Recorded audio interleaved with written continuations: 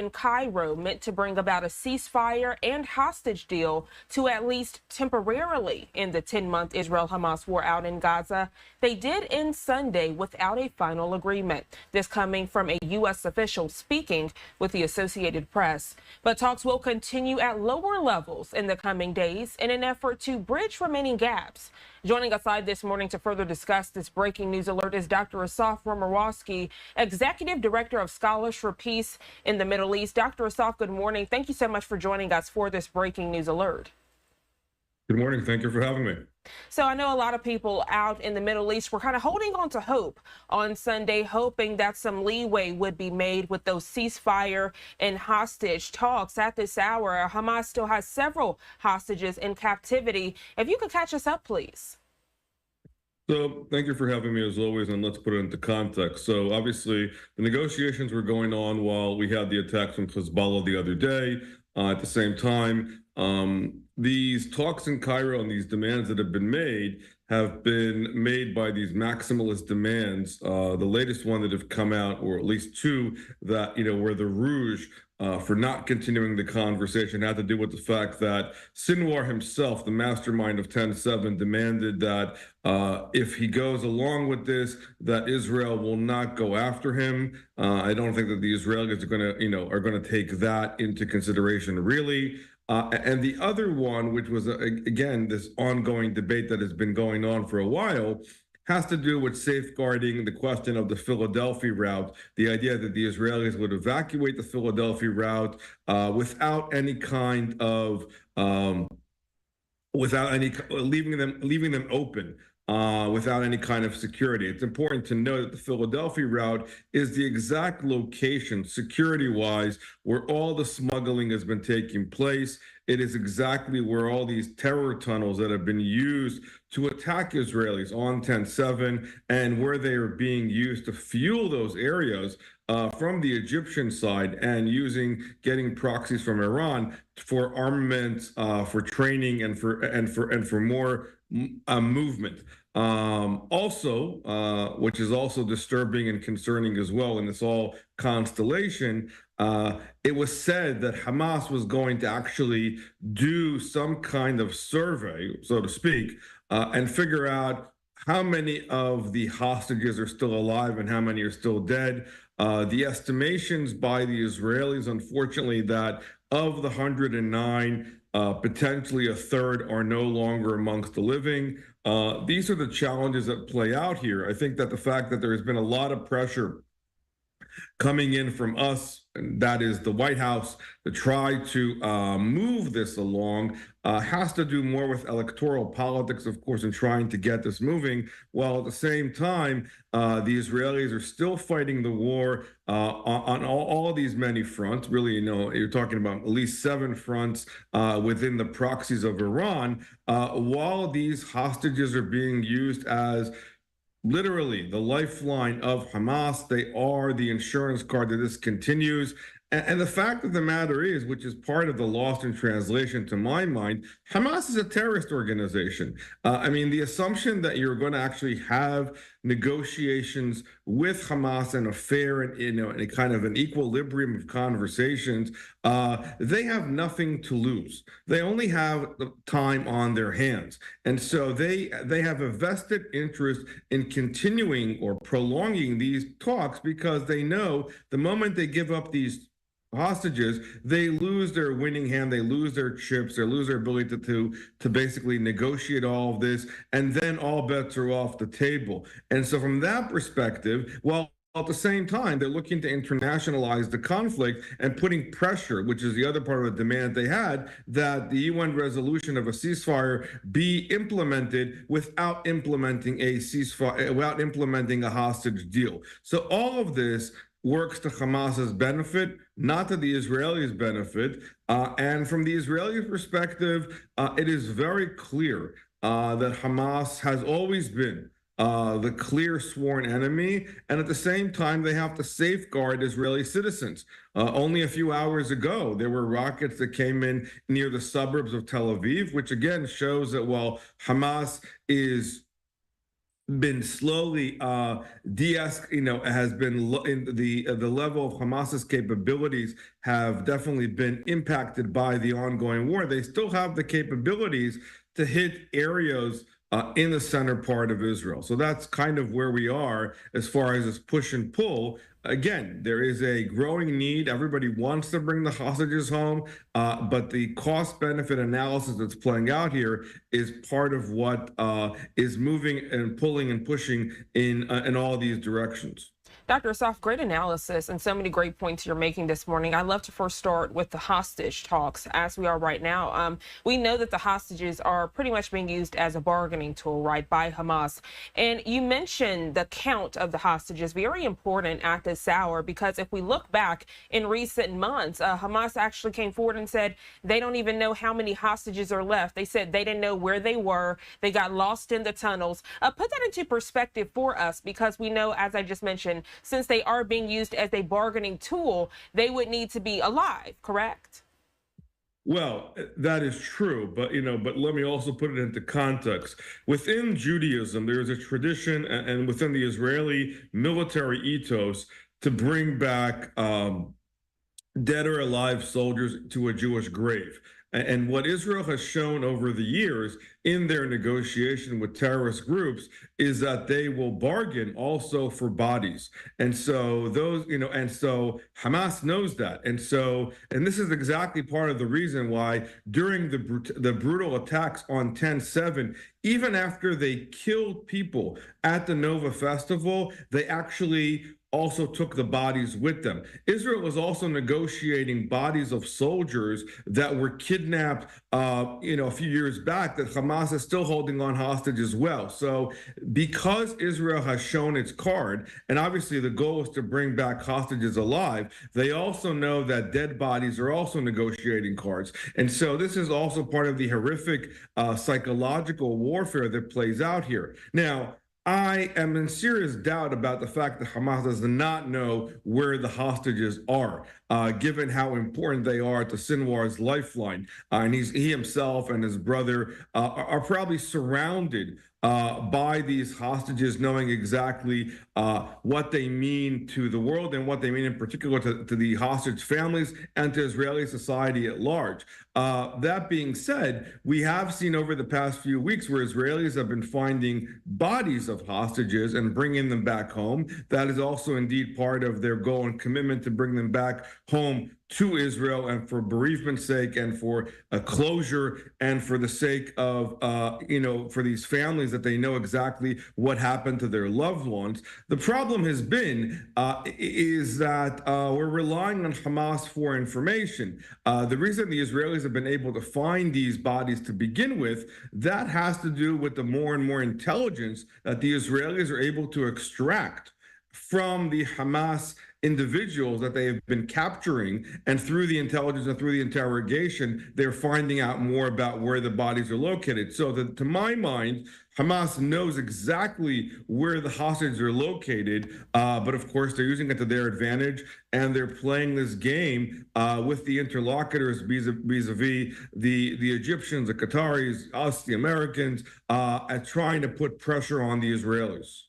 Thank you so much for that perspective. And speaking of pressure, I know people are saying this morning the U.S. needs to do more as it relates to conflicts in the Middle East. There's a lot of pressure on the U.S. and the Biden administration. But I want to ask you, do you think some of that pressure should actually be put on Egypt? These talks continue to happen out in Cairo. We're hearing that Egypt, they are not biased in the situation, right? They don't want to have any leeway on either side. They say they want to remain neutral. But it seems like that neutrality is part of the reason that leeway isn't being made in these negotiations. 100%. I mean, I think the Egyptians have allowed a lot. The fact that the Egyptians have allowed the flow of arms to come in all these months through the Philadelphia corridor and beyond, they are the lifeline of Gaza.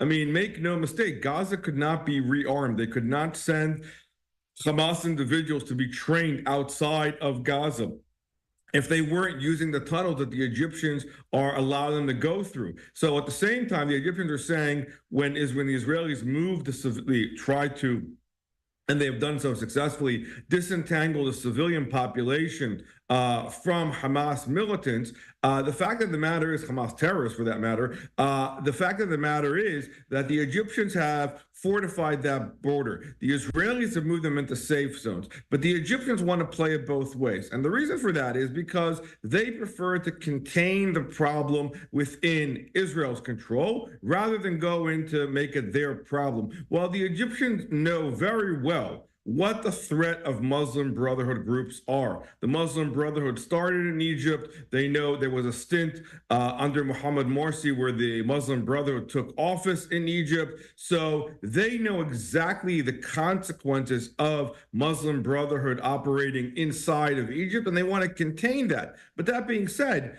they are recipients of over $1 billion in USAID that we give to the Egyptians. If they are honest partners, we should put 100% pressure on the Egyptians to actually act. They have to do more to make, beyond sitting around the table. They actually have to fight this kind of terrorism, which is a threat to them as well. A few years ago, the Egyptians were flooding those tunnels with sewage water from the Egyptian side. Again, symbolic of what was going on. Somehow, over the past few years, and of late, the president of Egypt is now set to meet with the president of Turkey, Erdogan. He's talking, making these conversations with patrons of Hamas. These are not good signs, and the Egyptians have to be held responsible and understanding exactly what's at stake here. And also, it's worth noting that Egypt and Israel have had a peace process since 1979. So if they're going to be true allies of us, the United States, and the Israelis, then they have an obligation to move this along, not just sitting around the table when it comes to the hostage conversations, but also when it comes to militarily and when it comes to their responsibility for the aid. And also, let's put it into context. Gazans are Egyptians. This is where they are ideologically, politically, culturally, they are Egyptians. And so there is a great deal of family relations between Gaza and Egypt. And so where is Egypt when it comes to its own responsibility, to its own brethren, when it comes to Egyptians living in Gaza? Dr. Asaf, I thoroughly appreciate your expertise and candidness on this topic. We appreciate you joining us bright and early for this news alert. Anything else you'd like to add before we let you go? I know there are a lot of fluid and moving parts, and we thoroughly appreciate you expressing every detail. I'm good for now, but obviously things are changing on an hourly basis, but I'm always happy to come back. Thank you so much. Well, thank you so much. I hope you enjoy the rest of your day. Thank you. And giving you a live look now, transitioning to give you a live look at the Israel-Lebanon border, one of the other moving parts in the ongoing conflict in the Middle East. You know, we just discussed that conflict as it relates to Israel and Hamas, and we can't forget about Israel less than 24 hours ago launching a wave of airstrikes against Lebanon's militant group Hezbollah. 6:12 here on the East Coast. We're going to go ahead and go to our first 2-minute commercial break of the hour, but when we come back, checking in with Fox News correspondent Alex Hogan, who's out in Tel Aviv, who's going to provide more analysis on Israel and Hezbollah. We'll be right back.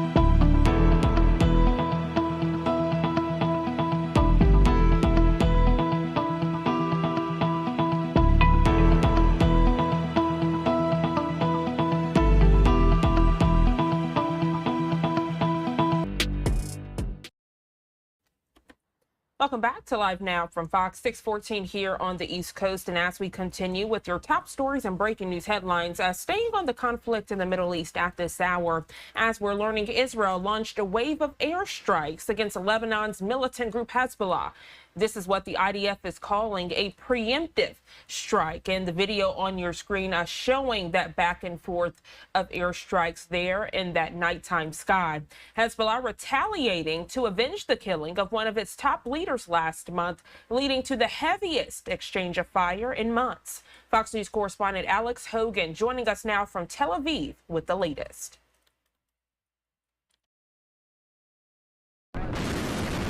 Early Sunday, Israel and the militant group Hezbollah exchanged heavy fire. The IDF called the strike preemptive, claiming it destroyed thousands of rocket launchers in Lebanon. Hezbollah says it carried out a barrage of rocket and drone attacks in retaliation for the killing of a top military commander last month. We are attacking and removing threats from Hezbollah.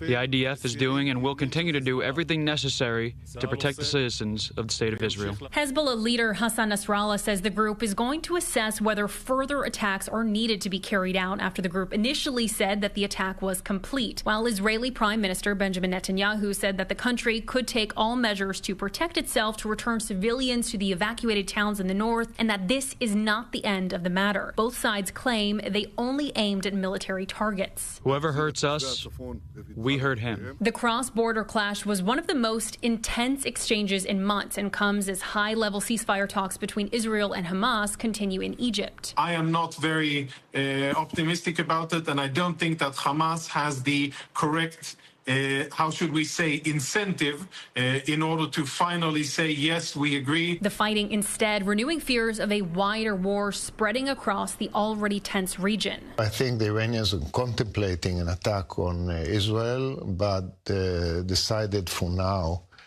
to put it on hold. The White House says that it's monitoring the situation. The Pentagon says since the attack, it's ordered 2 aircraft carrier strike groups to remain in the Middle East. In Tel Aviv, Israel, Alex Hogan, Fox News.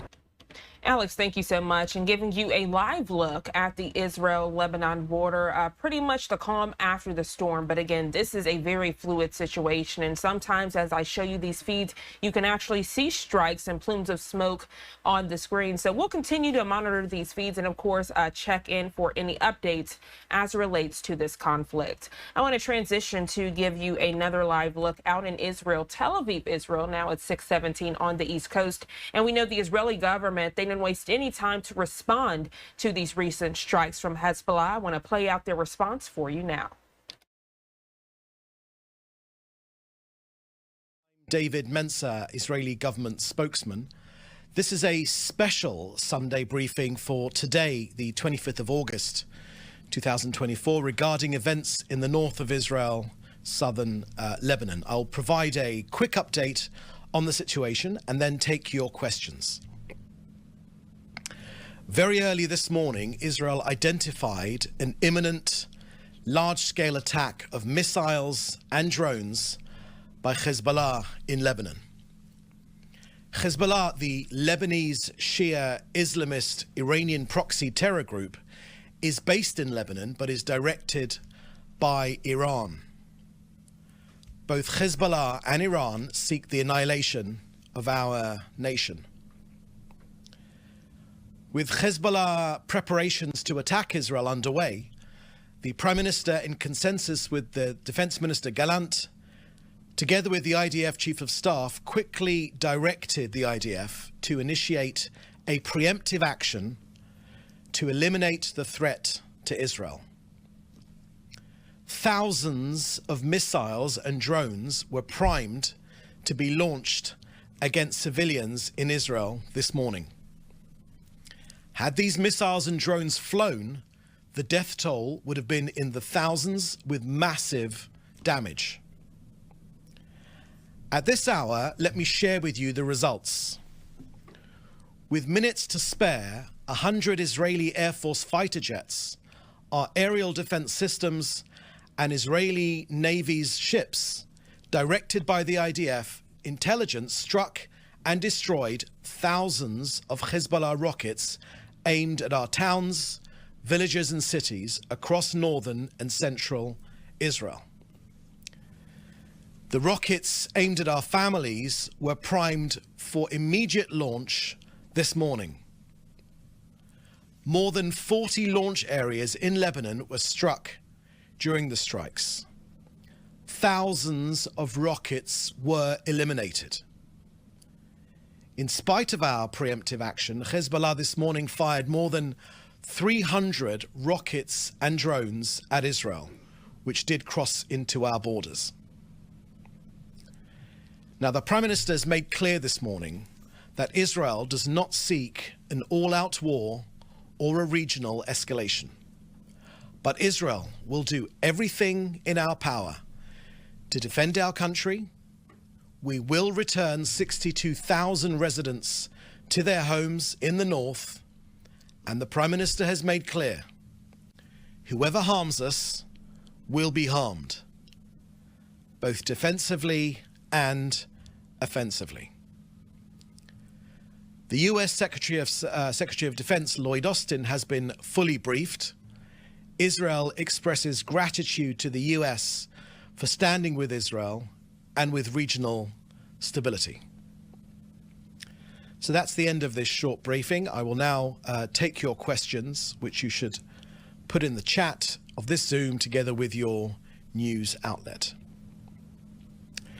First question here is from Jody Cohen, World is One News in India. Hezbollah has suggested they have concluded their attacks on Israel today. Does Israel believe Hezbollah's fire will resume tomorrow? And what is being done to deter the Houthis from their promised attack as well as Iran's? Thank you very much for that question, Jody. Let me make this clear. Israel is prepared for any threat, both defensively and offensively. We are determined to defend ourselves and to exact a very high price from any enemy who dares to attack us from any arena. Houthis, Hezbollah, Iran, whatsoever. We do not seek an escalation, but this country will be defended. It is our duty. It is the duty mandated by Israel's population. It is the duty of any government to defend itself, and that is precisely what we will do. Now, the Iranian axis of evil has formed a stranglehold against Israel. It's a ring of armed terror armies, Hezbollah in Lebanon, Hamas in Gaza, the Houthis in Yemen, and other militias as well. But we will exact a heavy price for aggressions against us from any arena. It is not our intention to escalate the situation, but we will defend ourselves. Our long arm will reach anyone who causes harm to our civilians. And the elimination of the commanders of the military wings of both Hamas and Hezbollah, the destruction of these rockets aimed to fire at our people imminently this morning, imminently, sends a very clear message to anyone that threatens this country. Now, in common with the Prime Minister and all Israelis, and all of our security services here, we remain on extremely high alert. The government expresses its appreciation and thanks to our allies for standing united with us in the face of these hate-filled threats of this Iranian regime and its terrorist proxies. And of course, in particular, the government expresses its gratitude to President Biden and the American leadership for their steadfast commitment in words and deeds to the safety and security of our country. Now, much of the international community stands together to curb the dangerous ambitions of Iran, which states its intentions very clearly to destroy this country, and they threaten both regional stability and the free world. Next question here is from Hannah Julian from the Jewish Press. The IDF has said that some rockets and drones managed to get through during this morning's attack. Can you share with us what damage was and whether anyone was hurt? Thank you very much for that question, Hannah. You can find the answers to those questions on the IDF Telegram feed, where they can give results of any casualties. But I do not have any information of casualties at the moment, or indeed of damage caused by the 300 rockets and drones which did manage to get through Israel's preemptive strike. Next question is from Agence France Presse, from Roby Corrie-Boulet. What was Hezbollah targeting, and were any of those targets in Tel Aviv? Thank you for that question, Robbie. Yes, we've made clear that there were targets in central Israel. We've made very clear. That was why together we worked extremely hard to ensure that these rockets and drones could not get through. You know, we've had more than 8,000 of these rockets, more than 100 drones coming to attack us. 43 of our people have been killed. There have been many fires, much environmental damage caused by this Hezbollah fire. Israel does not seek an escalation, but we will defend ourselves. United Nations resolutions are extremely clear, crystal clear actually, on the actions of Lebanon, or the inactions rather, I should say, because Lebanon and the Hezbollah terrorist organization, which operates under the guidance of Iran, are responsible for this escalation of the security situation in our north. It's in violation of international law, of UN Security Council resolutions 1559 and 1701. And as our foreign minister, Yisrael Katz, said just last week, he said that the Iranian proxy Hezbollah is leading Lebanon into darkness, both literally and figuratively. So while the people of Lebanon suffer through endless blackouts and a crumbling infrastructure, Hezbollah diverts their resources to ignite the region with violence and terror. These, the Lebanese people, deserve a future of peace and dignity, and a Lebanon free from the grip of this terror. Now, Hezbollah very clearly endangers the Lebanese population. They use Lebanon's civilian infrastructure and its population as a human shield, placing rocket launchers and weaponry inside their towns, in very close proximity to their homes. Question here from Annabelle Timsit from the Washington Post. Did Israel warn the United States before it struck southern Lebanon, and how long before the strikes did it do so? Thank you for that question, Annabelle. We're working extremely closely with our US allies. I've made that clear in that briefing. It is in US interests as well as Israeli interests to restore stability in this region. Both our countries know, and many other democracies understand, that Iran is trying to destabilize this region. They're only after us as a stopgap. We're only the first step on their journey to destroy your countries, US, UK, other countries in Europe. They despise democracies. They despise freedom. They despise liberal democracies. They're going after us, but only on the way to get over to you in the Western world. So we are working side by side, united with our American allies. It's a partnership which is extremely important to this country. It's important to the US as well, because we share so many of the same values, but also the same enemies as well. Okay, so that seems to be the last question here today. Thank you for joining us. We'll be having another briefing tomorrow morning at tomorrow afternoon, rather, at 3:30. So in the meantime, please do stay safe. Thank you for joining us, and goodbye.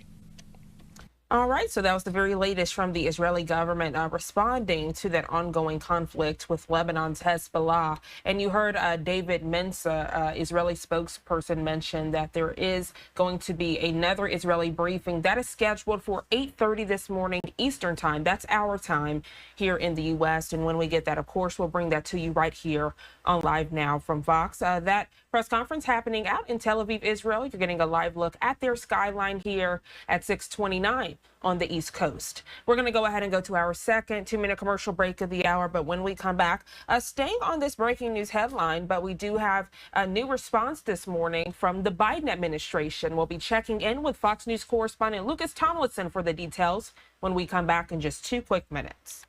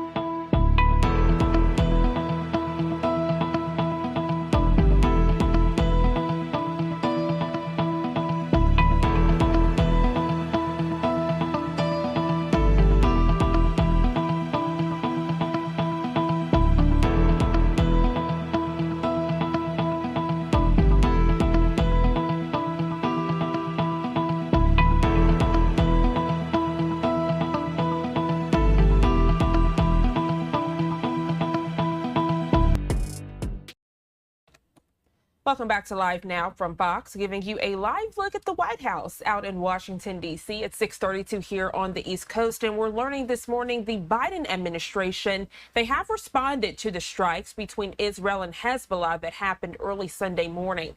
As you recall, Israel launched a wave of airstrikes across southern Lebanon in what it called a preemptive strike on Hezbollah. Fox News correspondent Lucas Tomlinson is at the White House to explain the Biden administration's response.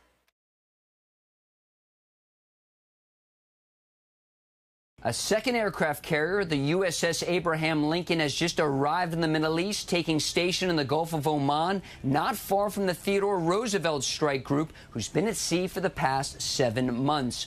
Earlier, Israel's new ambassador to the United Nations said this will help deter Iran. It sent a very clear message to the Iranians: stay out of it. Stay out of this war. I hope they will listen to those threats. But we need the support. Biden's top military advisor, the chairman of the Joint Chiefs of Staff, General C.Q. Brown, is in Israel Sunday to share intelligence and help coordinate efforts. He was in Jordan Saturday, as you can see here, meeting with his Jordanian counterpart. U.S. Navy now has 2 carrier strike groups in the region. Both came from the Pacific, leaving none there right now. The Navy has also positioned 4 guided missile destroyers in the eastern Mediterranean to protect the skies over Israel from incoming ballistic missiles from Iran or potentially Yemen. Guided missile submarine Georgia, armed with over 150 Tomahawk cruise missiles, also remains in the Med. Here's New Jersey Democratic Senator Cory Booker earlier. We know the most urgent issue right now is ending this awful conflict in the Middle East, bringing about a ceasefire and stopping this from expanding to a wider arena. When it comes to those ceasefire negotiations, Senator Lindsey Graham had the following suggestion. If I were the state of Israel, I would tell the Ayatollah, if these people do not come home alive, the ones that are left alive, and if we don't get the bodies of the fallen, we're going to blow up your oil refineries. That's the only way you're ever going to get the hostages released, is to put pressure on Iran. While leaving the West Coast, President Biden ignored reporters' questions about this latest scrap between Hezbollah and Israel. The president begins another vacation on the East Coast at his Delaware beach house. And later, his national security advisor, Jake Sullivan, departs for Canada. At the White House, Lucas Tomlinson, Fox News. Lucas, thank you so much for that detailed report. And Lucas, at the end of Lucas's report, you know, he mentioned that U.S. National Security Advisor Jake Sullivan was heading to Canada, and we actually met him out there in Halifax, Canada, as he gave some remarks on national security. Also, he gave some remarks on the conflict in the Middle East. I want to play that for you now in full.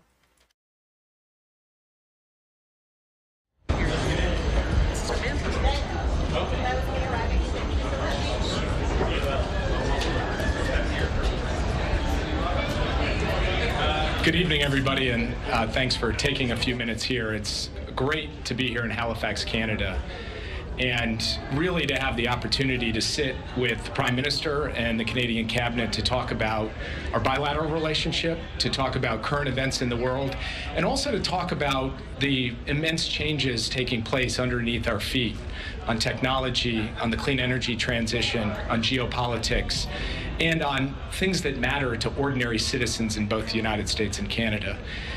You know, the U.S. and Canada are neighbors. That's true in a geographic sense, obviously, but it's also true in a much deeper sense. We share common bonds of history. We share common values, standing up for democracy and human rights, standing up to a much deeper sense. We share common bonds of history. We share common values, standing up for democracy and human rights, standing up to tyrants and dictators and would-be aggressors. We share a common vision for what the world should look like and can look like if like-minded countries work together for peace, stability, and progress. And all of that will be part of the conversation that we have. And I just want to take a moment especially to say thank you to the Prime Minister, who has been a tremendous partner to President Biden. And he and his team have been a tremendous partner to the entire U.S. national security team and the entire Biden cabinet. We've had the opportunity to work through crises and to work on huge opportunities to set an agenda for the future that really we believe will put both of our countries in a better position to compete and succeed in this century. So it's an exciting opportunity for me to take off a tie, to sit with so many friends, so many people who share common purpose, and to have the chance with the Prime Minister's leadership to have a conversation that I think can benefit both of our countries. And with that, I'd be happy to take a few questions. Hi, Brian Plow with Bloomberg News. I just wanted to start with an international question. Did the U.S. have advanced knowledge of Israel's preemptive strikes last night? And do you view Israel's actions as helpful towards averting a broader conflict, or do you think it may add to the risk of one? We have been concerned about the conflict escalating into an all-out regional war since October 7th, and we have worked round the clock with partners and allies, moving military assets, engaging in intensive diplomacy, both publicly and privately behind the scenes, to avert that outcome. We continue to work to avert that outcome. And our hope is that the events of last night do not spill out into an escalation that leads to regional war. To your specific question, all I can tell you is that we have remained in continuous contact with our Israeli counterparts at all levels, and they have shared with us how they see the situation. We've shared with them how we see it, and we tried to coordinate as closely as possible. I can't speak directly to the conversations that unfolded yesterday, other than to say there was continuous communication, and we have been tracking the threat of Hezbollah attacks against Israel for some time now. And of course, those attacks have been unfolding since October 7th, in addition to the specific operations and actions that took place yesterday. What I believe now is that it is incumbent on all parties in the region to work towards de-escalation and stability. And so we are feverishly working in Cairo as we speak with our team and the teams of the other mediators, as well as with the Israelis, to get to a ceasefire and hostage deal along the framework that President Biden laid out, to get calm between Israel and along that border between Israel and Lebanon, and ultimately to get to a broader circumstance of regional stability. And of course, we think that a part of that is a credible path to a two-state solution for the Palestinian people as well. Hi, Mr. Sullivan. Ashley Burke, CBC News. Why did you decide to make a stop here to talk to the Prime Minister and Cabinet? Is there a specific ask of the Canadian government that you're going to be making?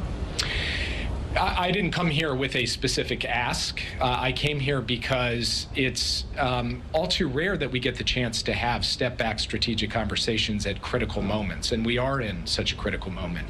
And that's true when it comes to the Middle East. It's true when it comes to the war, Russia's brutal war of aggression against Ukraine. It's true with respect to managing the challenge posed by China with respect to the global economy and how the U.S.-China relationship and the relationship between China and other advanced democracies plays out.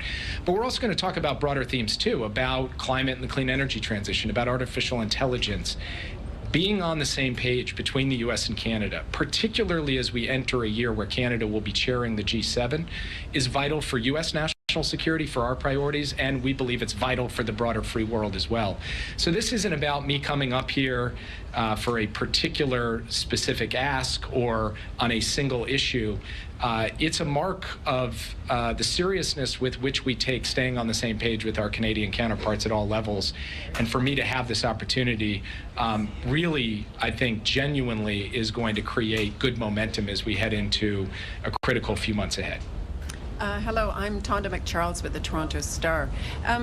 3 months after the U.S. imposed hiked tariffs on Chinese EV imports, Canada still has yet to act, has not yet revealed its plan.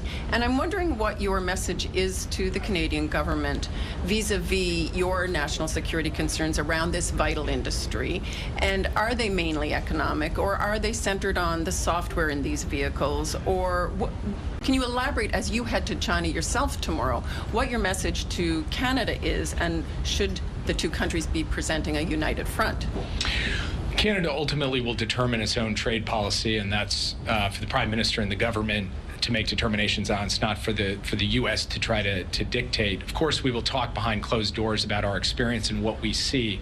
And what we see is really two distinct challenges. One to do with overcapacity, which we have talked about quite openly, the view that massive subsidies going into the Chinese electric vehicle industry have eliminated a level playing field. And so part of the economic response the U.S. has taken is responding to that. And then there are issues associated with data security, with critical infrastructure, and with the underlying questions of national security associated with connected vehicles, electric vehicles. And so that has also motivated steps that we have taken on policy grounds through presidential action. So I'll be talking about all of that with my Chinese counterparts when I see them in Beijing. We'll discuss this here as well. And I will also point out, standing here before you, that the European Union has taken action on this front. And the G7 has spoken broadly about this set of issues, about overcapacity and about the national security challenges associated with certain kinds of supply chain issues and trade issues. And Canada will make its own determinations, but the U.S. does believe that a united front, a coordinated approach on these issues benefits all of us. Hi, Mr. Sullivan. JP Tasker from CBC News. At the last NATO summit, the Prime Minister announced that Canada would reach the 2% of GDP spending target in 2032, so 8 years away from now, much longer runway than a lot of our allies in that alliance. Is the U.S. satisfied with that delayed timeline to get to that 2% target? Would you like to see them spend more sooner? For every country, we will always be in favor of getting to 2% as rapidly as humanly possible. And we're quite proud of the fact that when President Biden took office, 9 countries in the NATO alliance had hit the 2% of GDP defense spending target. At the NATO summit in Washington last month, the president was able to announce that 23 allies have now hit the 2% mark. That is an enormous leap forward over the course of 3 years. There is still a set of countries that hasn't. Canada is one of them. We welcome what Canada laid out in terms of its 2% target, which is a historic step for Canada to take. And then, of course, with all countries, we'd like to see that 2% target get hit as soon as is humanly possible. Hi, Mr. Sullivan. Mackenzie Gray with Global News. Last year, Prime Minister Trudeau alleged that agents of the Indian government were involved in the murder of Canadian Sikh activist Hardeep Singh Nijjar. Has the U.S. provided any additional evidence to the Indians about this, and has the U.S. participated in the Indian investigation at all? The U.S. and Canada have cooperated at every level, law enforcement, intelligence, and diplomatic, and we will continue to do so because, of course, as you know, and as we have said publicly and briefed Congress on, we had an attempted assassination in the United States as well. It was a tragedy what happened in Canada. I know there are ongoing law enforcement proceedings, investigations, and so I'll be careful in exactly how much I say, but I can say that we have good cooperation and coordination on these issues, and we take a very firm line on the question of attempted or actualized assassinations of individuals in our two countries, and it is our joint commitment, along with other allies, to stand firmly against that. Hello, Mr. Sullivan. Michel Sabat, La Presse Canadienne. Should Canada adjust its message in any way regarding the situation in the Middle East, or are you satisfied with the current message?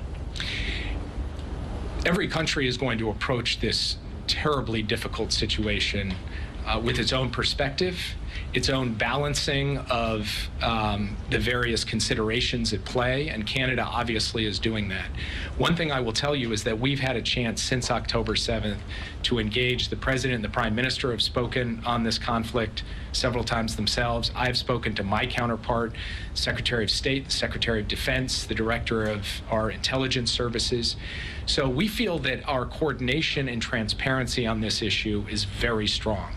Obviously, the choices that we make on policy or the particular posture we take on particular events may be different, but I think we share a fundamentally common objective, which is to get to peace and security in the Middle East, security for Israel as a democratic Jewish state, and a path forward for the Palestinian people so that they can live in freedom and dignity, and that Israel comes to broader peace and normalization with all of its Arab neighbors. So that shared strategic objective remains common and sound, and then, you know, we'll continue to talk through specifics and tactics on the route to get to that ultimate destination.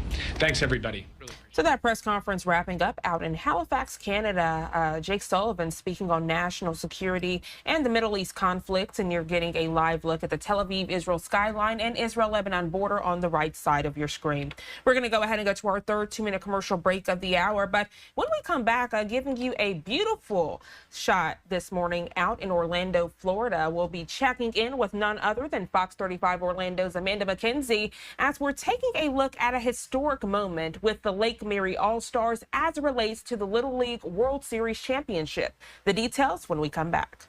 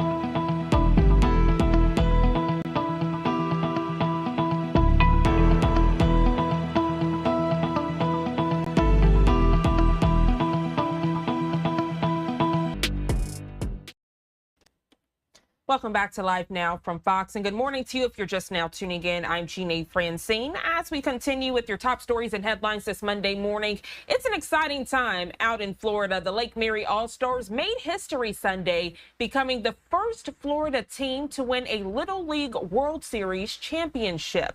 Fox 35 Orlando's Amanda McKenzie joins us live from downtown Lake Mary this morning. Amanda, good morning to you. It's an exciting time, and fans, they can actually look forward to a parade this weekend, correct?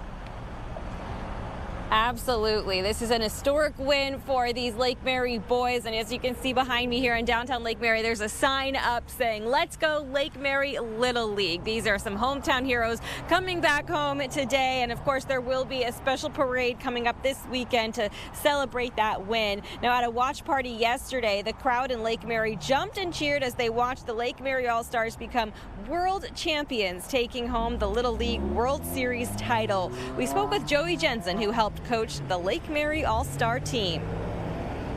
They put in the work, they put in the blood, sweat, and tears, and now they're reaping the rewards, and that's exactly what we told them would happen. The championship game went into extra innings, keeping everyone on the edge of their seats. In the bottom of the 8th, a winning run on second was scored for Lake Mary. Hunter Alexander made a bunt at bat. The Asia Pacific pitcher threw it to first, but no one was covering the base. Lake Mary's Lathan Norton came home to score the winning run. Lake Mary won the title by defeating Chinese Taipei. Their coach tells us that they practice twice a day, putting in a lot of time, energy, and dedication towards that win. There will be a parade celebrating that victory this Saturday at 10 a.m. So members of the community can be sure to come out and show their support and celebrate those boys. Reporting live in Lake Mary, Amanda McKenzie, back to you.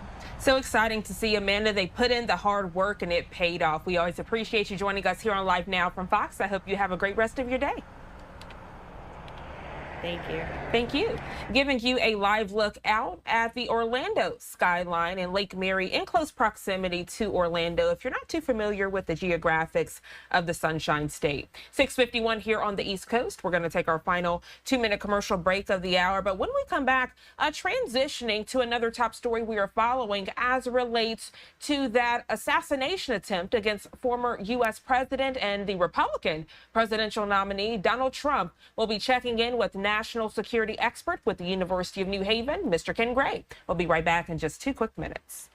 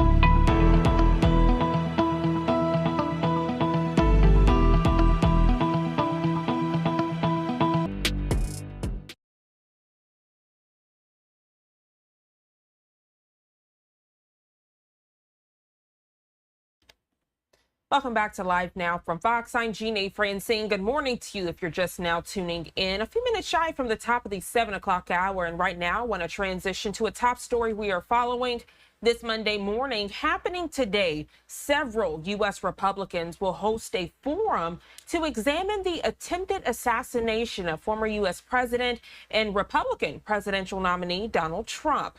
Expected witnesses to include former U.S. Secret Service Special Agent, the former U.S. Navy SEAL officer, and Washington regional SWAT operator. Joining us live this morning to set the stage for this anticipated event, none other than national security expert with the University of New Haven, Ken Gray. Ken, good morning to you. Always a pleasure speaking with you here on Live Now. Good morning, Janae. Glad to be with you again. Glad to have you. So, Ken, a lot of anticipation surrounding this event. People thought that after a few weeks that it would kind of get on hush, that it would get quiet as it relates to that assassination attempt against former President Donald Trump. But we can see it's still in the headlines. People still are demanding answers. What can we expect today? So today you might call this the battle of the panels. That is at battle of the hearings. There are going to be two different hearings going on today. One of them is the formal hearing of the bipartisan task force that the Speaker Johnson had put together, comprised of 7 Republicans and 6 Democrats.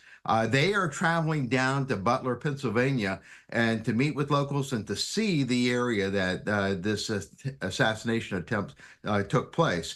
And then there's a second hearing that is going on that is an informal hearing of those who were left off the task force, so to speak. That have an interest in this, have been very vocal in this, but are not part of that bipartisan task force. And that is led by the Representative Corey Mills out of Florida and Eli Crane out of Arizona. They are holding the hearing at the Heritage Foundation headquarters in Washington, D.C., at which time they will be listening to testimony by, as you pointed out, Dan Bongino, who was a former U.S. Secret Service agent. He spent 11 years in Secret Service and now is the host of a popular podcast.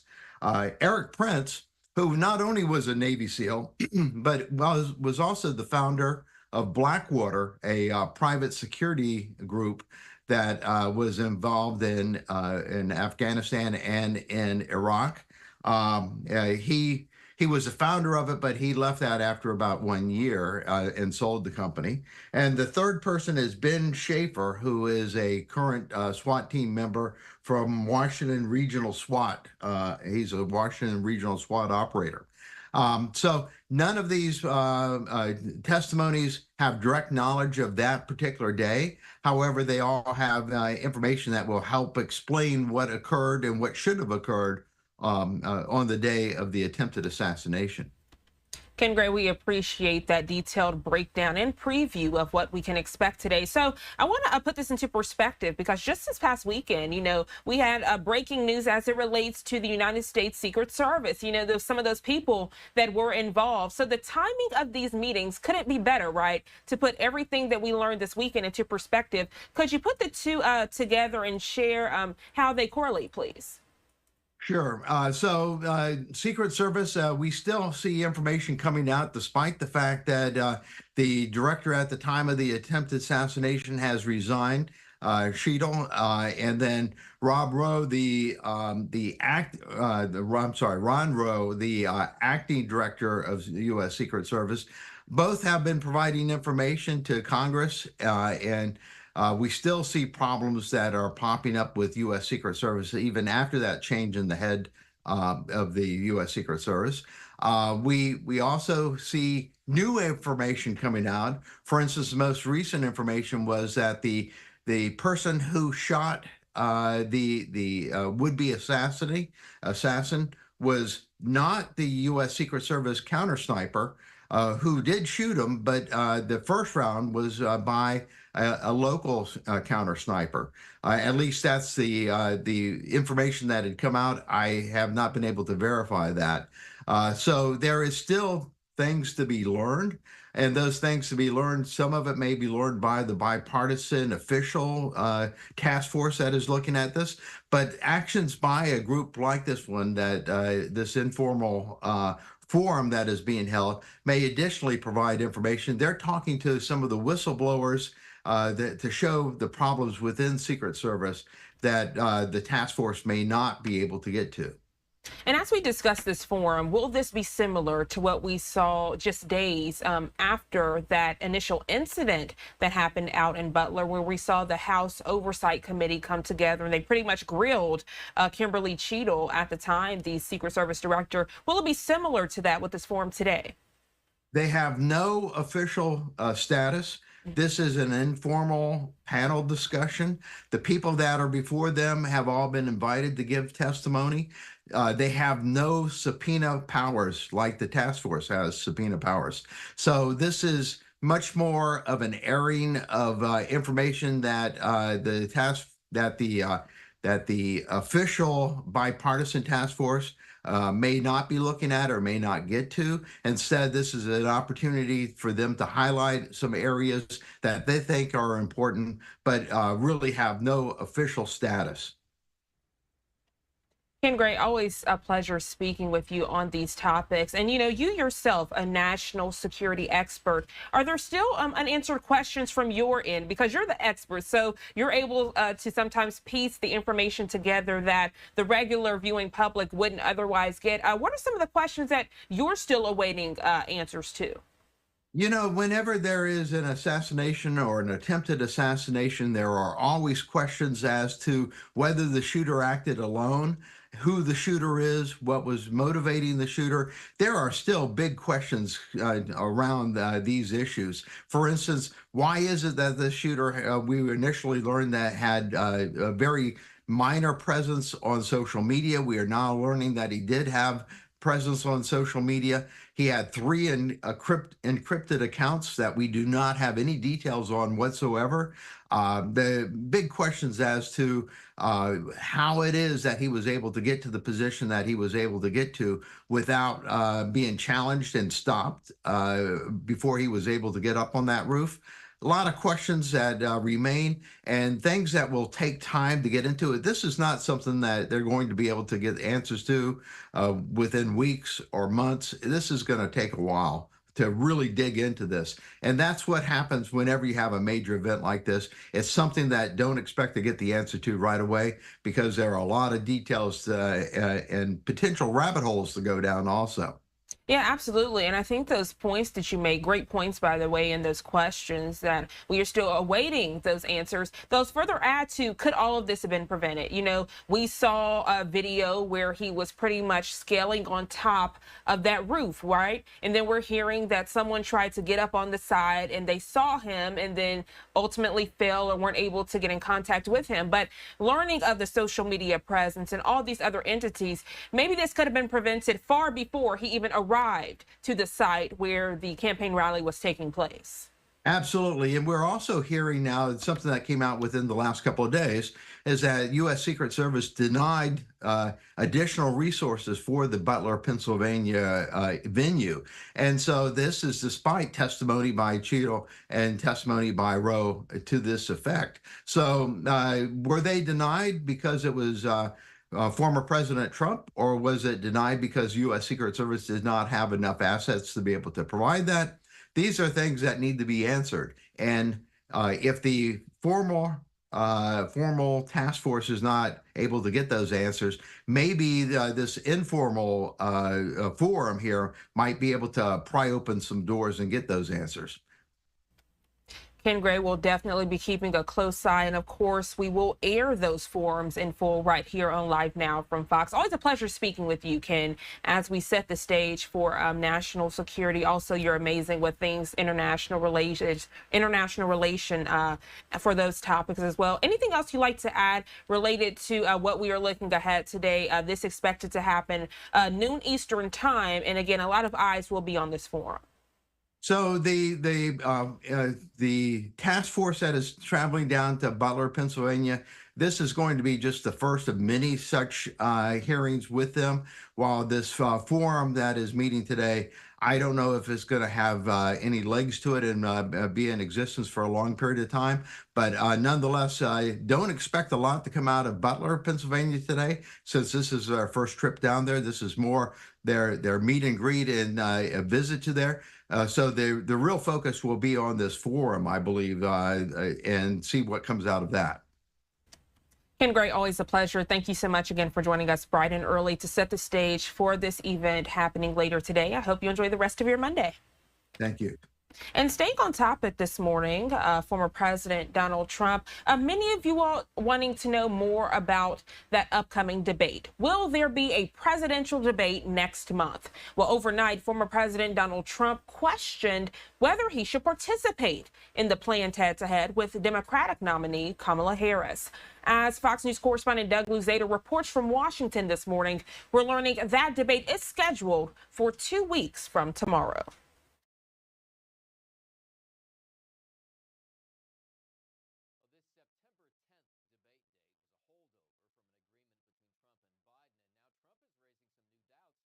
Whether it's going to happen.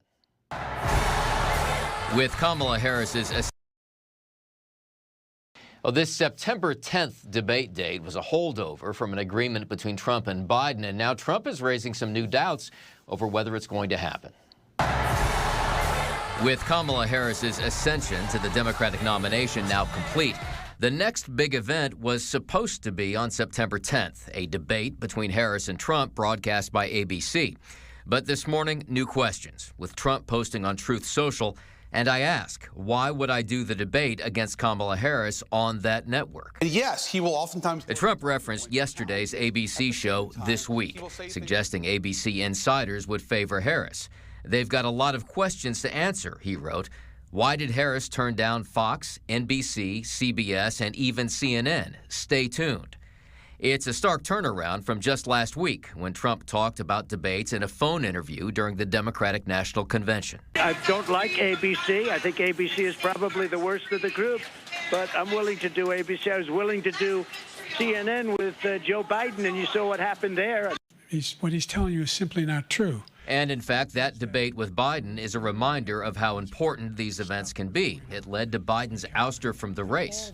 Meantime, we still don't know any details about a sit-down interview Harris promised to do by the end of the month, her first since entering the race. She has committed to at least doing one major interview by the end of this month, so that's basically over the next week. But how many more is she going to do? Now, at the moment, assuming this event on ABC happens, there are only 2 debates on the calendar, the Trump-Harris debate on the 10th and a vice presidential debate scheduled for October 1st. In Washington, Doug Luzada, Fox News. Doug, thank you so much for that detailed report. Now 7:07 on the East Coast and giving you a live look out in Washington, D.C. at the White House. As we are learning this morning, the race to the White House is on. And staying on politics at this hour, I want to transition to give you a live look out in Atlanta, Georgia. Sorry, the feed glitched right there. A beautiful skyline shot. As you can see, the sun is starting to peek over the skyscrapers there. And we're learning this morning a group of lawmakers are calling on the governor of Georgia to remove members of the state election board. It's a highly contentious topic this Monday morning. We're going to go to our first 2-minute commercial break of the hour. But when we come back, checking in with Fox 5 Atlanta's Mark Teichner for all of the details. We'll be right back.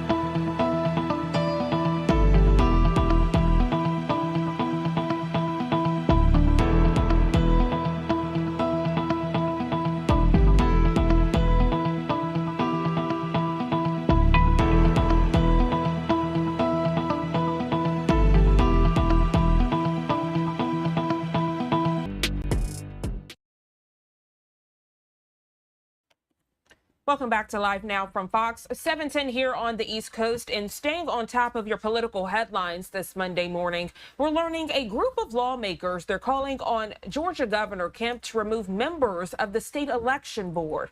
Well, critics are saying this morning the board overstepped its authority by making last-minute changes to the way local counties can certify election results. Joining us live this morning to further discuss from the state capitol is Fox 5 Atlanta's Mark Teichner. Mark, good morning to you. Yeah, good morning. And this group, which includes the state lawmakers as well as clergy and civil rights leaders, actually plan on holding a news conference later today here at the state capitol, where they're going to lay out some of their concerns. Board members that are not acting in the good faith of Georgians need to be immediately removed. State Senator Nabila Islam Parks wants Governor Kemp to remove 3 Trump-aligned members of the Georgia Election Board.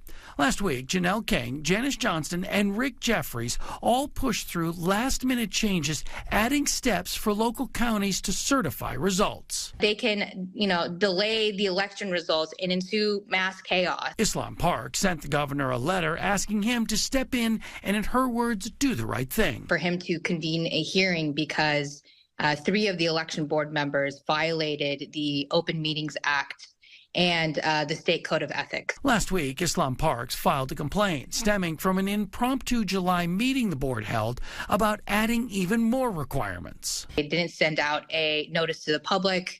They were warned by their own general counsel. They had it anyway. The 3 board members have been called pit bulls by former President Trump, but their actions have drawn criticism from other politicians on both sides of the aisle. Islam Parks questions if the board even has the authority to make the changes it approved. Our state election board wasn't created to help one party over the other.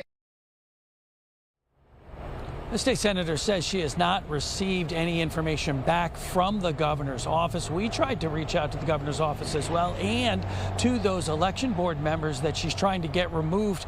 We haven't been able to reach any of them. If we do, we'll let you know what they have to say later. Reporting live from downtown Atlanta at the state capitol, I'm Mark Teichner for Live Now from Fox. All right, Mark Teichner, always up-to-date and accurate information, always sharing all things politics with us. Thank you so much for joining us bright and early here on Live Now, Mark. I hope you enjoy the rest of your day. You too. Thank you. Giving you another live look, a beautiful skyline shot, 7:13 here on the East Coast, out in Atlanta, Georgia. Let's go ahead and go to our second 2-minute commercial break of the hour. We'll be right back.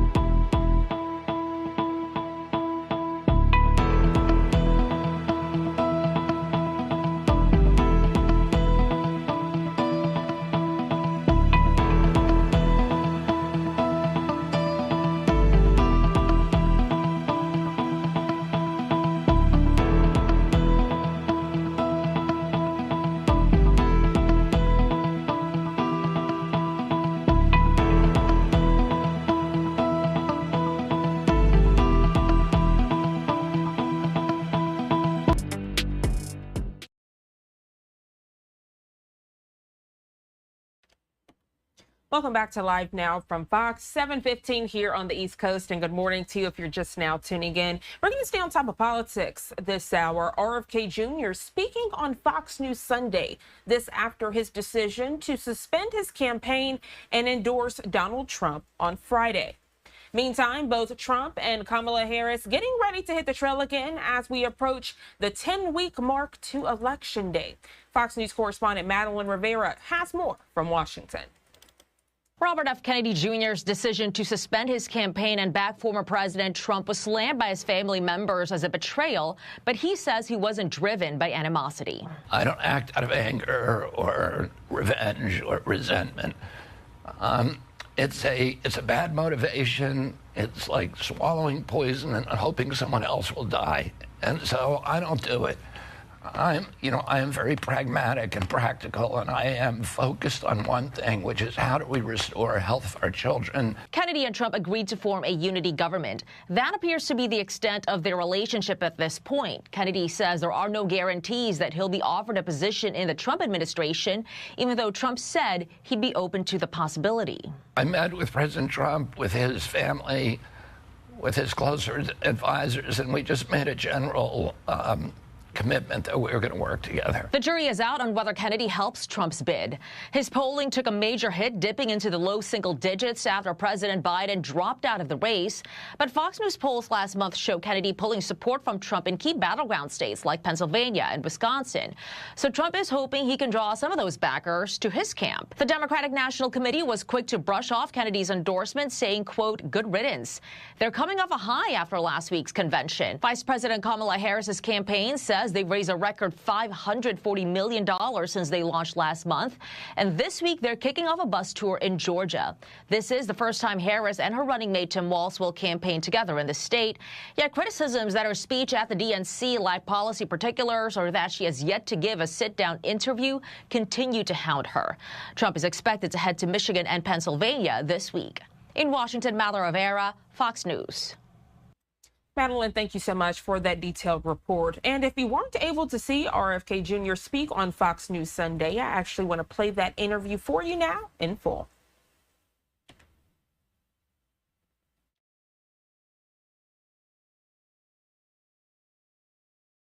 Fans of each other. He posted on social media as Robert F. Kennedy Jr. Welcome to Fox News Sunday. Shannon, thanks for having me. Okay, so let's get this out of the way up front. You and President Trump not always fans of each other. He posted on social media earlier this year, he's one of the most liberal lunatics ever to run for office. A phony radical left fool whose poll numbers are terrible and getting worse. The New Yorker said just a couple of weeks ago this. In a recent text exchange, Kennedy told one person that Trump was a terrible human being, the worst president ever and barely human. He is probably a sociopath. Now, I haven't read your text, so you can speak to that. But how did you get from that position to Friday night? Well, it became clear to me that I did not have a path to victory. 16 months of censorship, of not being able to get on any network really except for Fox. And I had, in fact, when Ross Perot ran, in the 10 months that he ran, he had 34 appearances on the networks. I had 2 appearances in 16 months. So I was blocked out from the networks. I was blocked out from the debate. I had no path to victory. President Trump had been reaching out to me. And I talked to him a few hours after the assassination attempt, and we had a long conversation by phone. I then had 2 extensive meetings, and there were issues, the broad issues that were most important to me, the ones that brought me into the campaign, which was ending the Ukraine war, ending the censorship, and protecting children's health. We're all reforming our food supply, all the things that we need to do to make our children healthy again. Those are all things that President Trump also wanted to work on. And he invited me to form a unity government. We agreed that we'd be able to continue to criticize each other on issues on which we don't agree. But these issues are so important in their way of unifying our country. We need in this country to reach a point where we love our children more than we hate each other. It's a good unifying theme that I think a lot of people could get around. It's how we get there. That's always the devil is in the details. Have you all negotiated over or talked about a cabinet position, another position within a Trump government in exchange for your endorsement? No. There's been no commitments. But I met with President Trump, with his family, with his closer advisors, and we just made a general commitment that we were going to work together. What about the states where you're trying to get off of a number of swing state ballots to say, I'm going to stay on a number of state ballots, but in these swing states, I'm going to try to withdraw myself and ask my supporters, or at least you're telling them, think about supporting President Trump. Did you negotiate over which states you would try to withdraw from? Yeah, I mean, we all knew which states they were. There basically is 10 swing states where my presence in the race would have helped Vice President Harris and would have harmed President Trump. So I'm going to get off the ballot in those states, and then we're going to stay on the ballot in 30 states. And, I'm encouraging people to vote for me in those states. Those are states where the votes, they're either all red or all blue states where their votes are not going to change the outcome of the race. But in the states where I would have been a spoiler, I'm going to get out. So it's about 10 states. Okay, so there were reports a couple weeks ago citing an official from your camp and also a Democratic official saying that there'd been outreach to the Harris camp as well to possibly discuss you working within the Harris administration in exchange for an endorsement of her. Is that true? And what happened with that? I reached out to them on the same basis that I reached out to President Trump, and we actually talked to other presidential candidates, including Chase Sullivan and the Libertarian Party, about figuring out ways that we could end the polarization and the hatred and the vitriol, start talking about issues. And, I was welcome to listen to anything from the Democrats that they were going to do something about the war, about the Ukraine war, about the censorship, about the child health crisis, this epidemic of chronic disease that has now disabled about 60% of our kids. And, when my uncle was President Shannon, only 6% of Americans had chronic disease. Today, over 60% do. And, it's hard to find a kid today that's not been damaged by it. And it's coming from our food supply, from pollution in our environment, from toxics in our environment, and mainly from corruption in our government that allows that to happen. You've talked about, or there's been discussion that if you were to join the Trump administration in some health-related position, that you have real interest in dismantling things like the FDA, the CDC, NIH. You would like to see a focus away from infectious diseases to what you're talking about, more chronic diseases. Is it fair to say that you would try to dismantle some of those organizations? No, I wouldn't dismantle them. I would change the focus, and I would end the corruption. Right now, 75% of FDA's budget is coming from pharmaceutical companies. That is a perverse incentive. In NIH, scientists and officials in NIH who work on drug development, who incubate drugs for the pharmaceutical company, get to collect lifetime royalties from those products. These are regulators. They're supposed to be looking for problems in those products. We have these agencies that have become sock puppets for the industries they're supposed to regulate. So they're not really interested in public health. Everybody, the most profitable thing today in America is a sick child. Everybody's making money. The hospitals are making money. The pharmaceutical companies are making money. Even the insurance companies make money. And we need to end those perverse incentives. We need to get the corruption out of FDA, out of NIH, out of CDC, and make them function as they're supposed to function, which is to protect public health and particularly children's health. I'm going to go back to your decision from Friday. Both you and Nicole Shanahan, your running mate, have talked about how you feel like the Democrats completely mistreated you, excluded you from the process. How much of your decision Friday is about revenge or motivated by punishing Democrats in some way? Zero. I don't act in anything in my life. I don't act out of anger or revenge or resentment. It's a bad motivation. It's like swallowing poison and hoping someone else will die. And so I don't do it. I am very pragmatic and practical, and I am focused on one thing, which is how do we restore health for our children? And that touches many, many other issues. How do we regenerate our soils in this country? How do we protect small family farmers? The incentives are all going to commodity agriculture, and that's what is feeding this chronic disease epidemic, the processed foods that are created by commodity agriculture. So we need to do all of these things at once. Protect small farmers, restore our soils, regenerative agriculture, and to get the corruption out of the federal government and make these agencies do what they were created to do, which is to protect our health and not serve the mercantile interests of the pharmaceutical companies and the processed food industry. This decision is not without personal cost for you. Your own family went to the White House on St. Patrick's Day, took a huge picture with President Biden, made clear who they were supporting. Friday night, your siblings issued this statement. We believe in Harrison Waltz. Our brother Bobby's decision to endorse Trump today is a betrayal of the values that our father and our family hold most dear. You posted on X Friday night saying you're grateful to your amazing wife because the decision that you've made is one that she's uncomfortable with. So talk to us about the personal backlash you have to deal with and moving forward. I mean, my family is at the center of the Democratic Party. I have 5 members of my family that are working for the Biden administration. President Biden has a bust of my father behind him at the Oval Office. He's been a family friend for many, many years.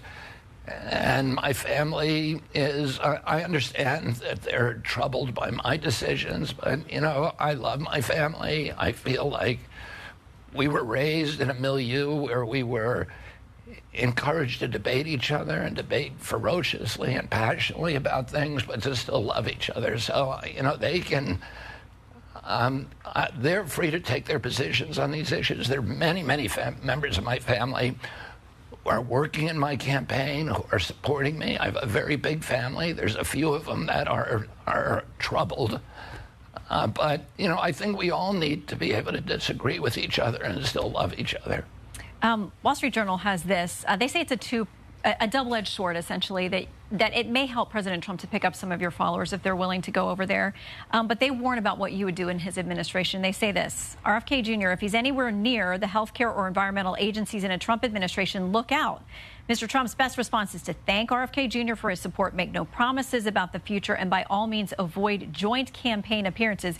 You've already had one. Will you have others? Will you campaign for President Trump? I'm going to be campaigning actively. I think President Trump is going to make a series of announcements about other Democrats who are joining his campaign.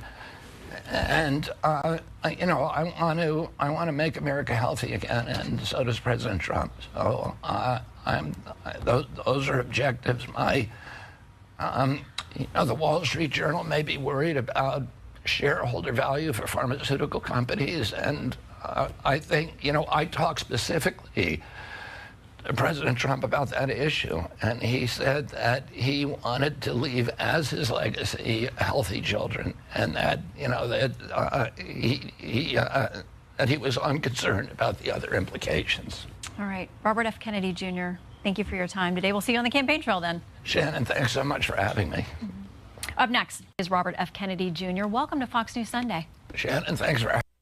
All right, so that was RFK Jr. speaking on Fox News about the latest with his campaign. And as we get more updates related to him and the campaign trail, you'll get that right here on Live Now from Fox. Staying on top of your political headlines, so this morning, giving you a live look, 7:29 here on the East Coast, out in Minneapolis there, as we learned that Speaker Mike Johnson held a press conference in Minneapolis. He was joined by Minnesota leaders at the site of the 2020 riots. He says the purpose of this press conference is to expose their records. Take a look.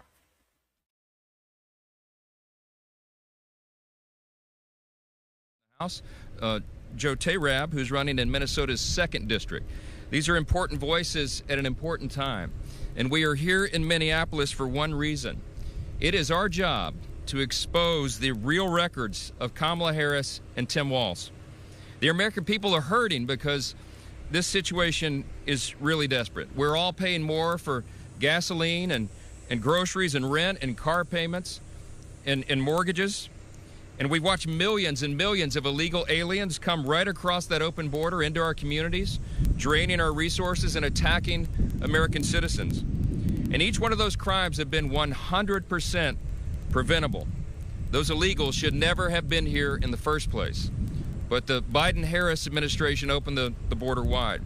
Wars, meanwhile, are breaking out all around the world. And we've seen spikes in crime in cities like here in Minneapolis across the country for the last 4 years.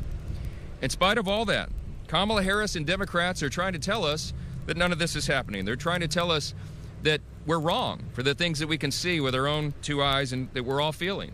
They're telling you that not to believe what you experience every day. They're telling you the economy is actually good. They're telling you that illegal aliens don't commit crimes. It's the largest gaslighting operation in the history of American politics, and it's as absurd as it is offensive. This is not some kind of political game. Harris and the Democrats have destabilized our country, and they have put the American people in the most dangerous situation that we have faced since World War II. 4 more years of these policies are simply unthinkable. But after being in control and in power for the last 4 years, they spent their entire Democrat National Convention blaming Donald Trump for their failures. And Kamala Harris says, don't worry about it. She says, don't worry. All these important issues will be solved on day 1 of her administration. It's a total charade. She expects the American people to look the other way and pretend as though she is not the sitting vice president of the United States. She should fix all these problems right now, but she is unable and unwilling to do so. She won't ever do so. The American people have suffered through 3.5 horrible years of Kamala Harris's agenda, and we cannot afford 4 more of those. It's no wonder why, after 35 days since she was given the Democrat coronation as the nominee, despite not receiving a single vote, Kamala Harris has refused to do a serious news interview or to take questions from voters. Yet, while she hides from the media, we are here, and we are telling the important story about the facts. This is about facts over fantasy. It's about record over rhetoric. Kamala Harris and Tim Walz's records are absolutely horrible. The building behind me stands as one enduring symbol of those destructive records, and Minneapolis is a very important part of this story. It was 4 years ago that this police precinct, the 3rd precinct, right behind us, and this entire neighborhood were burned, including the Target store across the street, and family businesses like the Hexagon that had been a part of this community since the 1930s. Overall, more than 1,500 buildings in the city of Minneapolis here and the surrounding area were damaged or destroyed, totaling upwards of $500 million in damages. Right here, the hopes and dreams of countless small business owners and families literally went up in smoke. And as you can see from the charred and barricaded building right behind us here, 4 years later, this community still has not recovered from the aftermath. But it didn't have to be this way. It's about the leadership. Look, we all recognize that peaceful protests are protected by our Constitution, and that's no different for those that happened after the murder of George Floyd. But when the protest turned into violent, destructive riots here in Minnesota, Governor Tim Walz enabled them. Tim Walz and Democrats in Minnesota allowed Minneapolis to burn for nearly an entire day before doing anything at all. And this, of course, was after rioters had taken over the 3rd precinct right here behind me, and fires burned across the city. During that dangerous time, Tim Walz failed his people. And under his tenure, these are some very important, very raw facts. The police force here shrunk by nearly 40%. Violent crimes surged 30%. Murders in Minneapolis surged 73%. Nearly 50,000 people left Minnesota between 2020 and 2022, and the impacts continue to linger. Minneapolis has seen increases in property damage, motor vehicle theft, and aggravated assault this year compared to just last year. And while Tim Walz let Minnesota burn, it was Kamala Harris who poured gasoline on the flames by helping to bail out those who held the matches. 5 days after the riots began, and there were millions of dollars in destruction, Kamala Harris helped raise money not for the people whose businesses were being destroyed or the livelihoods ruined, but for the criminals who destroyed them. Overall, Kamala supported funds paid bail for a twice-convicted rapist, a man accused of sexually assaulting an 18-year-old girl, and a serial domestic abuser. In fact, a number of those. One man freed by the fund even went on to commit murder. Tragically, Harris's actions supporting this fund were par for the course for the weak-on-crime radical Democrats who have reduced penalties for violent crimes. They have pushed to end cash bail and decriminalize illegal border crossings and pushed to defund the police across our country. The riots that began here and Kamala Harris's endorsement of them set off a summer of love, as the radical and anarchists described it, but it was really a summer of destruction. And we will not forget that, and the American people will not forget that. But it's not just crime where Kamala Harris and Tim Walz failed the American people. It's impossible to ignore the economy. Since January 2021, the average Minnesota household has had to pay more than $1,200 more per month for living expenses. That's due to their inflation.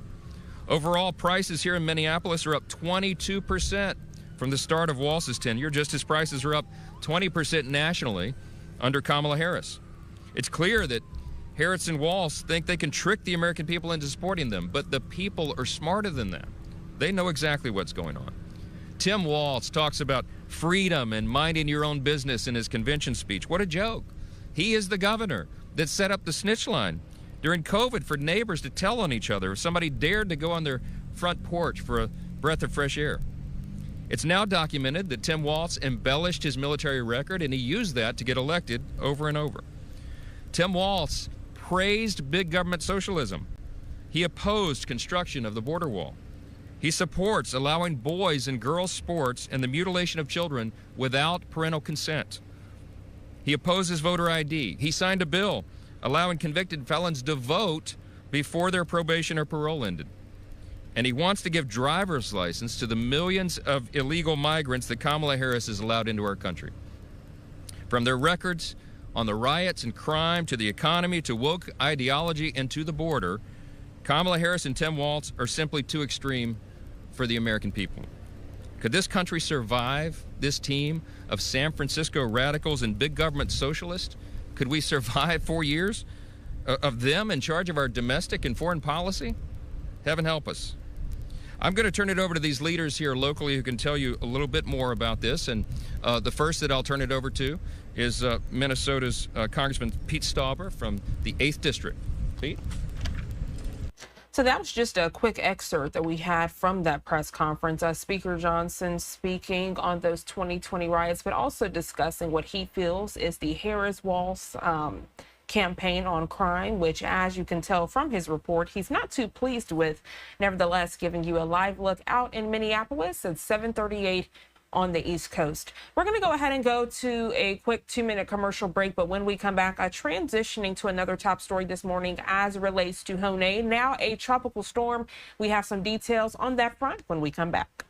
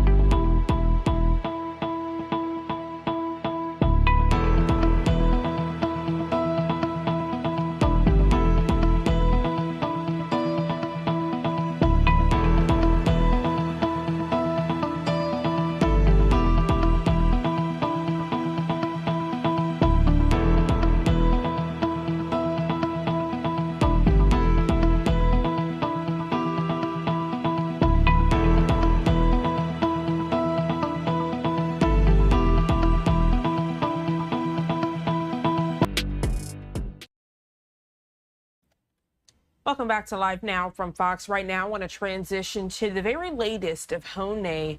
You're taking a look at when it was a hurricane.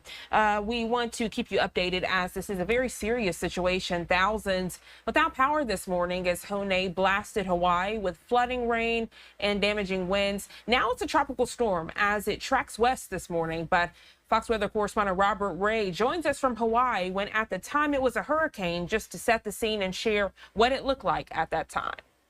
Hone, once a tropical storm, then turning into a hurricane overnight. And take a look at this, if you can. Lloyd Alford behind the camera. The light came up here about 6 a.m. on the Big Island here in Hilo, about 40,000 people.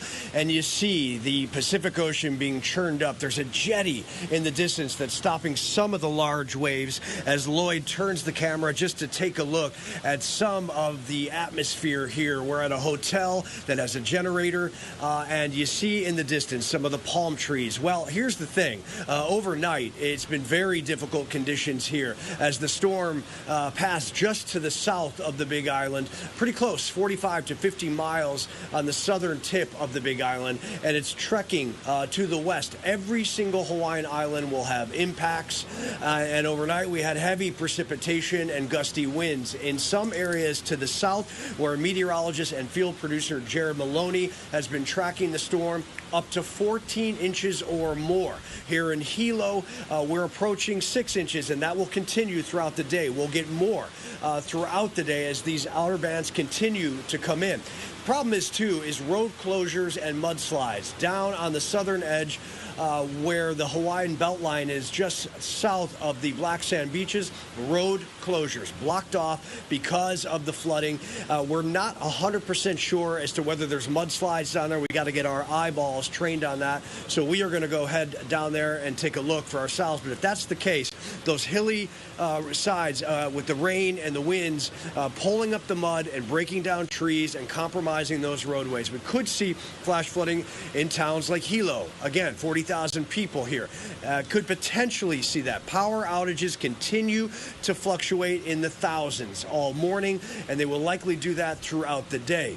As Hilo we're bracing here for more precipitation. The beaches and the parks are closed. Officials have done that to keep people out of the water. They do not want people, surfers out there in those rip currents, and they want to keep people safe.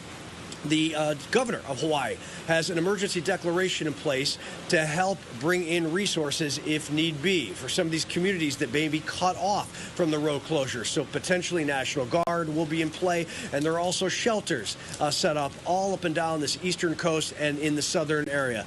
Red Cross always here to help. That is certain. So Hawaiians are hunkering down. Every single island will feel the impacts as the storm continues to trek west. And to think, there's a trio of storms. We have this system, and then we have Hurricane Gilma, and then we have an invest in the eastern Pacific. Hawaii really just taking it on the chin here on this Sunday. Normally it's paradise. Not so much today. Back to you. All right, and that was Fox weather correspondent Robert Ray. And to put things into perspective at this hour, 7:43 on the East Coast, Monday morning, August 26th. You're taking a live look out in Honolulu, just so you can see the difference with different areas of the island. My colleague Karela Hara speaking with the National Weather Service in Honolulu to get the very latest updates on this storm. Let's listen in. In Hone. So earlier on Sunday, it passed just south of Hawaii, winds topping 85 miles per hour, and up to a foot of rain was seen in parts of the island. For more on this, I would like to bring to the conversation now Ian Morrison from the National Weather Service over in Honolulu. Ian, good to see you, and thanks for joining us today. I'd like you to start by just telling our viewers a little bit about the impact that this hurricane had and what residents down on the ground are seeing. Good afternoon, Karel. Yes, as you can see from the image behind me and the image you were showing earlier, we do have quite a bit of rain coming into the Big Island of Hawaii. That's our southernmost island.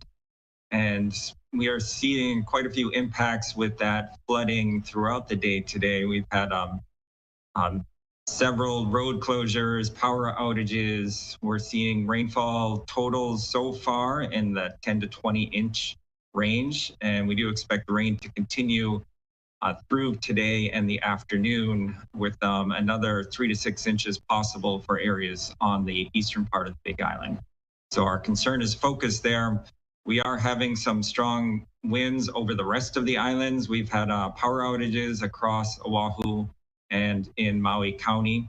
So we're seeing some strong wind gusts where the rainfall totals are not nearly as bad as on the Big Island, but we do have about 4 to 6 inches on sections of Maui and 1 to 2 inches on Oahu.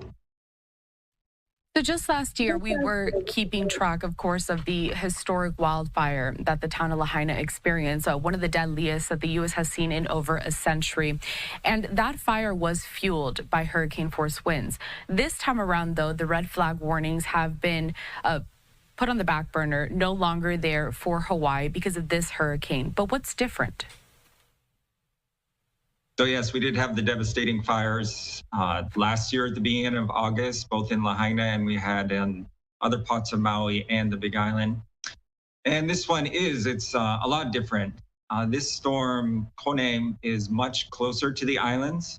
And as we were talking about that rainfall and all of that moisture associated with the circulation, that kind of keeps the moisture in the air, keeps the fuels like grasses and anything else that will burn. It keeps them moist and doesn't allow for that dramatic kind of critical fire weather situation to arrive. Last year, we had Hurricane Dora passing hundreds of miles to the south of the island, so we didn't have that moisture that the hurricanes usually bring in.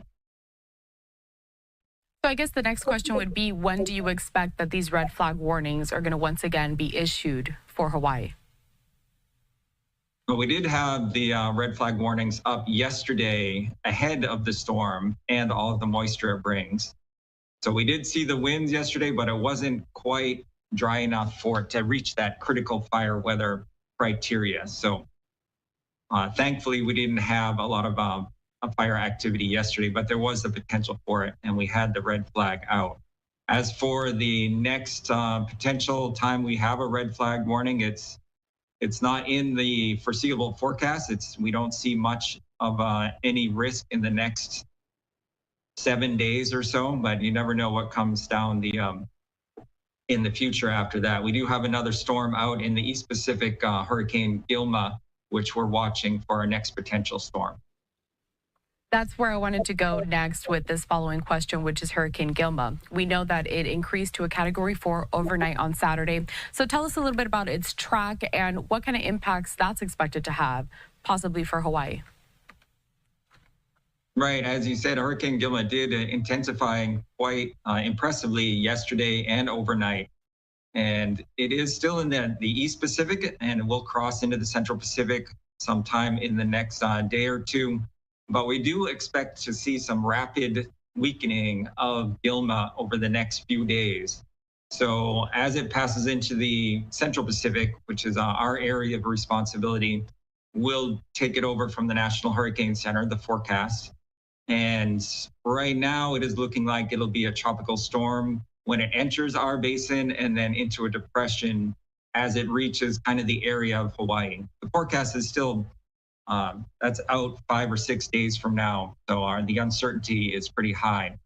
But right now, Gilma looks like it'll bring some beneficial rains to the island. So we are looking at that forecast, and we're actually hopeful for that forecast because we do need this rain that's coming in.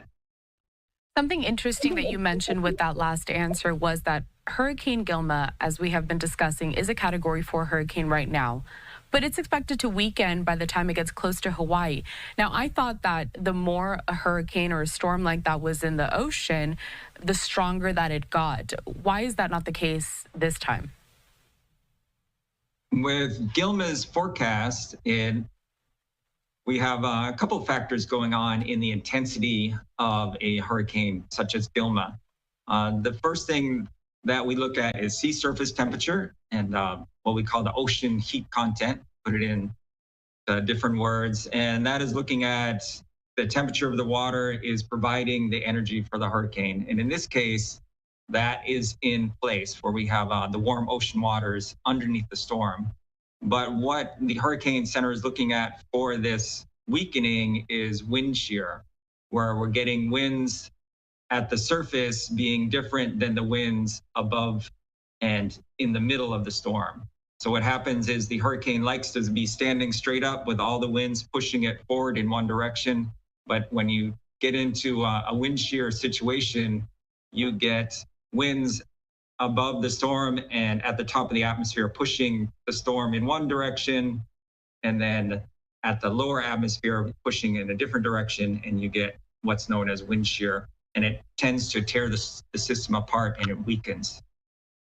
Piggybacking off of that last answer, we have been talking about the fact that we're in the thick of Atlantic hurricane season over the last several weeks. How do Atlantic hurricanes and also the ones that form in the Pacific, for example, differ, if at all? They're really the same animal. I mean, that the Atlantic hurricanes form in the same type of environment. You want the warm ocean waters. You want the winds to be, you don't want to see that vertical wind shear. So there's the factors involved in creating and maintaining hurricanes in both basins are the same. Just showing some footage here from Hawaii a bit earlier today. They got some of those waves that you can see crashing there on the coast. Ian, we do appreciate your time here. Anything else that you'd like to add to our viewers before I let you go? Just saying we're in the peak of hurricane season in both the Atlantic and the Pacific. So if you haven't prepared for your hurricane kits to have food, water, medications, and your evacuation routes planned out, please do that now. All right, so a stellar interview there from my colleague Karilla Hara with the National Weather Service out in Honolulu, and you're getting a live look now, 7:52 on the East Coast out in Honolulu. This is we are following weather-related headlines at this moment as Hone blasted Hawaii with heavy winds and flooding. And if you're wondering about the current track of Hone, there you have it now. You can see it now tracking west. This courtesy of our XRAD system, our engineer Bradley Skibo getting this to us at a moment's notice. We definitely appreciate him. We're going to go ahead and go to our final 2-minute commercial break of the hour. When we come back, transitioning to a breaking news headline we are following this morning as it relates to conflict in the Middle East, giving you a live look now at the Israel-Lebanon border. We'll be right back in just 2 quick minutes.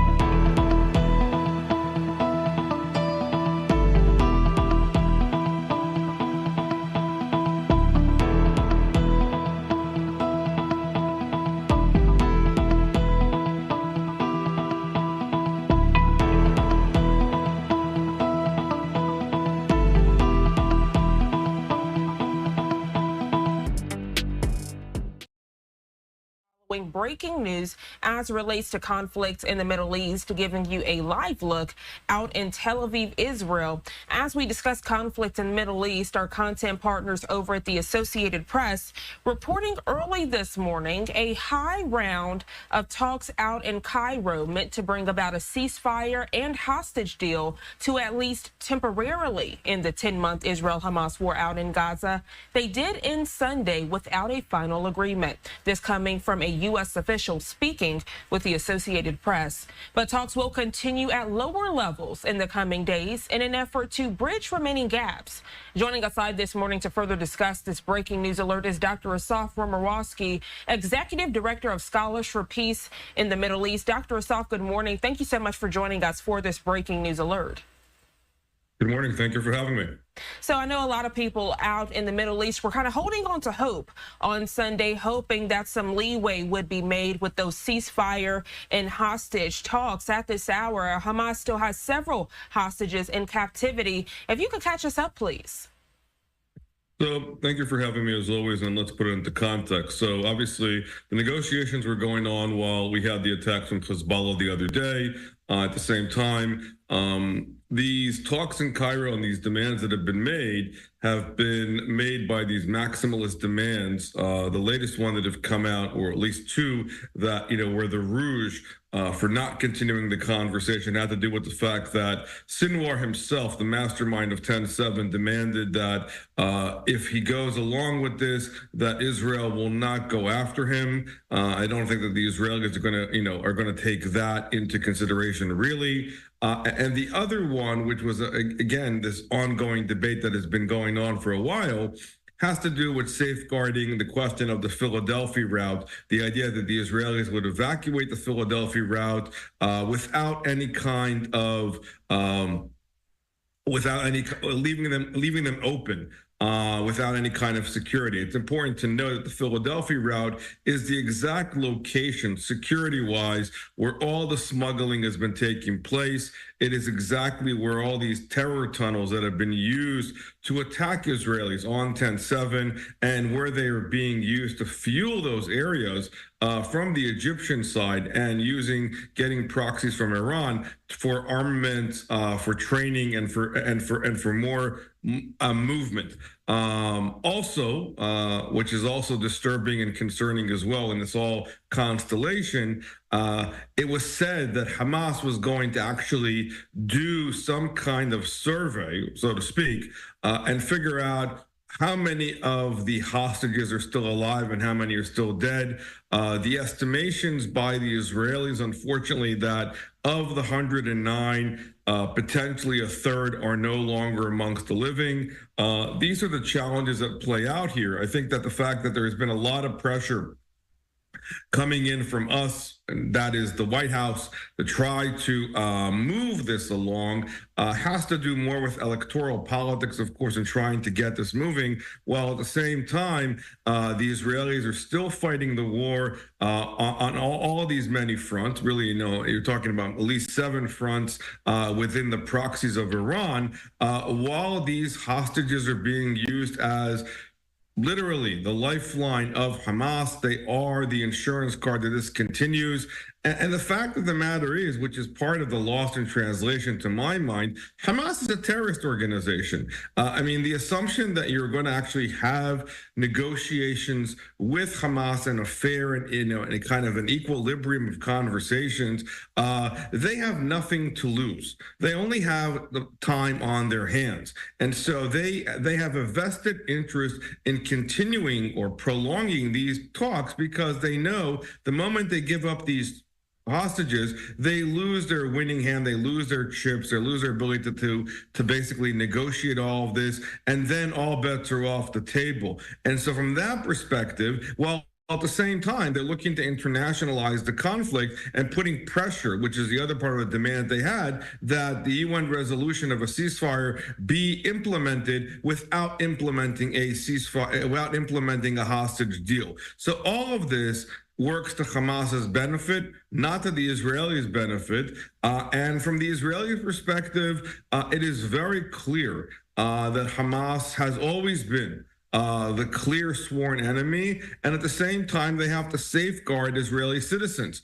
Only a few hours ago, there were rockets that came in near the suburbs of Tel Aviv, which again shows that while Hamas is been slowly has been in the level of Hamas's capabilities have definitely been impacted by the ongoing war. They still have the capabilities to hit areas in the center part of Israel. So that's kind of where we are as far as this push and pull. Again, there is a growing need. Everybody wants to bring the hostages home, but the cost-benefit analysis that's playing out here is part of what is moving and pulling and pushing in all these directions. Dr. Assaf, great analysis and so many great points you're making this morning. I'd love to first start with the hostage talks as we are right now. We know that the hostages are pretty much being used as a bargaining tool, right, by Hamas. And you mentioned the count of the hostages, very important at this hour, because if we look back in recent months, Hamas actually came forward and said they don't even know how many hostages are left. They said they didn't know where they were. They got lost in the tunnels. Put that into perspective for us, because we know, as I just mentioned, since they are being used as a bargaining tool, they would need to be alive, correct? Well, that is true, but but let me also put it into context. Within Judaism, there is a tradition, and within the Israeli military ethos, to bring back dead or alive soldiers to a Jewish grave. And what Israel has shown over the years in their negotiation with terrorist groups is that they will bargain also for bodies. And so those, and so Hamas knows that. And this is exactly part of the reason why during the brutal attacks on 10/7, even after they killed people at the Nova Festival, they actually also took the bodies with them. Israel was also negotiating bodies of soldiers that were kidnapped, a few years back, that Hamas is still holding on hostage as well. So because Israel has shown its card, and obviously the goal is to bring back hostages alive, they also know that dead bodies are also negotiating cards. And so this is also part of the horrific psychological warfare that plays out here. Now, I am in serious doubt about the fact that Hamas does not know where the hostages are, given how important they are to Sinwar's lifeline.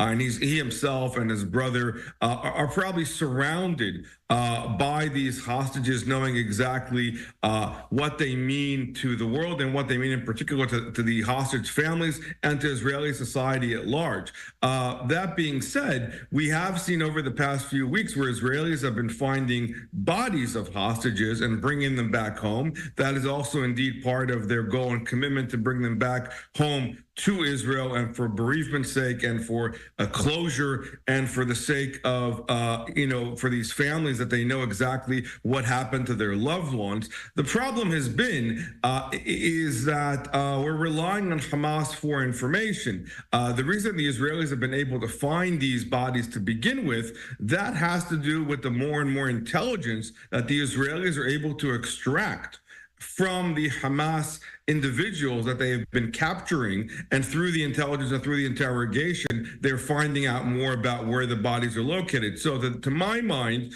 Hamas knows exactly where the hostages are located, but of course they're using it to their advantage, and they're playing this game with the interlocutors vis-a-vis the Egyptians, the Qataris, us, the Americans, at trying to put pressure on the Israelis. Thank you so much for that perspective. And speaking of pressure, I know people are saying this morning the U.S. needs to do more as it relates to conflicts in the Middle East. There's a lot of pressure on the U.S. and the Biden administration. But I want to ask you, do you think some of that pressure should actually be put on Egypt? These talks continue to happen out in Cairo. We're hearing that Egypt, they are not biased in the situation, right? They don't want to have any leeway on either side. They say they want to remain neutral. But it seems like that neutrality is part of the reason that leeway isn't being made in these negotiations. 100%. I mean, I think the Egyptians have allowed a lot. The fact that the Egyptians have allowed the flow of arms to come in all these months through the Philadelphia corridor and beyond, they are the lifeline of Gaza. I mean, make no mistake, Gaza could not be rearmed. They could not send Hamas individuals to be trained outside of Gaza. if they weren't using the tunnels that the Egyptians are allowing them to go through. So at the same time, the Egyptians are saying when the Israelis move to try to, and they have done so successfully, disentangle the civilian population from Hamas militants. The fact of the matter is, Hamas terrorists for that matter, the fact of the matter is that the Egyptians have fortified that border. The Israelis have moved them into safe zones, but the Egyptians want to play it both ways. And the reason for that is because they prefer to contain the problem within Israel's control rather than go in to make it their problem. While the Egyptians know very well what the threat of Muslim Brotherhood groups are. The Muslim Brotherhood started in Egypt. They know there was a stint under Mohammed Morsi where the Muslim Brotherhood took office in Egypt. So they know exactly the consequences of Muslim Brotherhood operating inside of Egypt, and they want to contain that. But that being said, they are recipients of over $1 billion in USAID that we give to the Egyptians. If they are honest partners, we should put 100% pressure on the Egyptians to actually act. They have to do more to make, beyond sitting around the table. They actually have to fight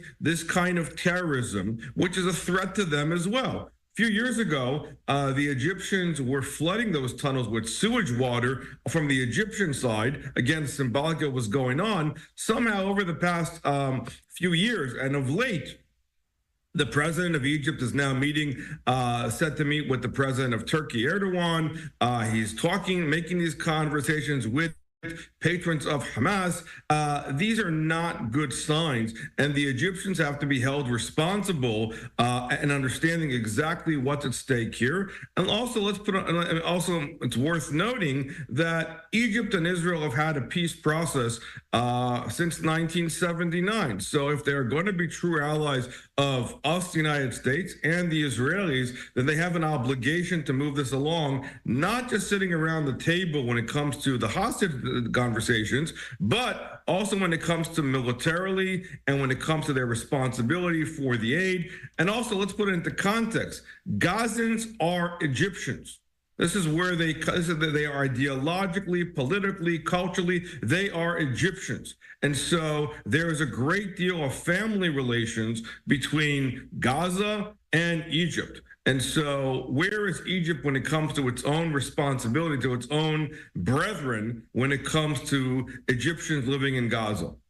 Dr. Assaf, I thoroughly appreciate your expertise and candidness on this topic. We appreciate you joining us bright and early for this news alert. Anything else you'd like to add before we let you go? I know there are a lot of fluid and moving parts, and we thoroughly appreciate you expressing every detail.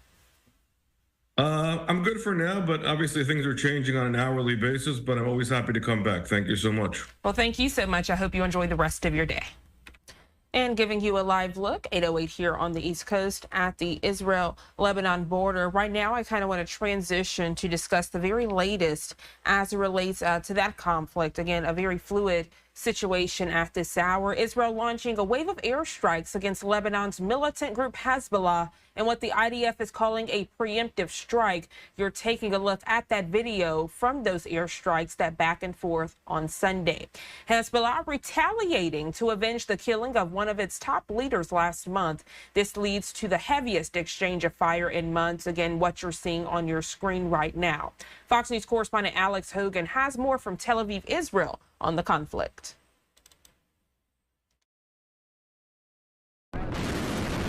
Early Sunday, Israel and the militant group Hezbollah exchanged heavy fire. The IDF called the strike preemptive, claiming it destroyed thousands of rocket launchers in Lebanon. Hezbollah says it carried out a barrage of rocket and drone attacks in retaliation for the killing of a top military commander last month. We are attacking and removing threats from Hezbollah.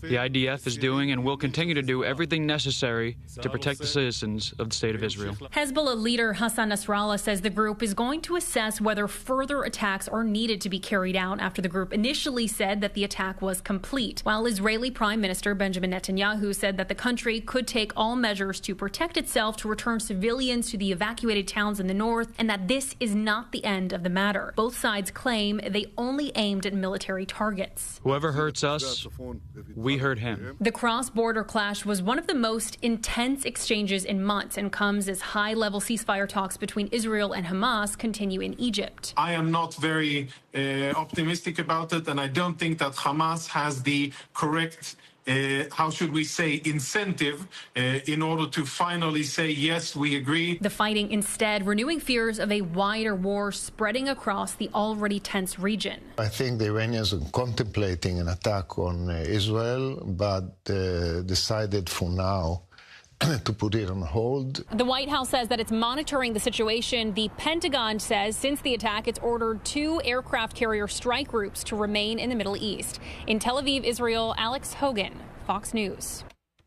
Alex, thank you so much for that detailed report. 8:10 here on the East Coast, giving you a live look out in Tel Aviv, Israel at their skyline. And we are anticipating coming up in just about 20 minutes when it becomes 8:30 here on the East Coast. We are expecting the Israeli government to hold a briefing to give an update on the very latest of conflicts in the Middle East, those ceasefire talks, also the latest with the hostage situation. So when that happens, you'll get that right here on Live Now from Fox. We're going to go ahead and go to our first 2-minute commercial break of the hour. But when we come back, we have some response from the White House as relates to those Israeli airstrikes. The details when we come back in just 2 quick minutes.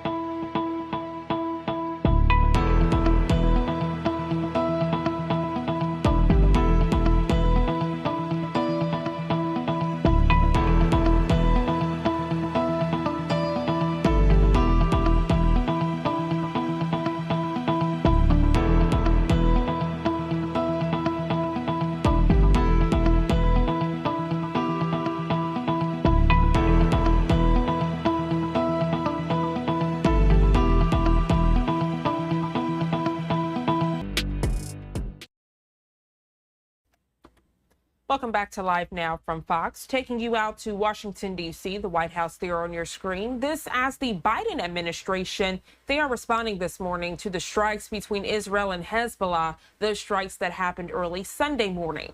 Israel launching a wave of airstrikes across southern Lebanon and what it calls a preemptive strike on Hezbollah. Fox News correspondent Lucas Tomlinson joining us from the White House to explain. A second aircraft carrier, the USS Abraham Lincoln, has just arrived in the Middle East, taking station in the Gulf of Oman, not far from the Theodore Roosevelt strike group, who's been at sea for the past 7 months.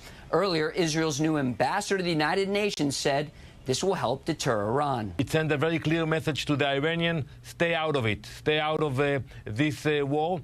I hope they will listen to those threats, but we need the support. Biden's top military advisor, the chairman of the Joint Chiefs of Staff, General C.Q. Brown, is in Israel Sunday to share intelligence and help coordinate efforts. He was in Jordan Saturday, as you can see here, meeting with his Jordanian counterpart. The U.S. Navy now has 2 carrier strike groups in the region. Both came from the Pacific, leaving none there right now. The Navy has also positioned 4 guided missile destroyers in the eastern Mediterranean to protect the skies over Israel from incoming ballistic missiles from Iran or potentially Yemen. Guided missile submarine Georgia, armed with over 150 Tomahawk cruise missiles, also remains in the Med. Here's New Jersey Democratic Senator Cory Booker earlier. We know the most urgent issue right now is ending this awful conflict in the Middle East, bringing about a ceasefire and stopping this from expanding to a wider arena. When it comes to those ceasefire negotiations, Senator Lindsey Graham had the following suggestion. If I were the state of Israel, I would tell the Ayatollah, if these people do not come home alive, the ones that are left alive, and if we don't get the bodies of the fallen, we're going to blow up your oil refineries. That's the only way you're ever going to get the hostages released, is to put pressure on Iran. While leaving the West Coast, President Biden ignored reporters' questions about this latest scrap between Hezbollah and Israel. The president begins another vacation on the East Coast at his Delaware beach house. And later, his national security advisor, Jake Sullivan, departs for Canada. At the White House, Lucas Tomlinson, Fox News. Lucas, thank you so much for that detailed report. And at the end of Lucas's report, he did mention how U.S. National Security Advisor Jake Sullivan was heading to Canada, Halifax, Canada, to be specific. He gave some remarks on conflict in the Middle East and, of course, on U.S. national security. I want to play that for you now.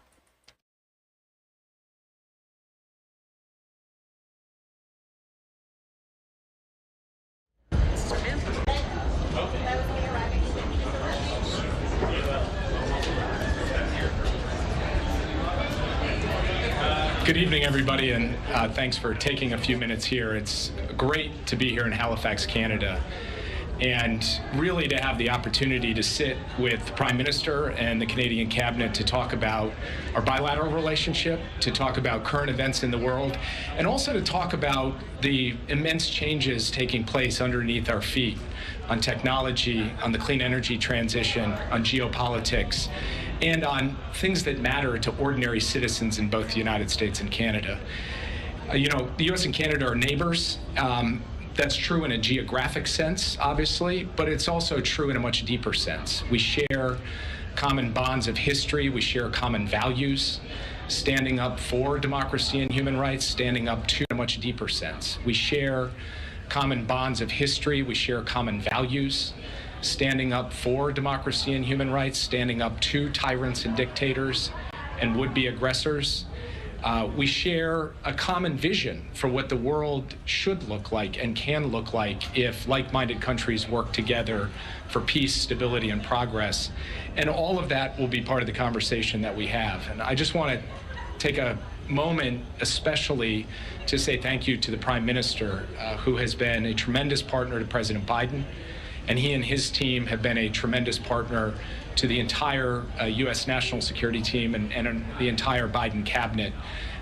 We've had the opportunity to work through crises and to work on huge opportunities to set an agenda for the future that really we believe will put both of our countries in a better position to compete and succeed in this century.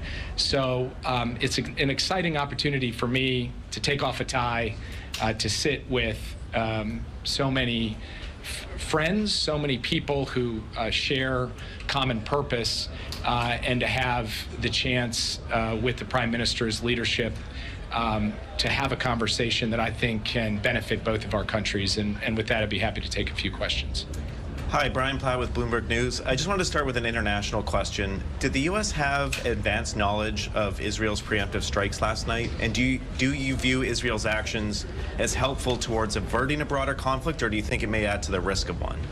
We have been concerned about the conflict escalating into an all-out regional war since October 7th, and we have worked round the clock with partners and allies, moving military assets, engaging in intensive diplomacy, both publicly and privately behind the scenes, to avert that outcome. We continue to work to avert that outcome. And our hope is that the events of last night do not spill out into an escalation that leads to regional war. To your specific question, all I can tell you is that we have remained in continuous contact with our Israeli counterparts at all levels. And they have shared with us how they see the situation. We've shared with them how we see it, and we tried to coordinate as closely as possible. I can't speak directly to the conversations that unfolded yesterday, other than to say there was continuous communication, and we have been tracking the threat of Hezbollah attacks against Israel for some time now. And of course, those attacks have been unfolding since October 7th, in addition to the specific operations and actions that took place yesterday.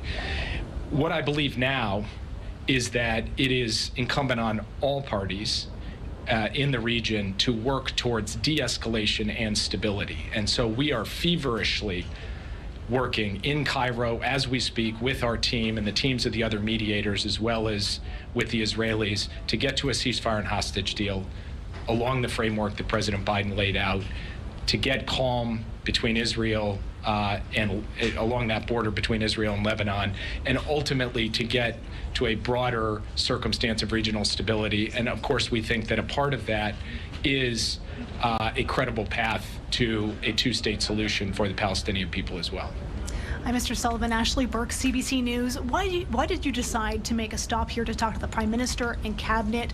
Is there a specific ask of the Canadian government that you're going to be making? I didn't come here with a specific ask. I came here because it's all too rare that we get the chance to have step-back strategic conversations at critical moments, and we are in such a critical moment. And that's true when it comes to the Middle East. It's true when it comes to the war, Russia's brutal war of aggression against Ukraine. It's true with respect to managing the challenge posed by China with respect to the global economy, and how the U.S.-China relationship and the relationship between China and other advanced democracies plays out. But we're also going to talk about broader themes, too, about climate and the clean energy transition, about artificial intelligence. Being on the same page between the U.S. and Canada, particularly as we enter a year where Canada will be chairing the G7, is vital for U.S. national security, for our priorities, and we believe it's vital for the broader free world as well. So this isn't about me coming up here for a particular specific ask or on a single issue. It's a mark of the seriousness with which we take staying on the same page with our Canadian counterparts at all levels. And for me to have this opportunity really, I think, genuinely is going to create good momentum as we head into a critical few months ahead. Hello, I'm Tonda McCharles with the Toronto Star. 3 months after the U.S. imposed hiked tariffs on Chinese EV imports, Canada still has yet to act, has not yet revealed its plan. And I'm wondering what your message is to the Canadian government vis-a-vis your national security concerns around this vital industry. And are they mainly economic, or are they centered on the software in these vehicles? Or can you elaborate, as you head to China yourself tomorrow, what your message to Canada is, and should the two countries be presenting a united front? Canada ultimately will determine its own trade policy, and that's for the Prime Minister and the government to make determinations on. It's not for the U.S. to try to dictate. Of course, we will talk behind closed doors about our experience and what we see. And what we see is really two distinct challenges. One to do with overcapacity, which we have talked about quite openly, the view that massive subsidies going into the Chinese electric vehicle industry have eliminated a level playing field. And so part of the economic response the U.S. has taken is responding to that. And then there are issues associated with data security, with critical infrastructure, and with the underlying questions of national security associated with connected vehicles, electric vehicles. And so that has also motivated steps that we have taken on policy grounds through presidential action. So I'll be talking about all of that with my Chinese counterparts when I see them in Beijing. We'll discuss this here as well. And I will also point out, standing here before you, that the European Union has taken action on this front. And the G7 has spoken broadly about this set of issues, about overcapacity and about the national security challenges associated with certain kinds of supply chain issues and trade issues. And Canada will make its own determinations, but the U.S. does believe that a united front, a coordinated approach on these issues benefits all of us. Hi, Mr. Sullivan. JP Tasker from CBC News. At the last NATO summit, the Prime Minister announced that Canada would reach the 2% of GDP spending target in 2032, so 8 years away from now, much longer runway than a lot of our allies in that alliance. Is the U.S. satisfied with that delayed timeline to get to that 2% target? Would you like to see them spend more sooner?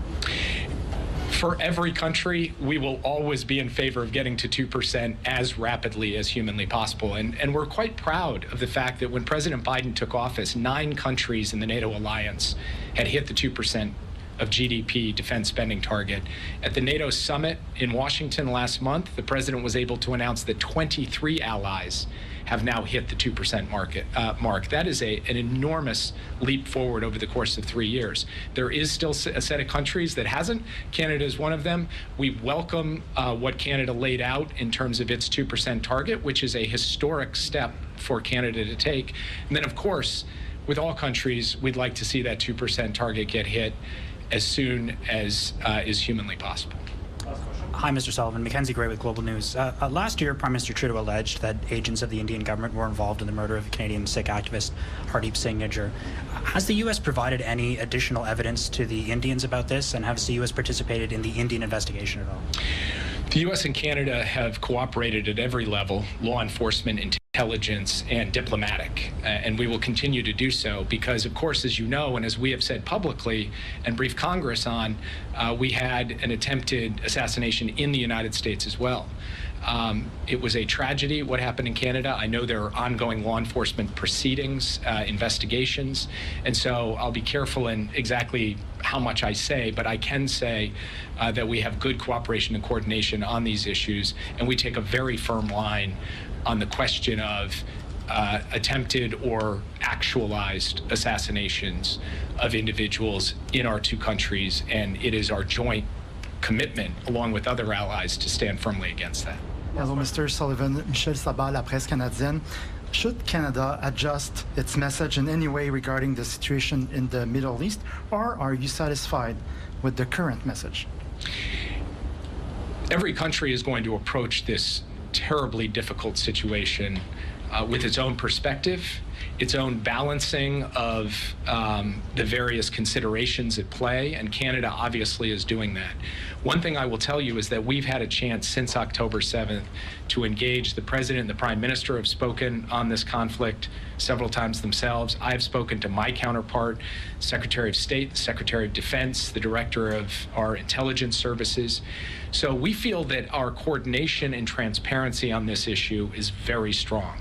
Obviously, the choices that we make on policy or the particular posture we take on particular events may be different, but I think we share a fundamentally common objective, which is to get to peace and security in the Middle East, security for Israel as a democratic Jewish state, and a path forward for the Palestinian people so that they can live in freedom and dignity, and that Israel comes to broader peace and normalization with all of its Arab neighbors. So that shared strategic objective remains common and sound, and then, you know, we'll continue to talk through specifics and tactics on the route to get to that ultimate destination. Thanks, everybody. Really appreciate it. Thank you. Thank you. So that wraps up that press conference out in Halifax, Canada there. Jake Sullivan speaking on national security and Middle East conflicts, and those boxes on the right side of your screen, putting into perspective that top right box, the Israel-Lebanon border, and that bottom box, a live look out in Tel Aviv, Israel. Bringing that Tel Aviv, Israel shot for you full now at 8:28 on the East Coast as we are anticipating that 8:30 press conference from the Israeli government. That site where it takes place is Tel Aviv, Israel. So perfect shot as we preview that to come in 2 minutes. So let's go ahead and take a quick 2-minute commercial break. That way, when we come back, we can go ahead and head into that press conference. Of course, playing it out for you in full to get some updates on ceasefire talks, the hostage situation, and that conflict with Israel and Hezbollah. We'll be right back in just 2 quick minutes.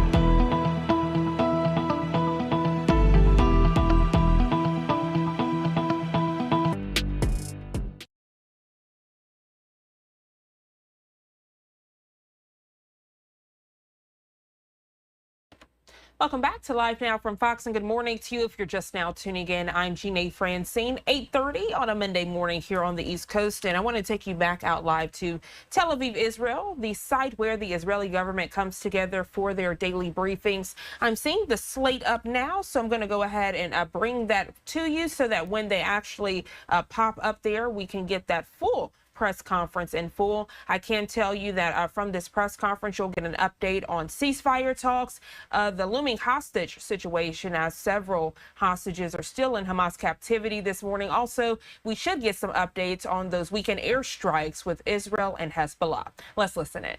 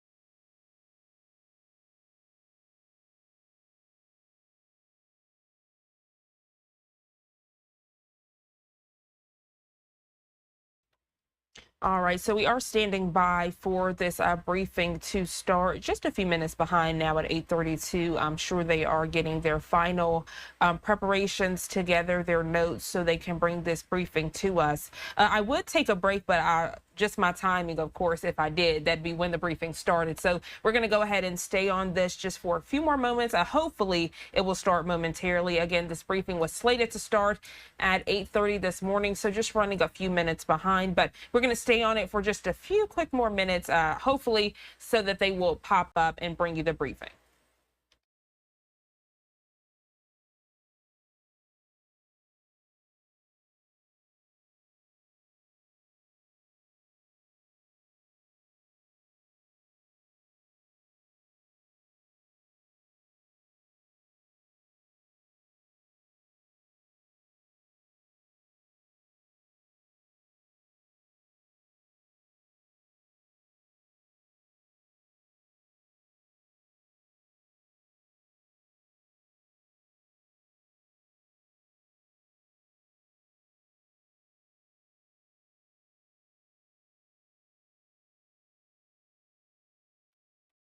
All right, so we are still awaiting them to take the mic for this briefing. This briefing happening out in Tel Aviv, Israel. You're getting a live look there at their skyline, 8:34 here. We're going to go ahead and take that third 2-minute commercial break of the hour. When we come back, popping into this briefing, we don't want to have to take a break to interrupt it, so we're going to go ahead and take it prior to it starting. We'll be right back.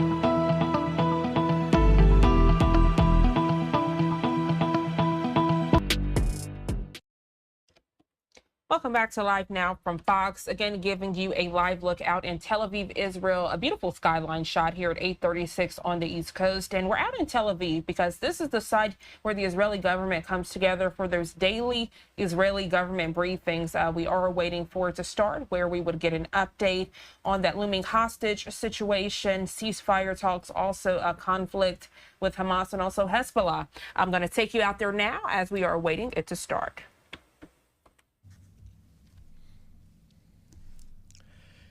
Good afternoon, ladies and gentlemen. Shalom. I'm David Mensa, Israeli government spokesman. A quick update from me and then to your questions. Please put them in the chat of this Zoom and we will answer all of them this Monday, the 26th of August, day 325 of the October 7th war. To start with, sad news of our fallen soldiers. IDF casualties since the start of the war have unfortunately risen to 702. Sergeant Ori Ashkenazi Nehemia was 19 years old from Ashkelon. He was killed in southern Gaza. Sergeant First Class in the Reserves Eviatar Atuar was aged 24 and from Rosh Ayin. He was killed in battle in the center of Gaza. Sergeant First Class in the Reserves Danil Pechenyuk was 26 years old and from Bat Yam. He was a lone soldier that left his family to serve in our armed forces to defend this country. He was killed in battle in the center of Gaza. Sergeant First Class in the Reserves Nitai Metodi was 23 years old and from Ashkelon. He fell in battle in the center of Gaza. Sergeant Major in the Reserves Yaniv Yitzhak Oren was 35 years old and from Ein Gedi. He fell in battle in the center of Gaza. First Sergeant Amit Sadikov was 20 years old from Bet Dagan. He was killed in battle in southern Gaza. First Sergeant David Moshe Ben Shitrit was 21 years old and from Geva Binyamin. He fell at sea in the north defending Israel from Hezbollah. Master Sergeant in the Reserves Shlomo Yonatan Chazut was 36 years old and from Ashdod he fell in battle in the center of Gaza. There are no words of mine that can assuage the pain of their parents and their families. We embrace them and those dear families who have lost their precious heroes, sons and daughters in this war for our very existence. This war has exacted a heavy price from all of us, but none more than the families of our soldiers and especially our fallen soldiers. But as the Prime Minister has said, I promise you, with unity, determination and faith in the justice of our cause, we will fight, and with God's help, we will win. May the memories be a blessing forever.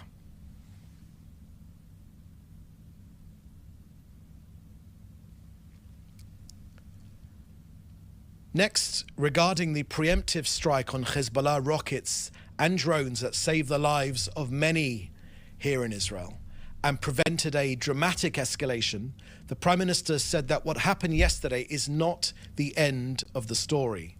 The IDF destroyed thousands of short-range rockets, all of which were designed to attack our people and our forces in the Galilee with drones aimed at the center of this country.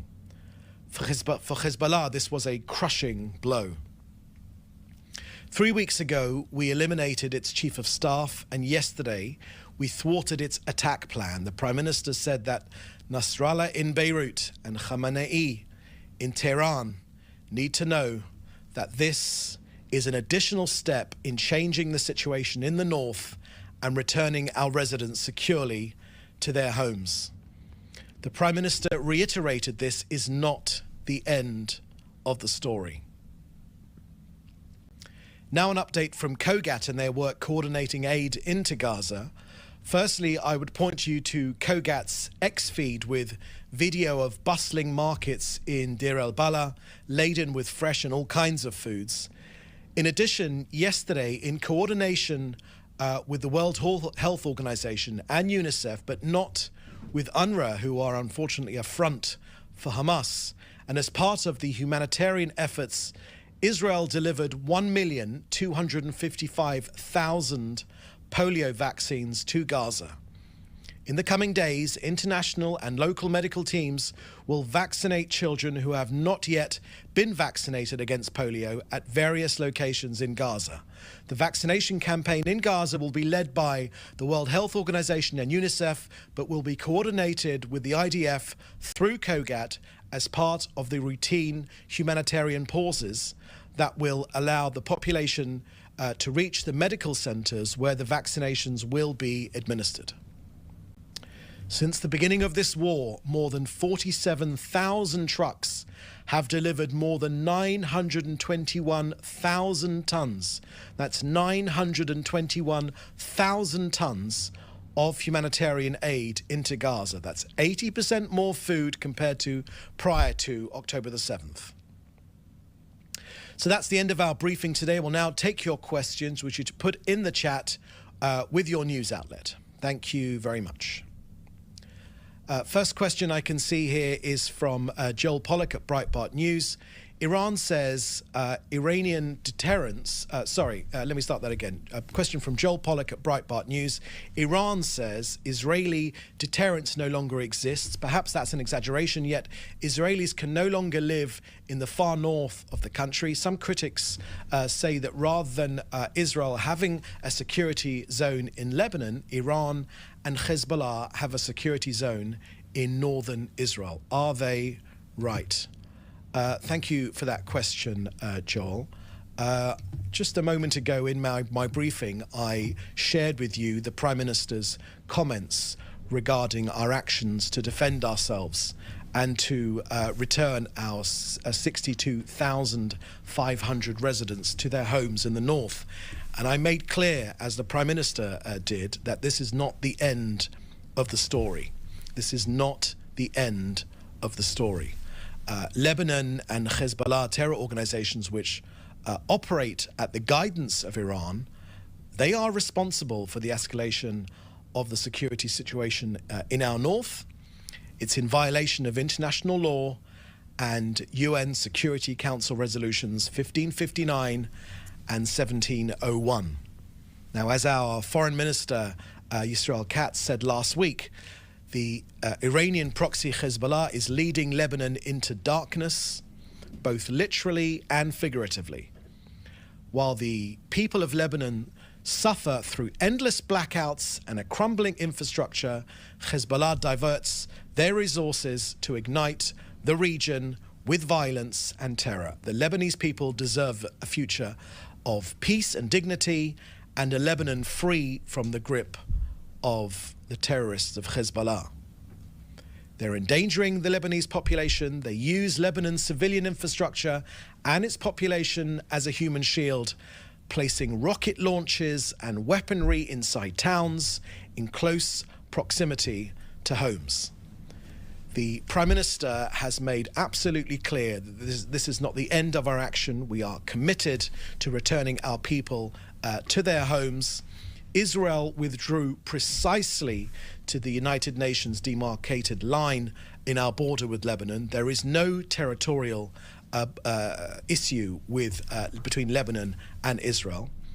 And the current situation is not sustainable. I'll repeat that. The current situation is not sustainable. Israel will defend itself and it will do its duty and return its own population to our sovereign territory. No one should be in any doubt of that fact.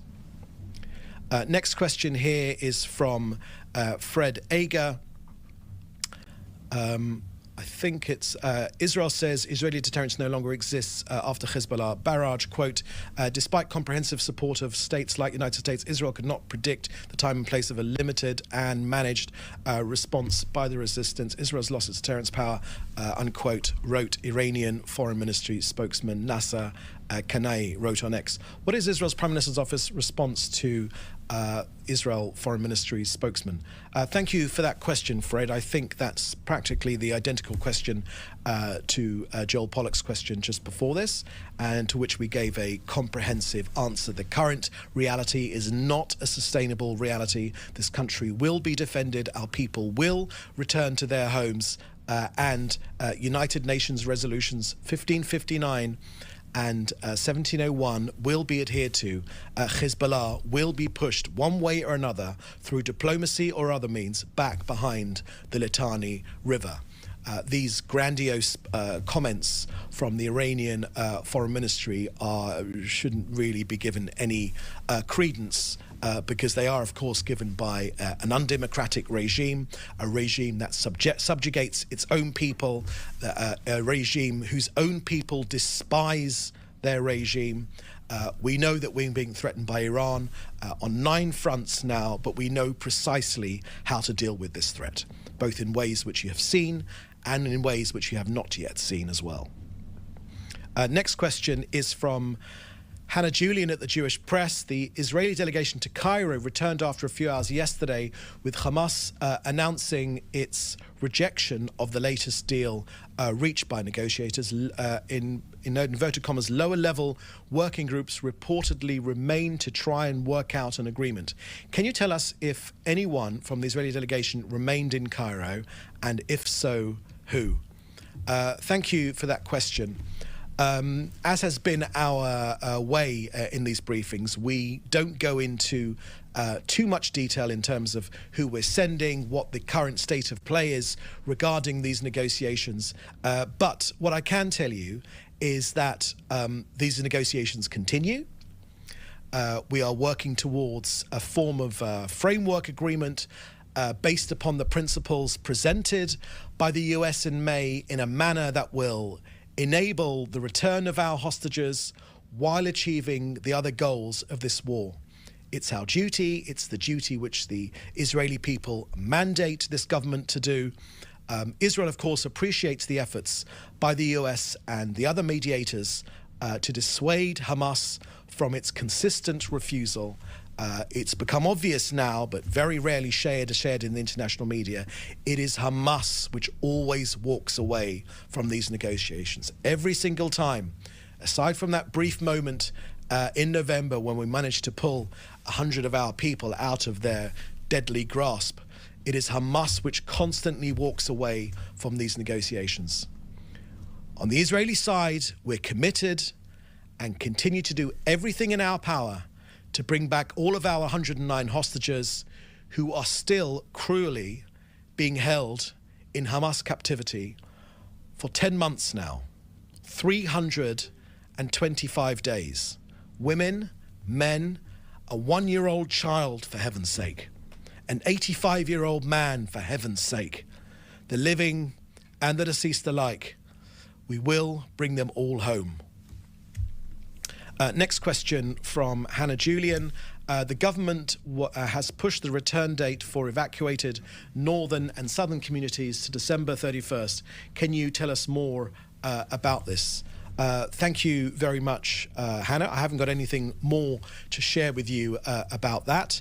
I have made very clear in this briefing our view that our action in the north is not the end of our action in the north. We have a duty to defend this country, and that is precisely what this government will do. 62,500 of our people remain displaced. I can share with you our latest figures from the north that I've just received before coming here today. There have been 8,000 rockets from Hezbollah, which have rained down on this country. We've had 300 wounded, 46 people killed, and 180 million square meters burnt.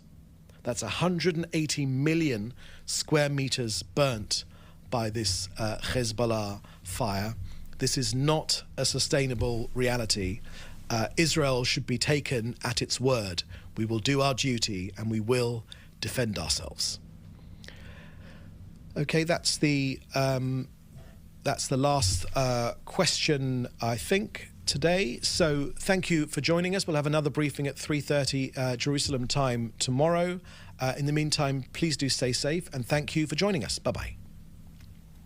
So that daily Israeli government briefing wrapping up out in Tel Aviv, Israel, and giving you some of the live looks we have. A live look there, 8:51 on the East Coast out in Tel Aviv, Israel. Also another box we had on the screen was a live look at the Israel-Lebanon border. This continues to be a breaking news situation. So as we get more information into our Live Now from Fox Studios about conflict in the Middle East, you'll be the first to know. I'm Gina Francine here with you on this Monday morning. So happy to be here to give you all of those breaking news alerts, top stories, and live events of the day. We're going to take our final 2-minute commercial break of the hour. We'll be right back.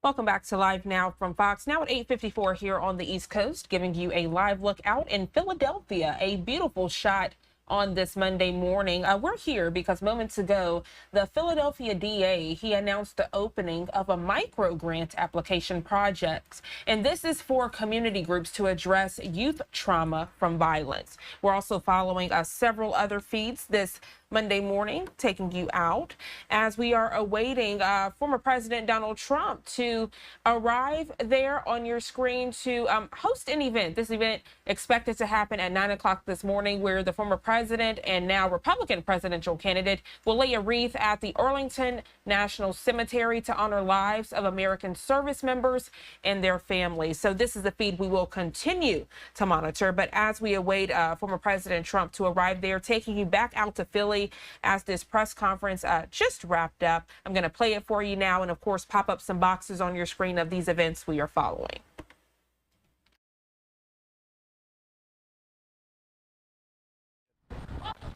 Disposers. Really? I don't know. I feel real guilty about it. Yeah, I hear you.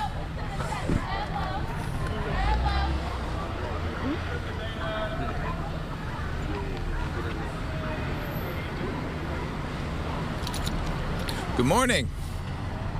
I hope you're not late for school. It's 8:17. We are out in front of Imhotep Institute Charter School, and we are here to make a very important announcement, and that is that we are opening up a new round of grants, a new round of micro grants from the Philadelphia District Attorney's Office to support work that is pro-youth and anti-gun violence. This round of applications opens today, and it will go until the 20th of September.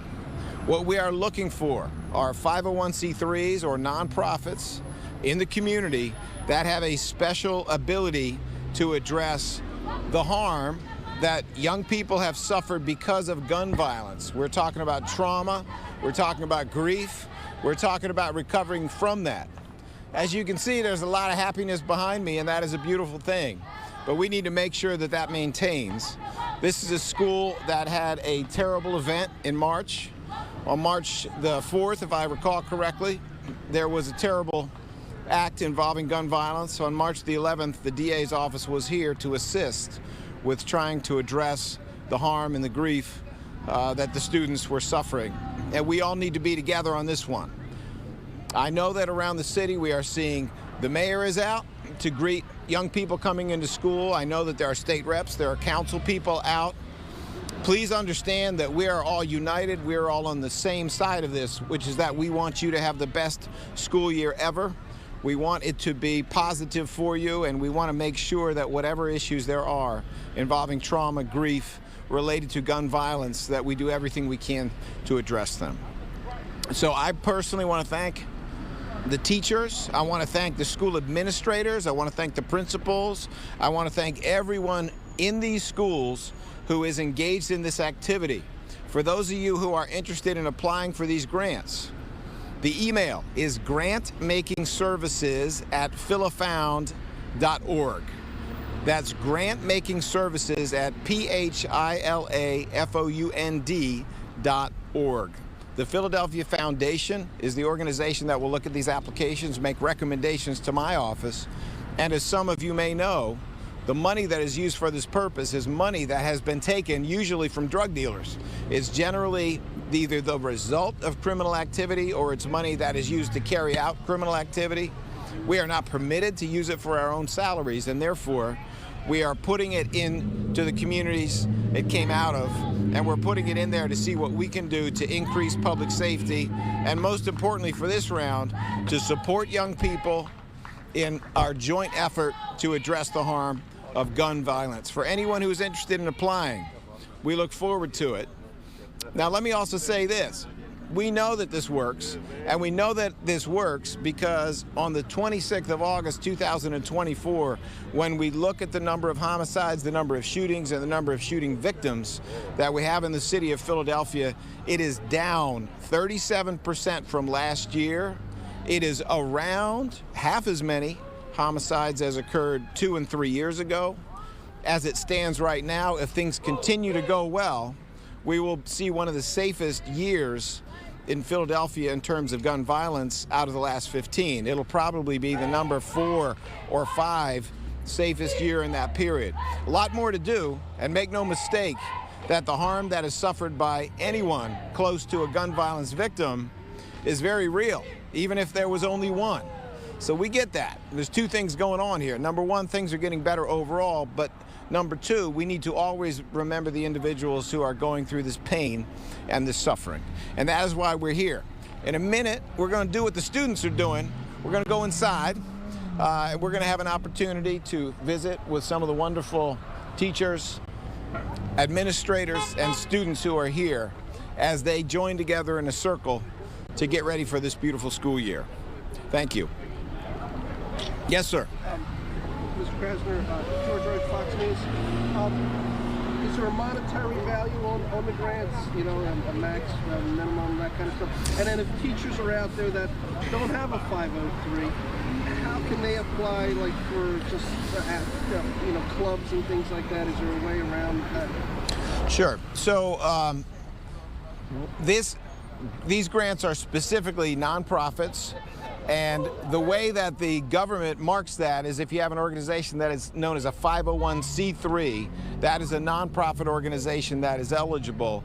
There are times when a 501c3 will be doing one kind of activity, but they'll adopt a new program, a new initiative that is very specific to this kind of activity. Certainly there are teachers and there are education professionals who are either still working or in retirement who engage in this kind of activity all the time. There are clergy who do it all the time, and there are neighbors, just people who do all kinds of jobs, who do this kind of thing all the time. So they can either apply as 501c3s themselves, they can become 501c3s with the help of different organizations in the city, or what they can do is they can apply under the umbrella of a 501c3 by working with that 501c3 on a special initiative. Is there a dollar value? What we do are called micro grants. They're usually in the range of $5,000 up to $50,000 or $100,000. Most of them, I would say, are probably around $25,000. But it really depends on the organization, the type of work that they're doing, and ultimately how innovative and interesting and how many people they serve. All right, so you're taking a listen to the Philadelphia District Attorney as he finishes discussing youth trauma from violence, specifically gun violence, right there. We do have a live event that we do want to get to right here, and you are taking a look at former President Trump, who's at the Arlington National Cemetery as he is set to lay a wreath to honor 13 service members who were killed 3 years ago in Afghanistan in a terror attack. We're going to raise the audio. There might not be much as this is a silent and solemn occasion, but we're going to raise the audio and listen.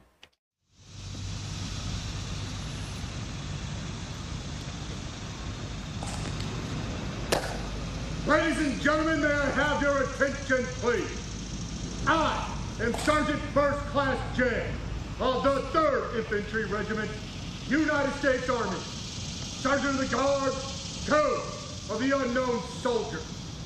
The ceremony that you are about to witness is the changing of the guard. In keeping with the dignity of this ceremony, it is requested that everyone remain silent and standing. Thank you.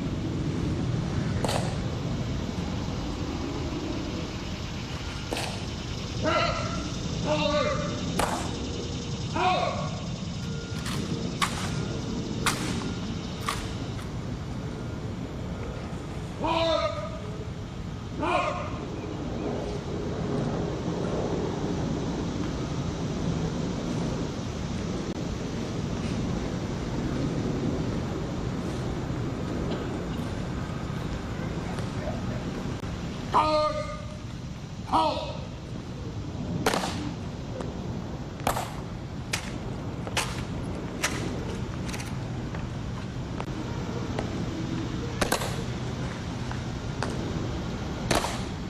Forward! Out! Guard! Halt! Port! Out! Ready! Take! Precinct! Out!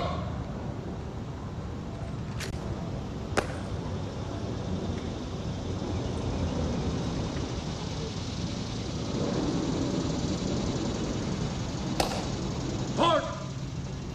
Out! Ready! Take! Hand on your orders. Post and orders remain as directed. Order. Acknowledged. Ready? Take! Precinct! Out!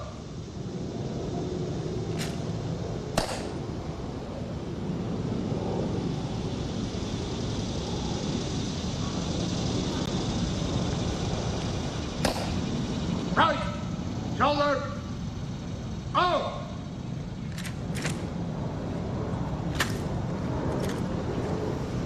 Post! Right! Take!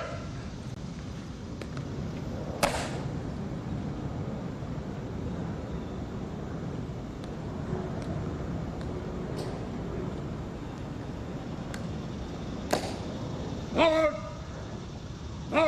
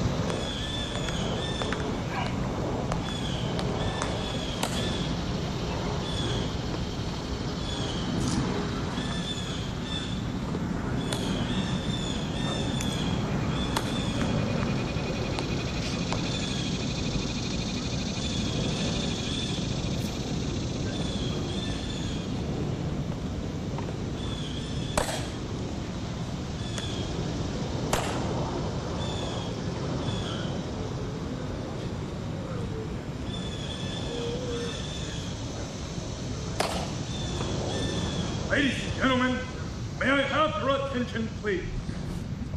The ceremony that you are about to witness is an Army wreath-laying ceremony to be conducted on behalf of the family of Staff Sergeant Taylor Hoover. It is requested that I remain silent and standing during this ceremony.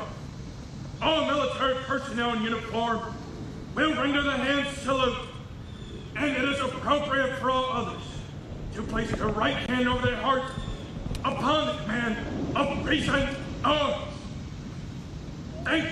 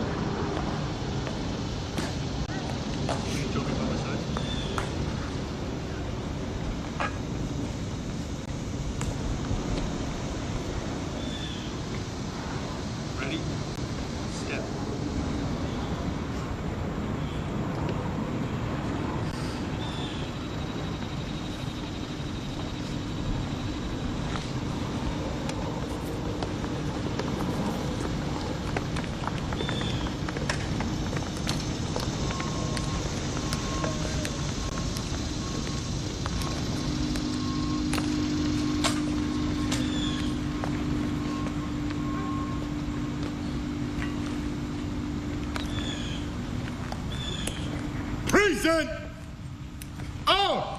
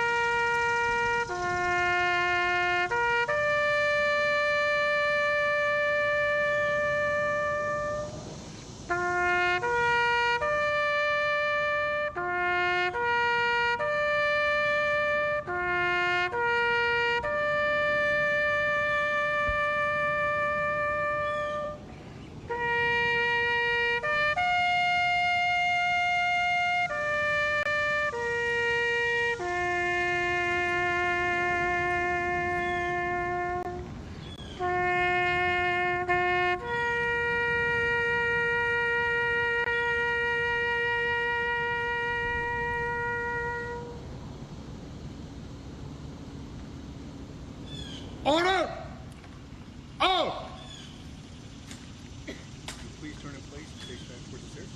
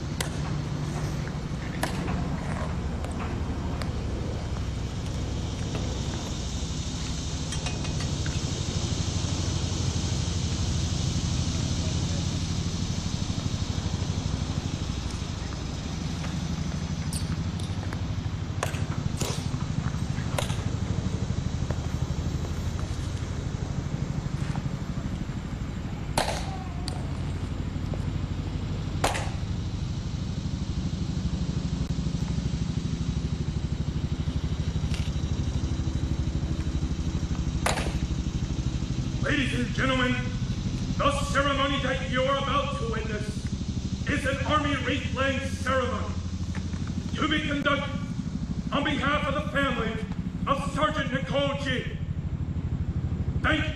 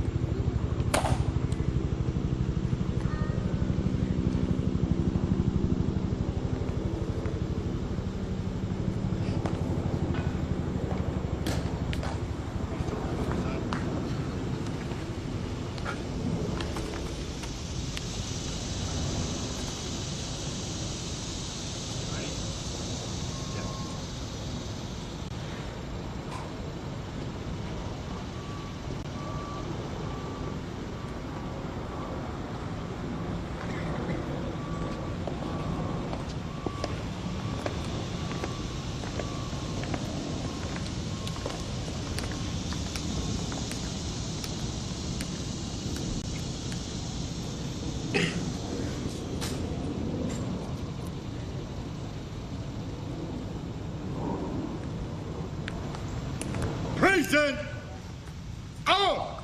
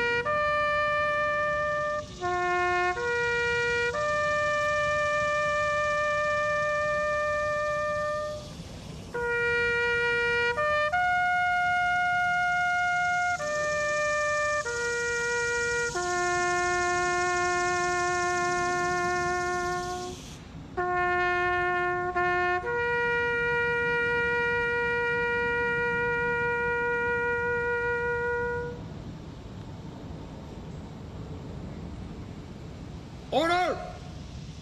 Out! Please turn in place.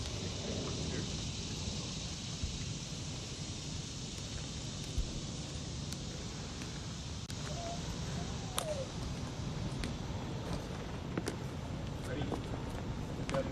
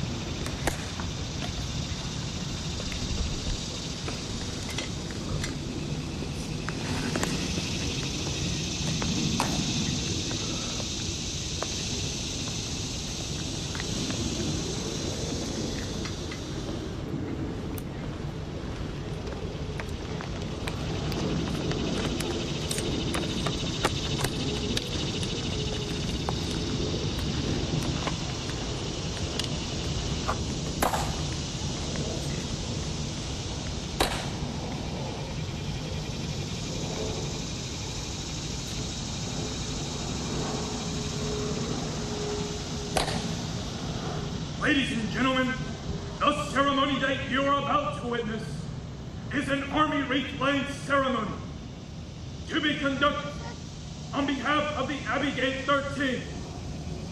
Thank you.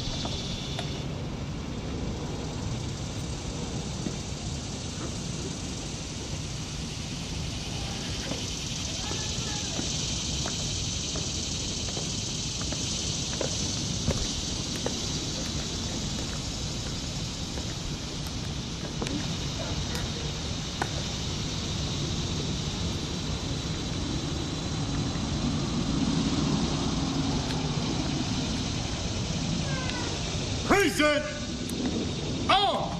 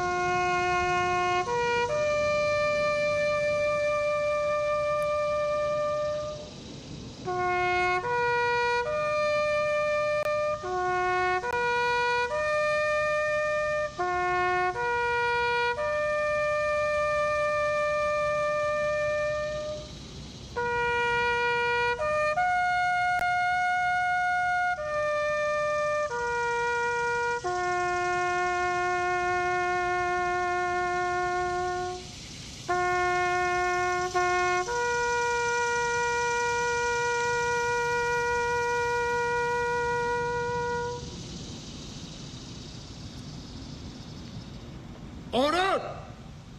Out!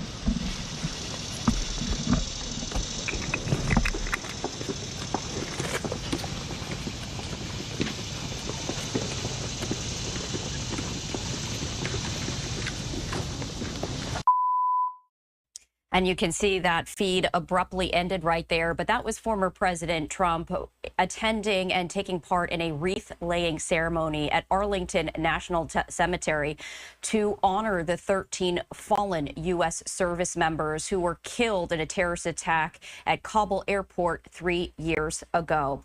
And we did want to share more of this with you. This is video from 3 years ago following that terror attack, as today does mark 3 years ago since an ISIS suicide bomber launched an attack of evil at Abbey Gate outside of Kabul airport, killing 13 American service members and more than 100 innocent Afghans.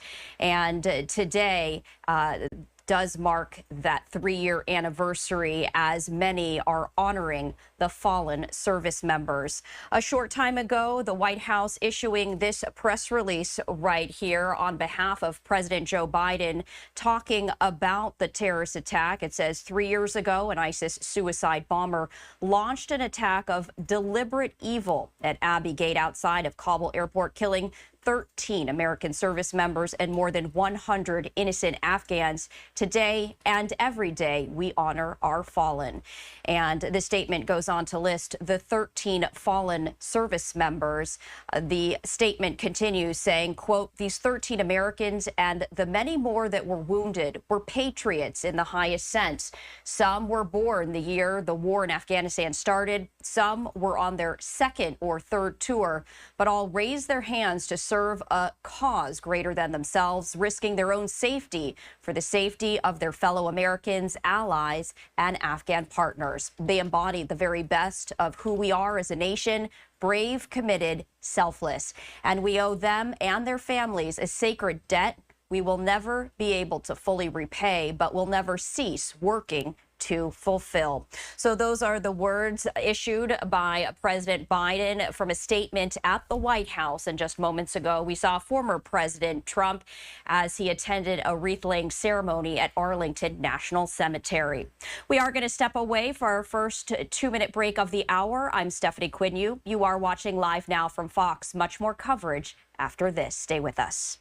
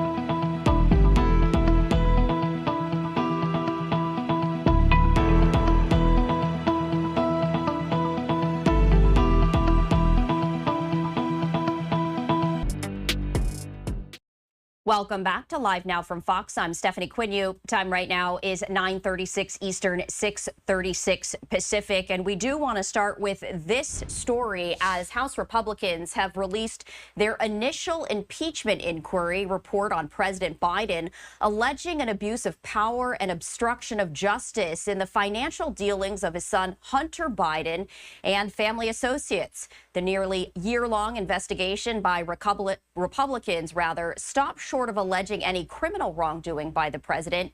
Instead, the almost 300-page report covers familiar ground, asserting the Biden family traded on its brand in business ventures in corrupt ways that rise to the Constitution's high bar for impeachment. With Biden no longer running for re-election, next steps are highly uncertain. House Republicans have not had support from their own ranks to actually impeach the president, and removal by the Senate is even further likely. We are going to step away for another 2-minute break, but on the other end, we're going to bring in Russell Morgan, the principal at Morgan Legal Group, to talk more about this inquiry. That conversation coming up in 2 minutes. Stay with us.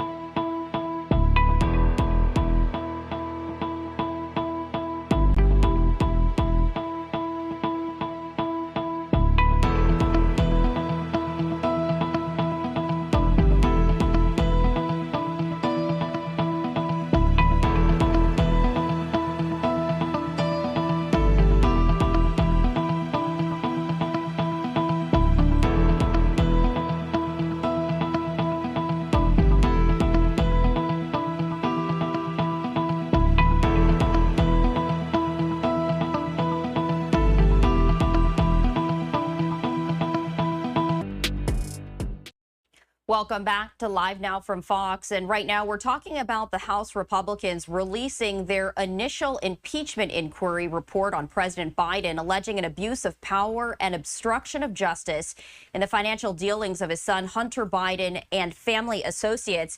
And to talk more about this, I do want to bring in Russell Morgan, principal at Morgan Legal Group, to talk more about what we can expect and what this report actually says. Russell, thank you so much for taking the time to join us here.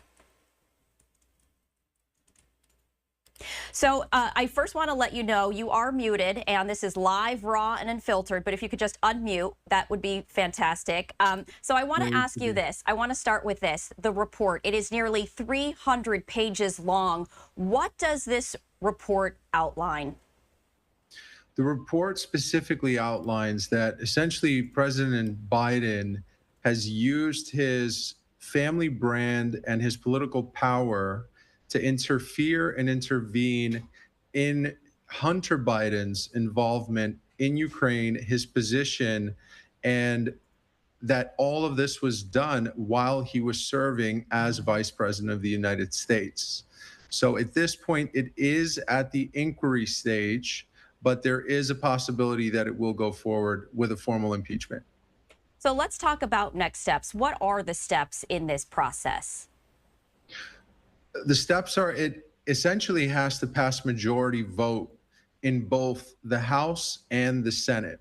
So first, there would have to be a majority vote for impeachment on the House side, after which it would pass to the Senate, where the Senate would also need to have a majority vote confirming that impeachment is warranted.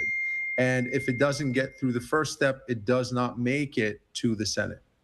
Okay. Now, in this nearly 300-page report, there was some evidence that Republicans outlined regarding the Biden family using political sway in business ventures. Can you share with us more specifically on what that evidence is? Essentially, what they were claiming is that during Biden's vice presidency, he was withholding potential support for certain nations because the United States was looking into Hunter Biden's involvement with Ukraine. So he was essentially threatening not providing necessary support and otherwise approved earmarks for other nations in an attempt to prevent further investigation into Hunter's involvement. When it comes to an actual impeachment, how likely is it that President Biden would even get to that point? At this point, considering that, first of all, we're in a deadlock bipartisan situation. Second, the House and the Senate, for the most part, are Democratic controlled. So it's very unlikely that it's going to pass majority on either side. My opinion is that it may pass to the first level of impeachment, which is the possibility that they will open an impeachment trial, but it's very unlikely that he will actually get impeached at the second step. So is this more symbolic for the House Republicans to get to this point if it is unlikely that President Biden actually gets to the stage where he might even be impeached? Absolutely. We are dead in the middle of election season. So this is the perfect time for Republicans to come forward to essentially create some issues with the Democratic political power. And this is going to, regardless of whether President Biden actually get impeached, it will create a tremendous detriment to the Democratic National Convention and to their future candidates, primarily being Kamala Harris, for our future election. All right, Russell, thank you so much for taking the time to join us here on Live Now from Fox. We appreciate it. Great to be here. Thank you. Absolutely. And we are going to step away for another 2-minute break here on Live Now from Fox. We'll be right back.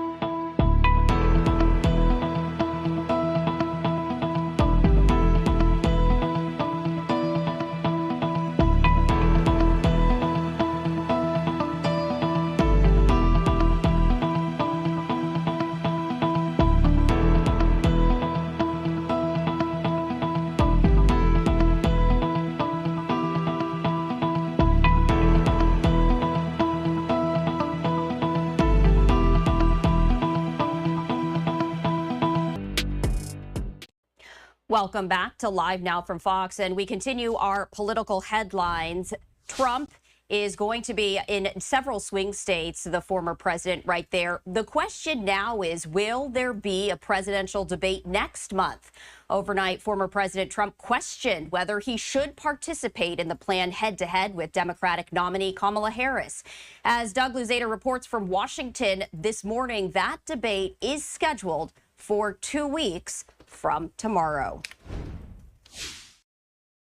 Well, this September 10th debate date was a holdover from an agreement between Trump and Biden, and now Trump is raising some new doubts over whether it's going to happen.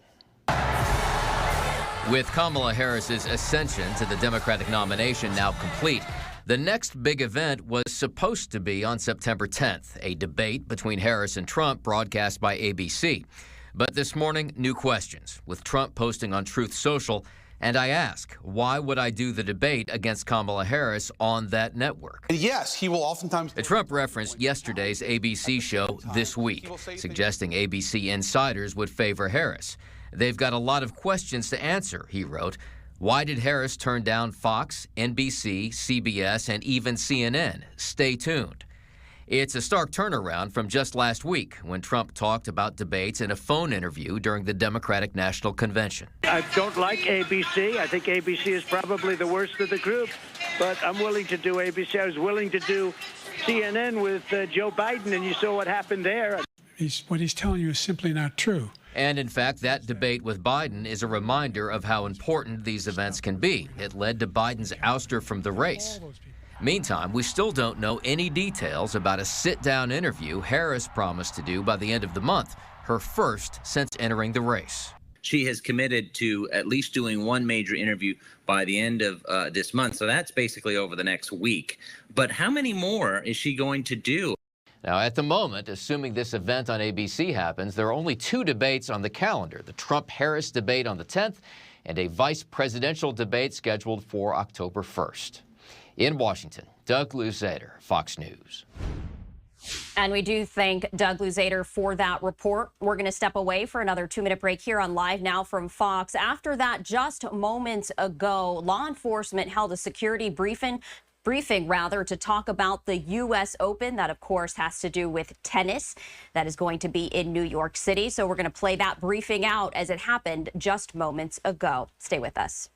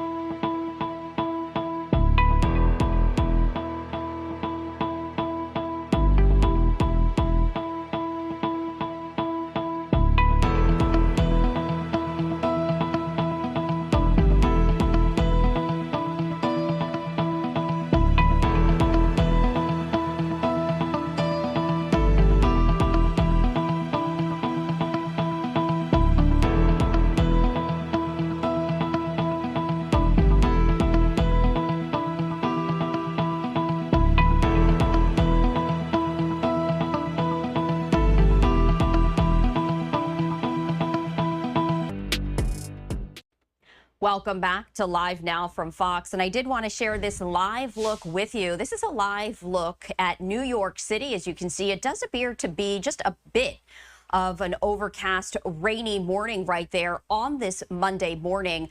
Just moments ago, New York police and the police commissioner briefed the media about safety and security protocols for the 2024 U.S. Open tennis tournament that's going to be in Queens, New York.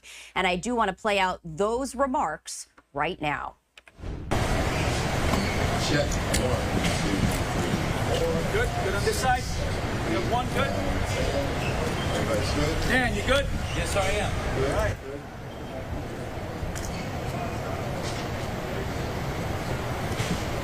Good over here? Okay.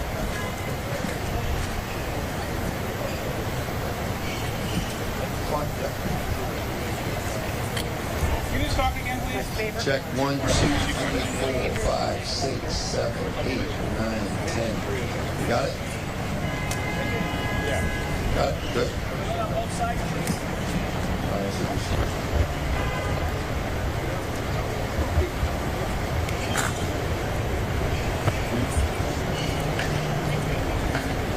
All right, we ready? Good? Carlos, we good? All right, every year we take great pride in keeping the U.S. Open safe, and so it's great to have the team up here in collaboration with all the folks from the USTA, and I'm going to bring the police commissioner up and talk about just how we're going to do that this year. So millions of people who are coming out to watch and view at home can be guaranteed that this event will be safe. So without further ado, Police Commissioner Eddie Caban. Okay, good morning, everyone. Today begins the first round of the 144th U.S. Open Tennis Championship, and the eyes of the world will be on Queens for the next 2 weeks. But the NYPD has been planning for this event a lot longer. No agency has more experience or success at handling large-scale events like the NYPD. And that's because we thoroughly train for them. We constantly prepare for them. And we always work closely with our law enforcement and private sector colleagues.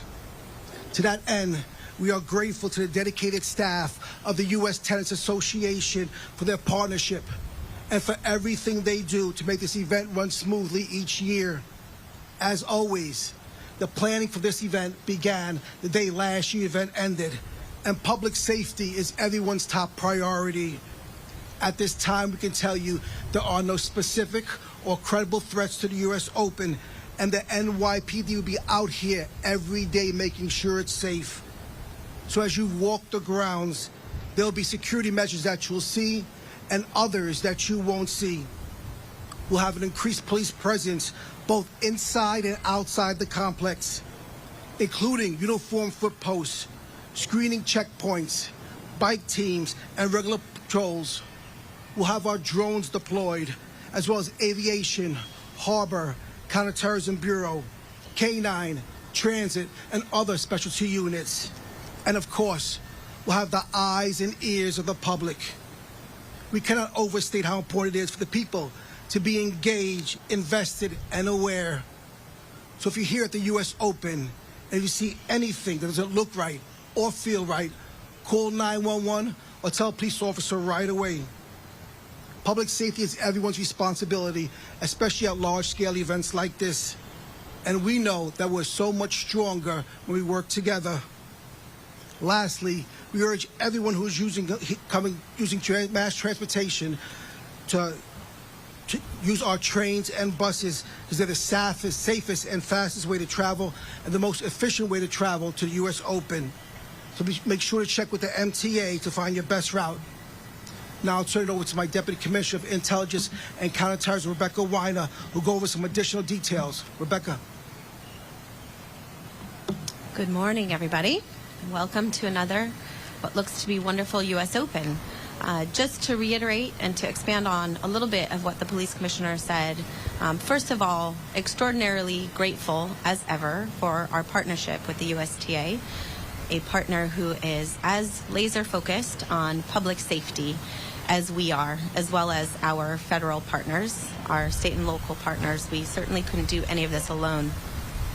There are no specific or credible threats to the U.S. Open. However, we're in a different threat environment than we were last year at this time. And so when we are collectively thinking through all of the measures that we're putting in place around this U.S. Open, we are mindful of what's happening around the world. We will, as ever, have a multi-phased and faceted program around securing this event, which includes intelligence resources, and we are very tuned into what's happening around the world with an eye on how that could impact the U.S. Open. But again, happy to report no specific or credible threats. And a robust suite of counterterrorism capabilities, which includes K-9 teams, explosive detection, our bomb squad, certainly specialized resources around radiation detection, chem-biorad nuclear, hostile surveillance detection, all of these tiered approaches to making sure that the spectators, that the athletes, that everybody who's involved in this event can have the time that they need and focus on the fun that's in hand. So whether it is barriers or dogs or heavy weapons teams or all of the patrol officers that are going to be stationed around this facility, ingress, egress points and through it, know that this is your team here for your public safety.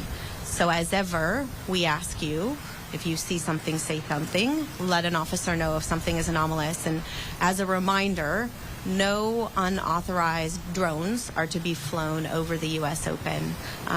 We recognize that this is an environment where there's a lot of protest activity. There has been for the last 10 and a half months around the city.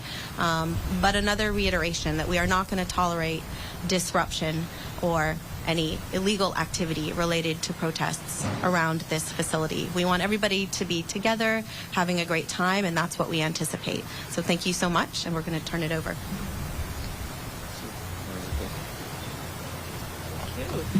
Good morning, everyone. My name is Assistant Chief Christine Bastiedenbeck. I'm the Commanding Officer of Patrol Borough Queens North. Nearly 1 million spectators are expected to attend the U.S. Open this year.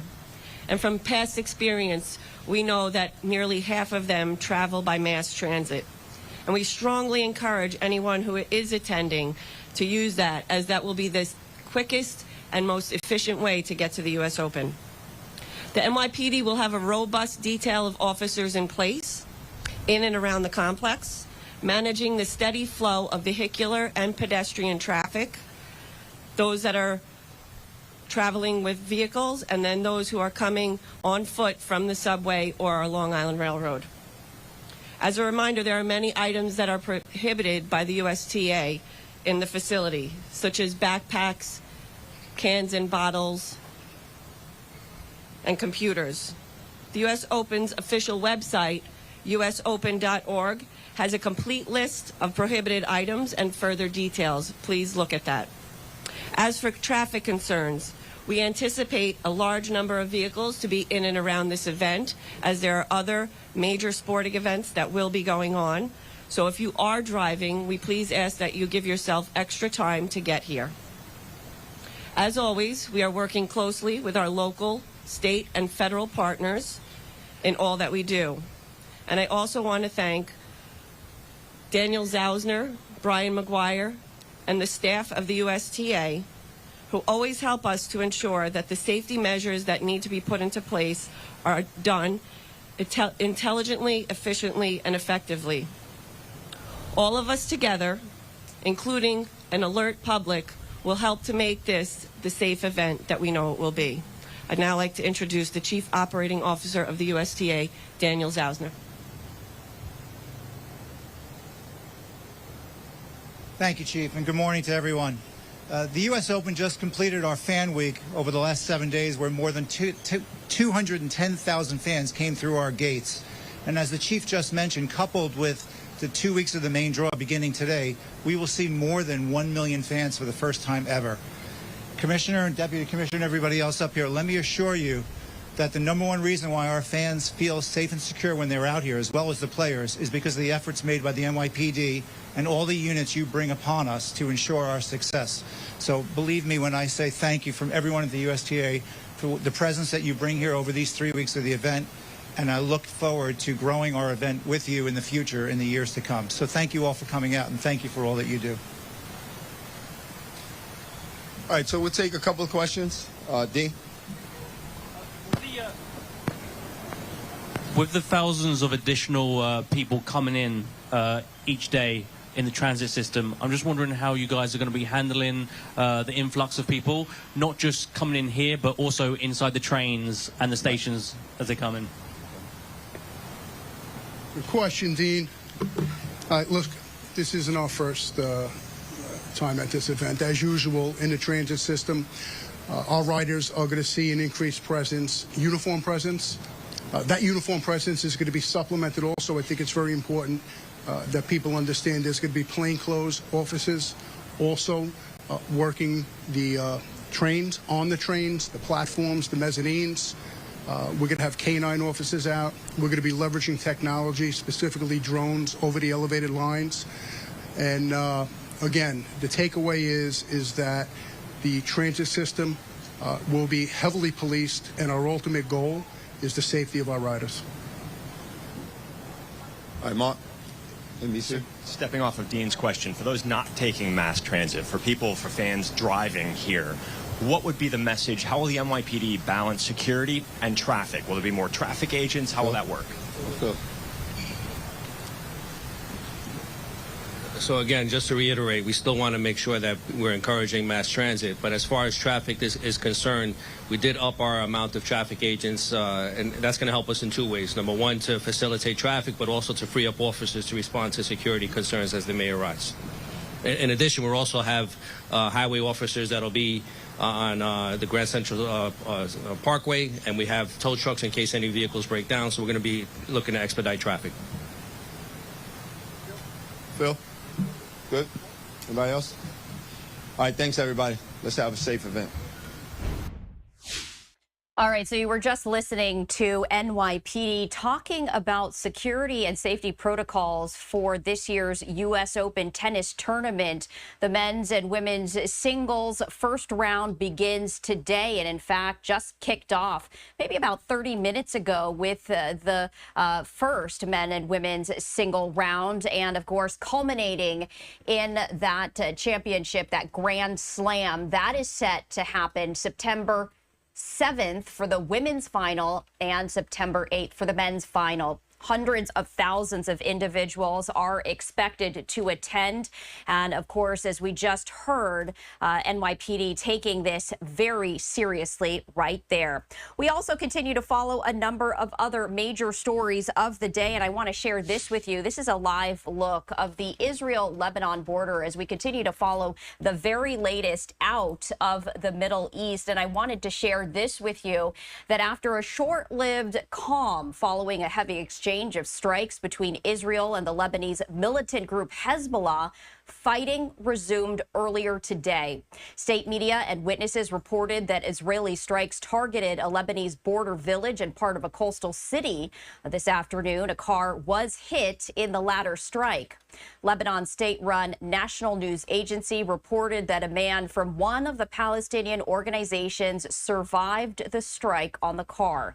In addition to targeting Hezbollah members, Israel has occasionally targeted members of Hamas and other Palestinian armed groups in Lebanon.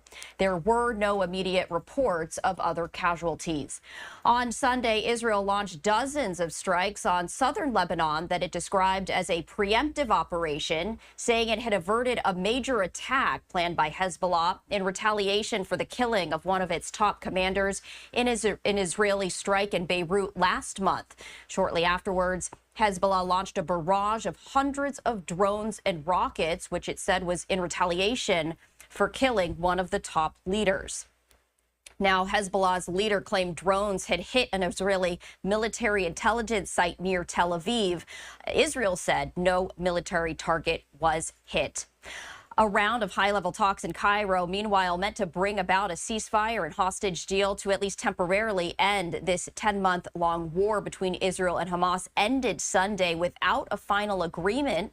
That's according to a U.S. official. But talks will continue at lower levels in the coming days in an effort to bridge remaining gaps. The official, who spoke on a condition of anonymity to discuss the talks, said lower-level working teams will remain in Cairo to meet with mediators of of the United States, Qatar, and Egypt in hopes of addressing remaining disagreements. The official called the recent conversations, which began Thursday in Cairo and continued through Sunday, as, quote, constructive, and said all parties were working to reach a final and implementable agreement.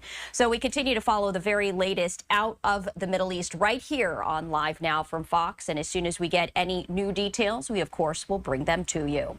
We are going to step away for a 2-minute break. After that, we have another live event that we do want to get to, as a panel of experts are now talking about the Democratic National Convention. That coming up after the break.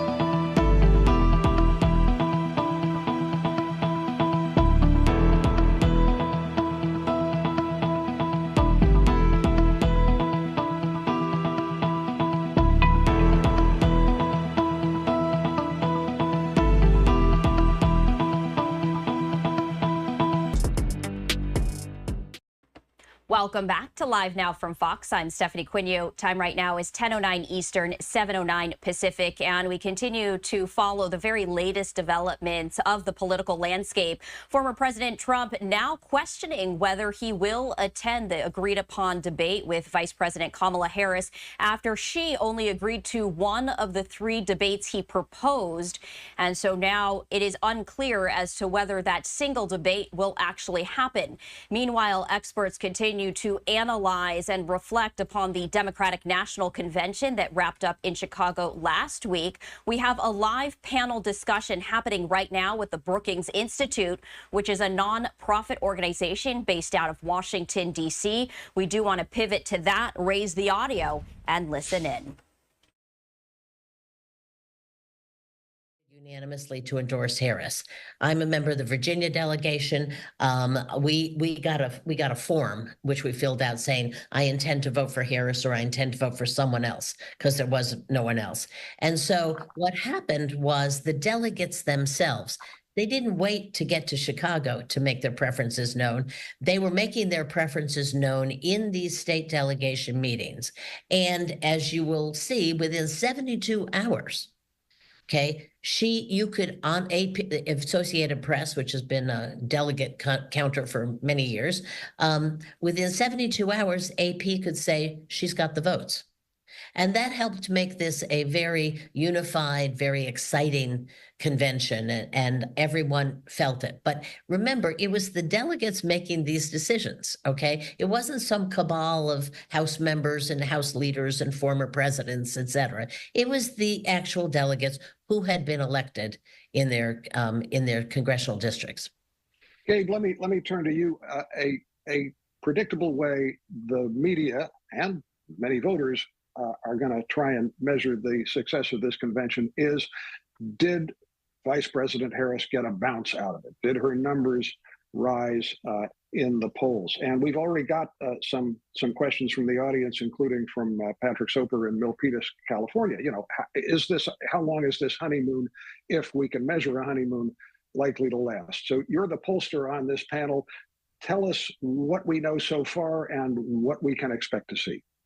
Yeah, absolutely. Thanks, Doyle, for the great questions. It's excellent to be joining everybody on this rockstar panel.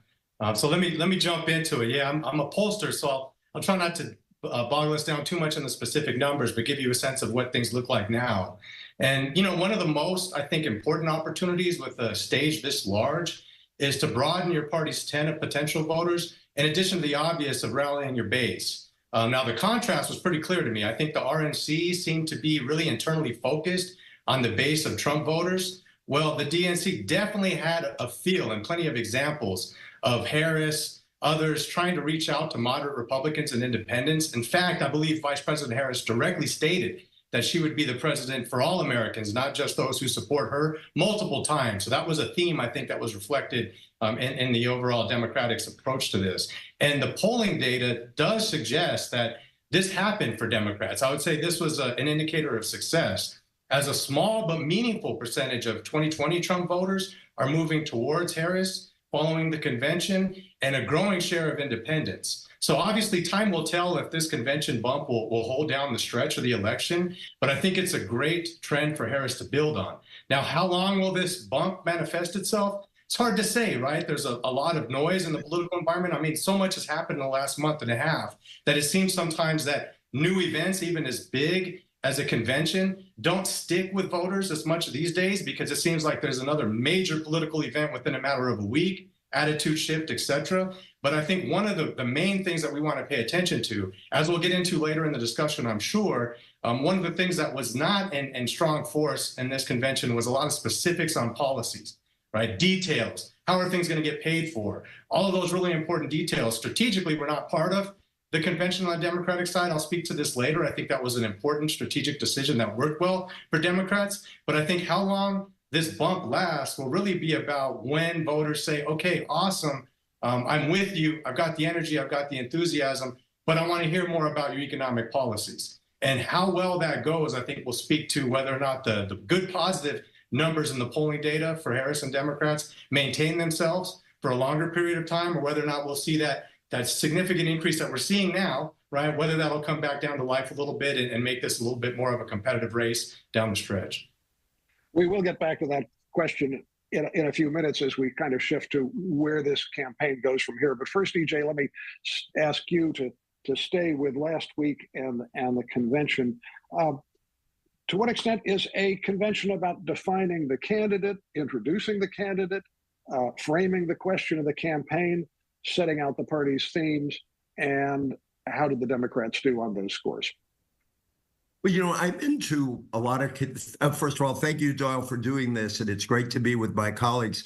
I've been to, believe it or not, to 12 Democratic conventions and 8 Republican conventions, and I've never seen one quite like this. And I think sort of, if you want to think in structural political science terms, this is the first convention since the beginning of the primaries after the reforms of the early 1970s, in which the party, not the voters, directly chose the candidate. Because obviously Biden was unopposed. He got 14 million votes in those primaries. All these delegates were elected, with the exception of maybe a handful, as Biden delegates. When Biden dropped out, there was no mechanism to go back to the people. So this was the party itself deciding that the best move for the party to win the election was to move to Kamala Harris.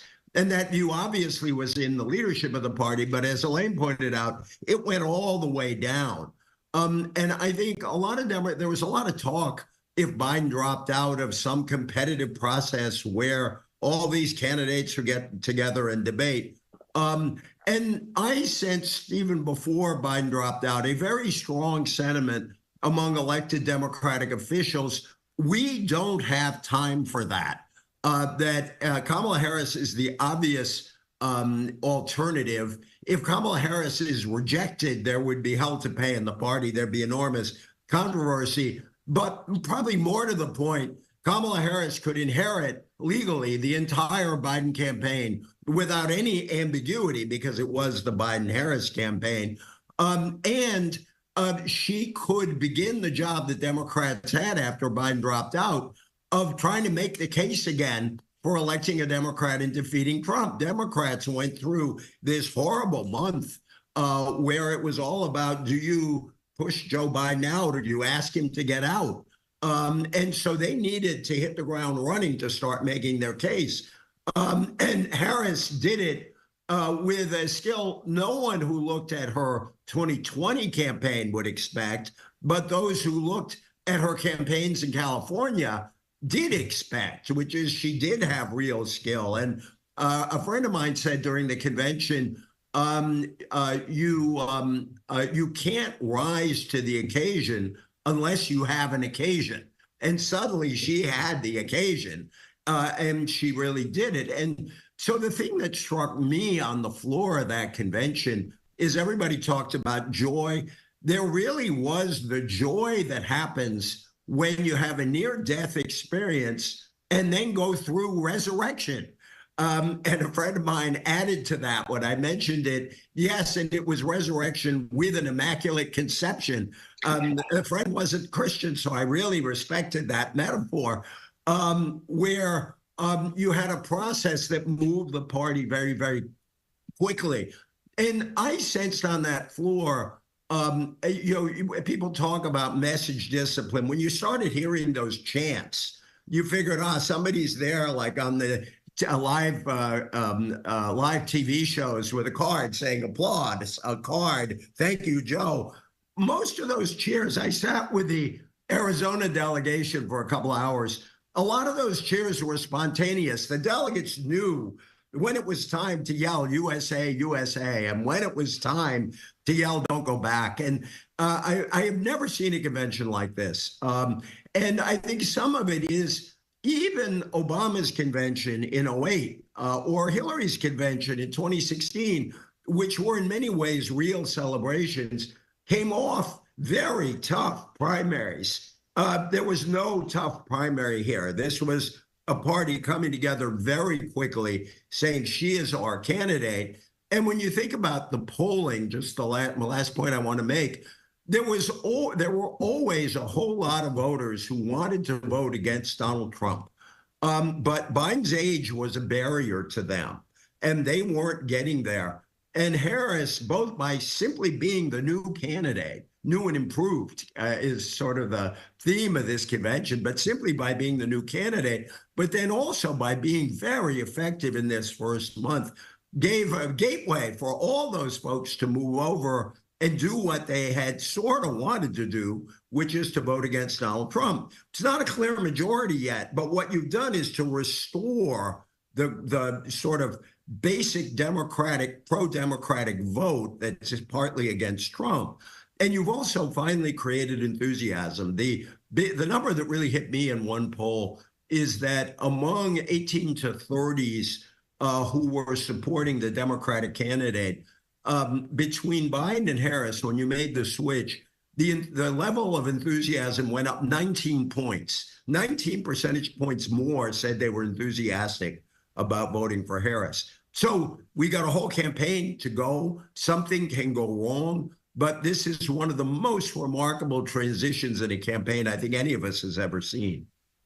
EJ touched on polls. Gabe, I want to, because of your polling expertise, I want to go quickly back to you on one point. Before President Biden dropped out of the race, we did see numbers that were unusual.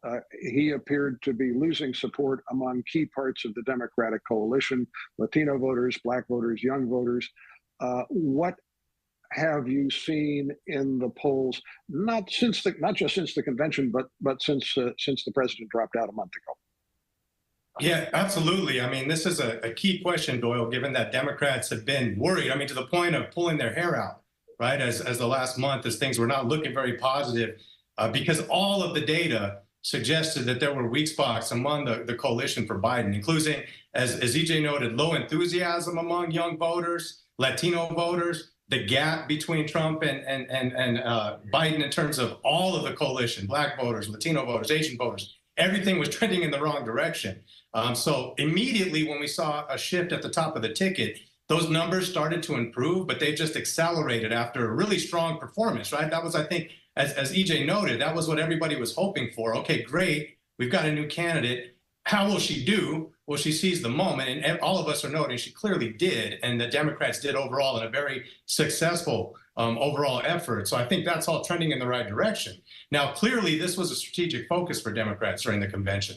I think their effort, for example, to have the Obama speak in primetime spots and use some of the same messaging around hope, optimism for the future, all of this, I think, helped bridge back to that era where the coalition of young voters and diverse voters was obviously key for Democratic success. Of course, the Obamas gave outstanding performances, which helped, I think, infuse that overall messaging around these underlying values, joy, optimism, right? Translating into that kind of notion of remember that time, remember how great it was. I think all of that worked very, very well. And probably most important to me is whether the convention generates energy and enthusiasm that really helps project to the wider population who may not have tuned in to watch this live or on television. And it really sends a message, I think, to some of the coalition as to whether or not the candidate and the party have the momentum to win in November. And on this dimension, again, I think this was a big win for Democrats, and the energy appeared to really translate to this extremely well. I mean, you could feel it through the television set. So I think all of this is well and positive for Harris. Now, what does this mean in terms of polling data, right? When we think about moving back to the Obama era, I think the main thing that I would stress is it felt like for Democrats, this moved from a campaign to a movement. And I think that movement is the energy and enthusiasm and a really underlying desire to try to win, not just in terms of defeating the opposition, but thinking about what this means for actually translating to success and projected to the actual candidate Harris. So polling suggests that with VP Harris on the ticket, this coalition is slowly but surely coming home. Not only have the horse race numbers improved for Democrats among Black, Latino, young voters, Asian American voters, you name it, right? Things are moving in the right direction that Democrats need to see. And enthusiasm is clearly up, as EJ noted. Some of these are eye-popping numbers. Enthusiasm jumping from like 10 to 25% among some of these subgroups. That's very real, and it's sound in the data and consistent. But I think in closing, one of the key indicators in the data, to me maybe the most important, is that there's been a marked shift among Democratic-leaning voters and their underlying attitudes of why they are turning out. And that shift moved from preventing Trump from winning, right, which has basically been our bright spot for those of us looking at data on the Democratic side, from a true and clear in the data support and genuine enthusiasm for Harris as a candidate. And I think that shift is important and ensures that the coalition will be there for Harris if she is able to maintain this energy, following again the transition and conversation from broad themes and underlying values to details about policy. If she's able to make that transition, I think things are going very, very well for Democrats. They've got to be looking at this very excitedly as they stare at the data. All right, so we're continuing to listen to experts from the Brookings Institute as they are analyzing the Democratic National Convention, continuing to look ahead to the November presidential election. I'm Stephanie Quinn. You're watching Live Now from Fox. We're going to take a 2-minute break. After that, continuing this expert panel talking about American politics. We'll be right back.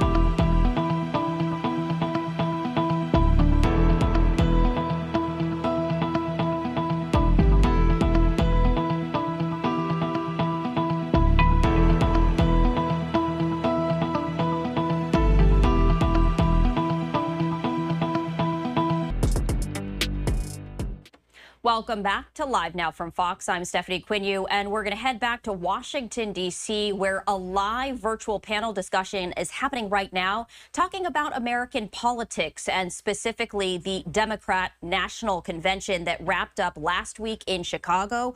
We're going to head over there and listen in. So can you summarize Kamala Harris's message in one sentence? And I said, no, I can't. I can summarize it in one word, and the word is freedom. And you noted there were placards up saying freedom. There was a whole series of speeches that went back to the question of not just joy, but freedom.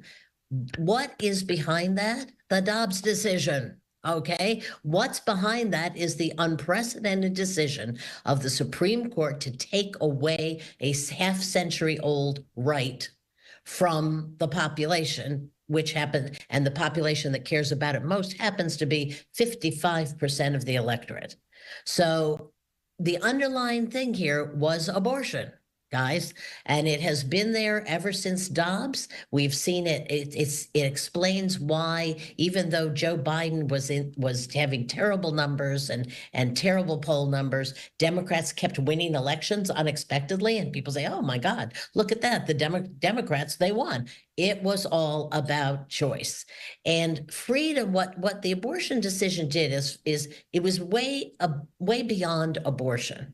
It was about fundamental freedoms. Can the government come into your bedroom or into your home and make decisions for you, or into your doctor's office? That's scary. Okay, it's particularly scary to a country, to an electorate that was built on freedom.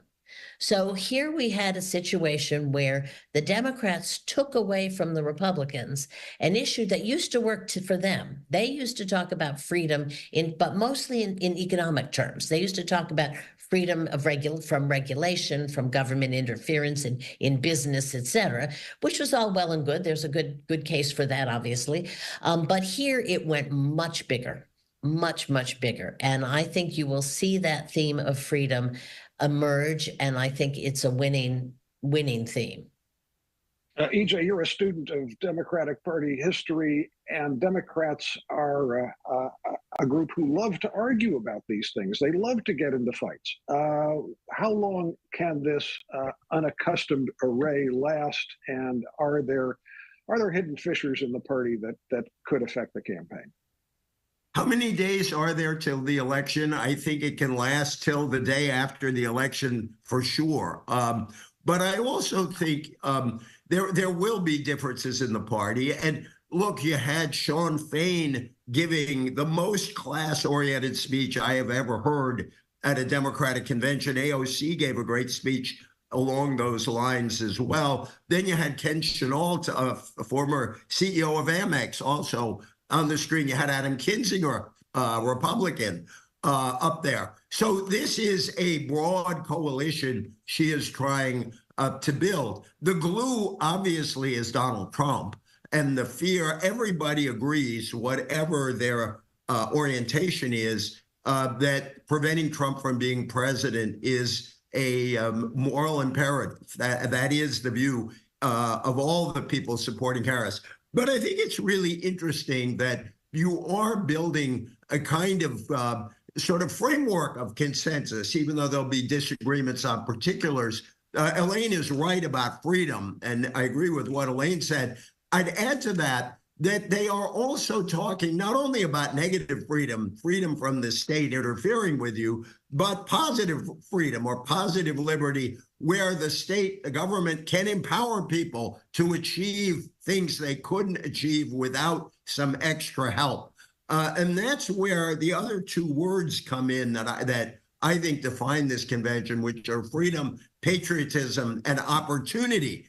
And I can think of a lot of Republicans circa 1980 who would be jealous of the Harris convention for putting those themes and really grabbing them back. And again, it's opportunity defined as, yes, you can do anything you want in this country, but some people start out at an unfair advantage, or some people fall on hard times. You know, Tim Walz talked about the need of survivors benefits to get through. I'm somebody who had survivors benefits help me out when I was a kid after my dad died. There are ways in which government can make opportunity more real for people. And then patriotism, they are offering a very specific definition of patriotism, which is, yes, love of country, but it's love of this country because it is a pluralist democracy that welcomes in all kinds of people. And we figure out, with a lot of fighting and a lot of other stuff, but we figure out how to get along together. And all right, so we're continuing to listen to experts here at the Brookings Institute talking about the Democratic Party, but we also have another live look that just came into our newsroom right here. This is former President Trump making an unexpected stop in Virginia right here. This after he participated in a wreath-laying ceremony in Arlington, Virginia. So we're going to raise the audio as we do see him speaking. Let's listen in. Be with you, and congratulations on your success. Tremendously successful woman, right? Yeah. So congratulations, and it's really an honor to be with you. Thank you. And we're going to be with this man. This is a great gentleman. I love his name, Hung Kao. I love that name. And that name alone should get you elected, right? Yes, sir. But more importantly, actually, he's tremendous. He's tremendous. He ran a great primary campaign. I endorsed him very early, and he did very well, and we think he's got a very good chance of winning for the Senate, and I really believe it. I hope your community gets out and really supports him like 100%, because you can win, definitely win. Yep. And we're looking to win the state, and I think we will win the state. We're looking at polls that are showing us with a lead in the state, which is traditionally not necessarily for Republicans, but I'm not the average Republican. Exactly, sir. And neither are you. And so, please, would you like to say a few words? Dạ, xin chào quý vị. Cảm ơn quý vị tới đây bữa nay có việc là Hải Diện để represent người Mỹ gốc Việt. Ladies and gentlemen, thank you so much for being here. I'm so honored to represent the Vietnamese American community. Next year is the 50th anniversary of the fall of Saigon, and we'll have the first Vietnamese American U.S. Senator on the anniversary. So thank you for President Trump.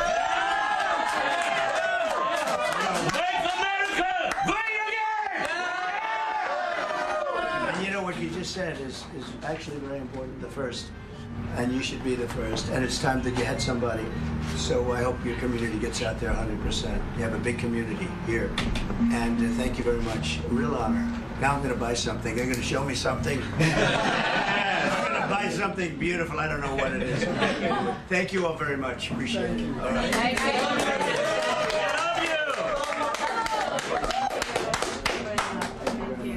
Hello, everybody.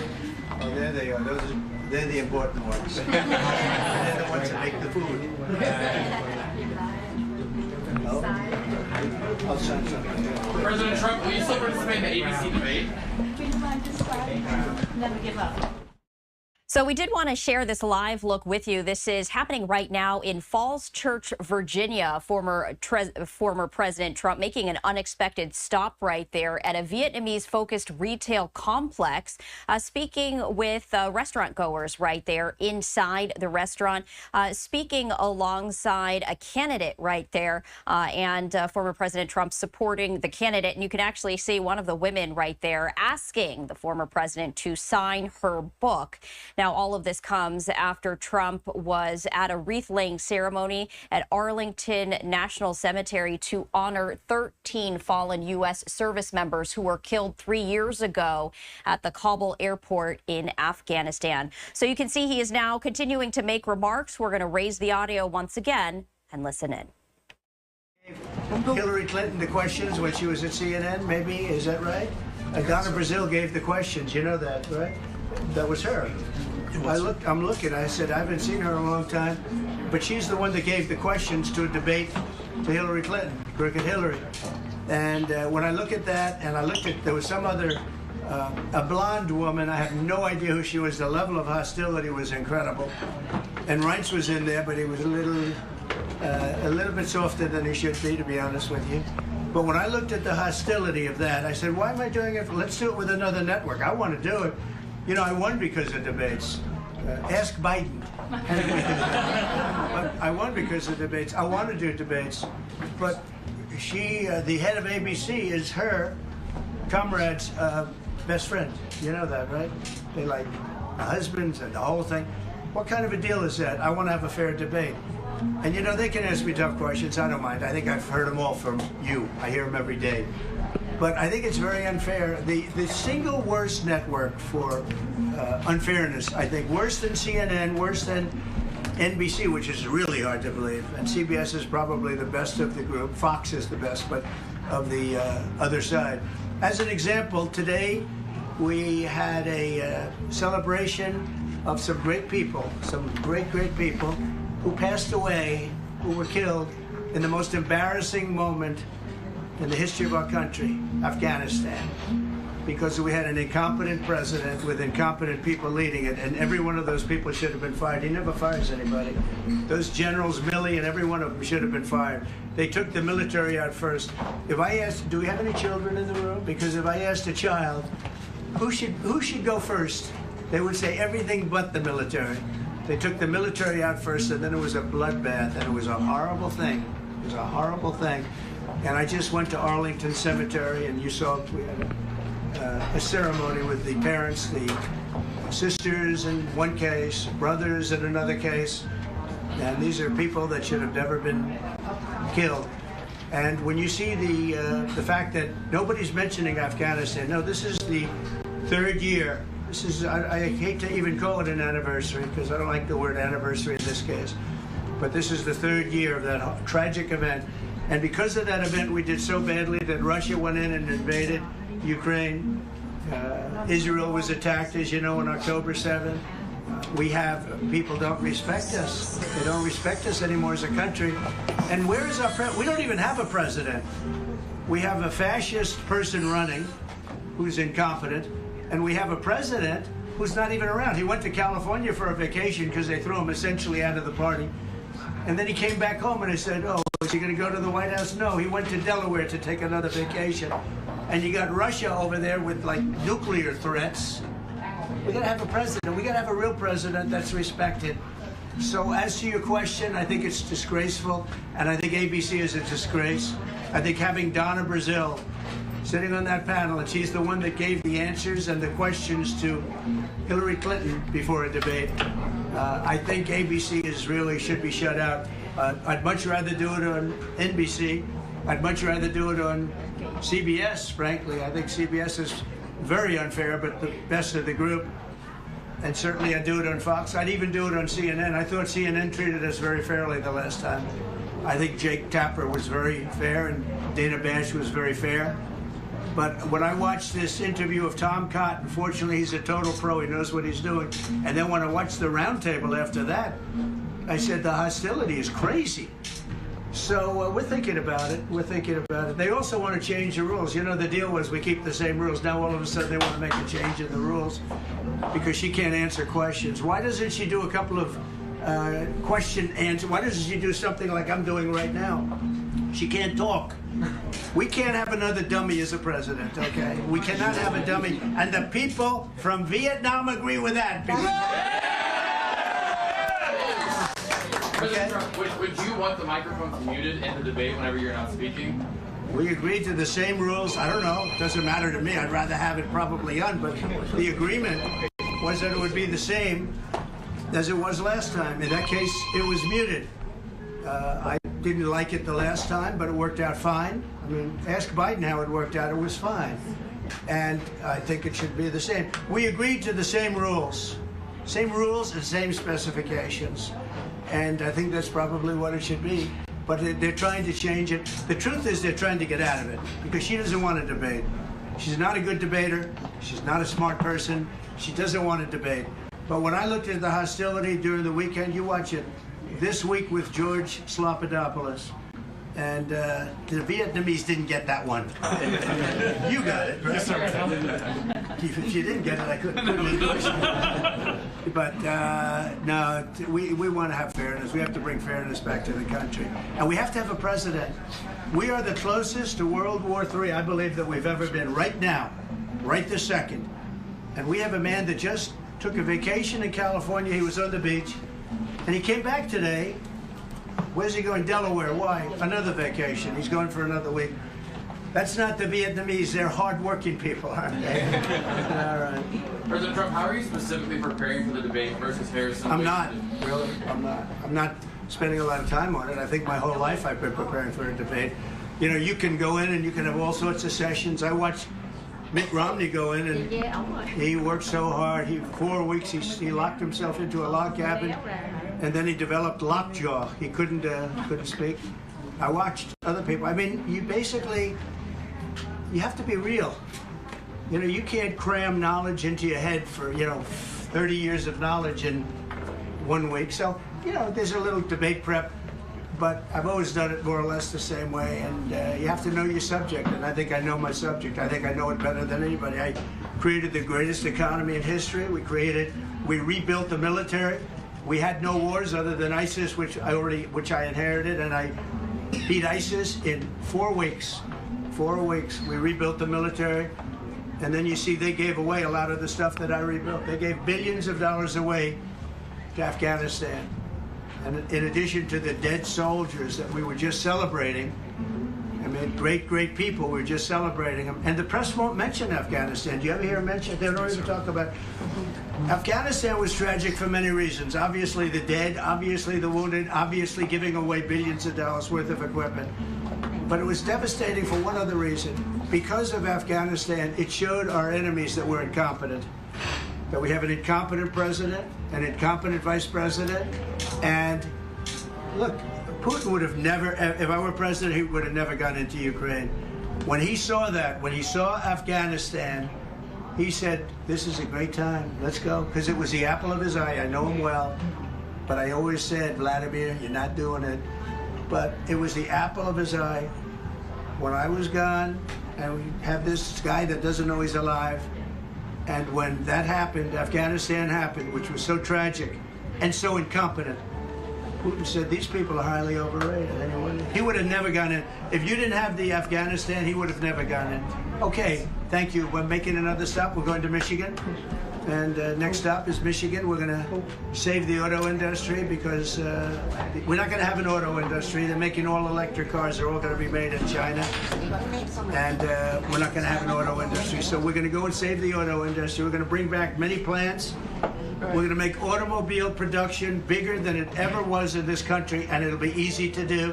And we're not going to let China build massive auto factories in Mexico, where they're building them right now. They're building massive factories in Mexico, and they think they're going to make cars in Mexico, sell them into us, and we're going to lose all our jobs.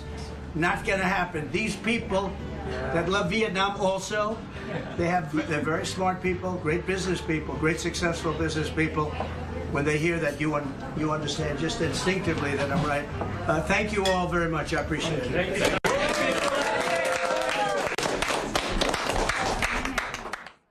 So that was former President Trump talking about a number of topics, including the upcoming debate that he has with Vice President Kamala Harris, saying he is absolutely not preparing, say that he is the most prepared he's ever been, and he doesn't need to practice for that upcoming debate. Also saying that he's disappointed that right now he's only scheduled to have one debate against Harris. He had proposed 3 debates. Right now, Vice President Harris has agreed to 1.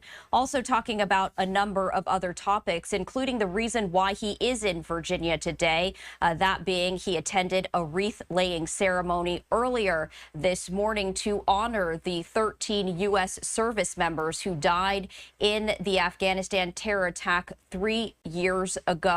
And he took part in that ceremony a short time ago. Now, a live look into a Vietnamese restaurant right there in Falls Church, Virginia, as he's talking with crowds right there. He also mentioned that he will next be going to Michigan, talking about the auto industry, talking about the importance that there are still traditional cars out there and vehicles, and that not every car is electric. So we did want to bring this live look to you. You can see the photographer right there trying to get a better look at the former president as he is surrounded by folks who want his autograph and want to chat with him right there. And you can see that there's also a barrier of Secret Service agents. We are going to step away for a 2-minute break here on Live Now from Fox. Much more live coverage after that. Stay with us.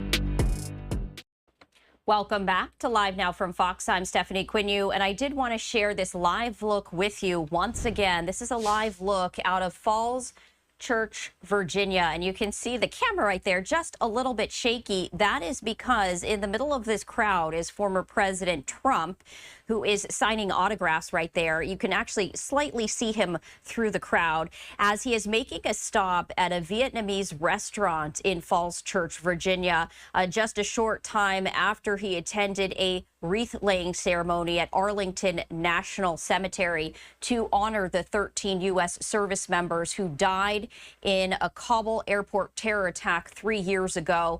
He spoke for quite a bit, talking about a number of issues, including the upcoming debate with Vice President Kamala Harris, saying he is absolutely doing no practicing whatsoever. He is completely prepared, but he is disappointed. You can actually see he's speaking once again. Let's raise the audio.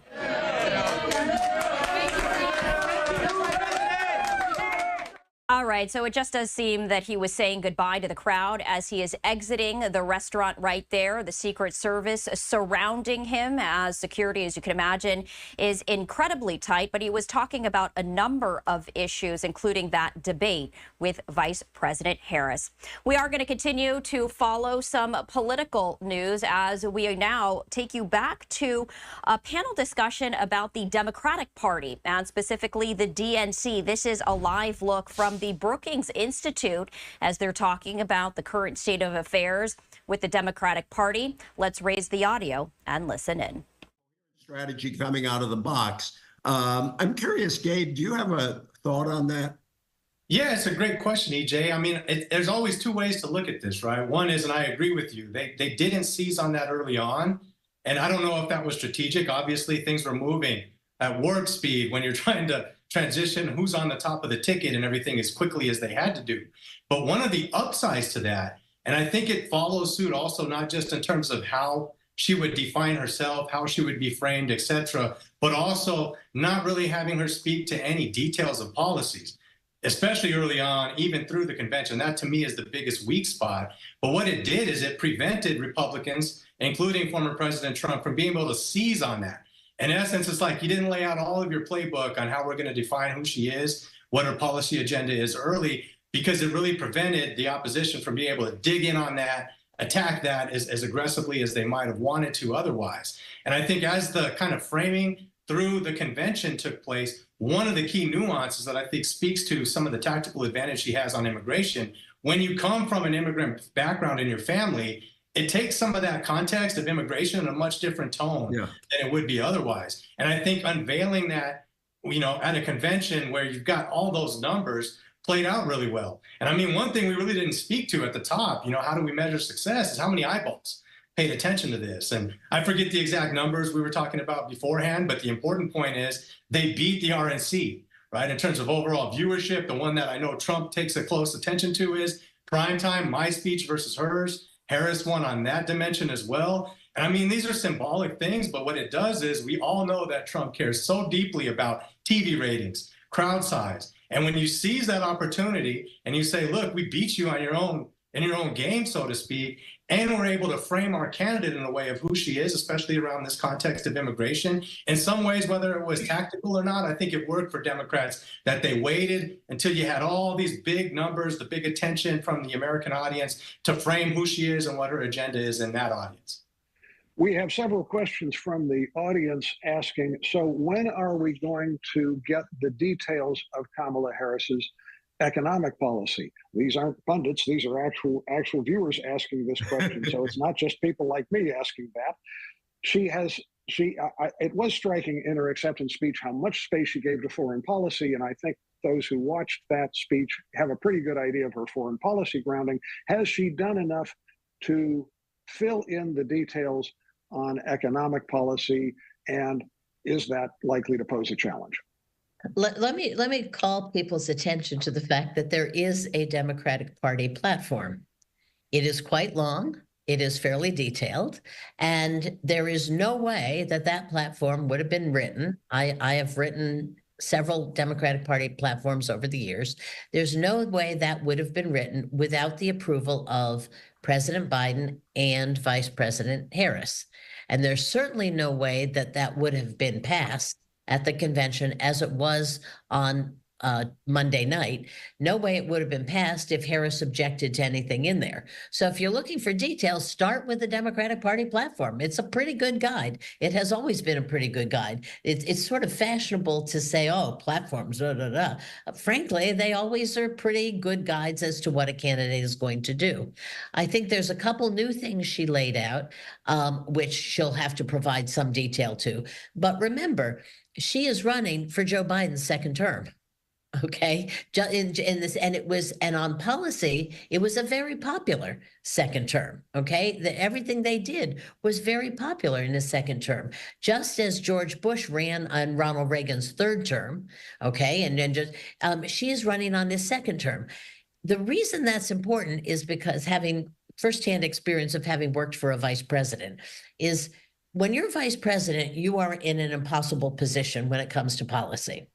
If you don't agree with the policy of your president, people think you're kind of a bad person, like what a disloyal jerk you are, right? Or they say, well, wait a minute, if you disagreed with that, how come you didn't speak up when you were in the Oval Office in the privacy? So you cannot disagree with the policy of your president, okay? You have to take that policy and bring it forward. And I think that's what most of her policy has been doing. So if you look at the Democratic platform, if you look at where Joe Biden has been, if you look at what Joe Biden says about unfinished work, you'll get a pretty good idea of her policy details. This is not, she didn't come out of nowhere. Okay. And by the way, one of the reasons that the Democratic world coalesced so quickly around her is they knew that. They knew what her policies were, because guess what? Her policies are Joe Biden's policies. She doesn't have any other option. Whereas that was not the case, by the way, for a Gavin Newsom or a Gretchen Whitmer or all the other people being talked about. We didn't really know where their policy was. So we know a lot about her. Although she's not explicit. Yeah, go ahead, EJ. Well, I was going to say, to quote Kamala Harris' mother, she didn't just fall out of a coconut tree. Right. Yeah, exactly. And, you know, it's funny, as Elaine was talking, I put together a list. Family leave, expanded family leave, elder care, child care, that's all detailed in Biden's program. Expanding health coverage by expanding out Obamacare, a lot of that's been in Biden's program. Building up the care economy.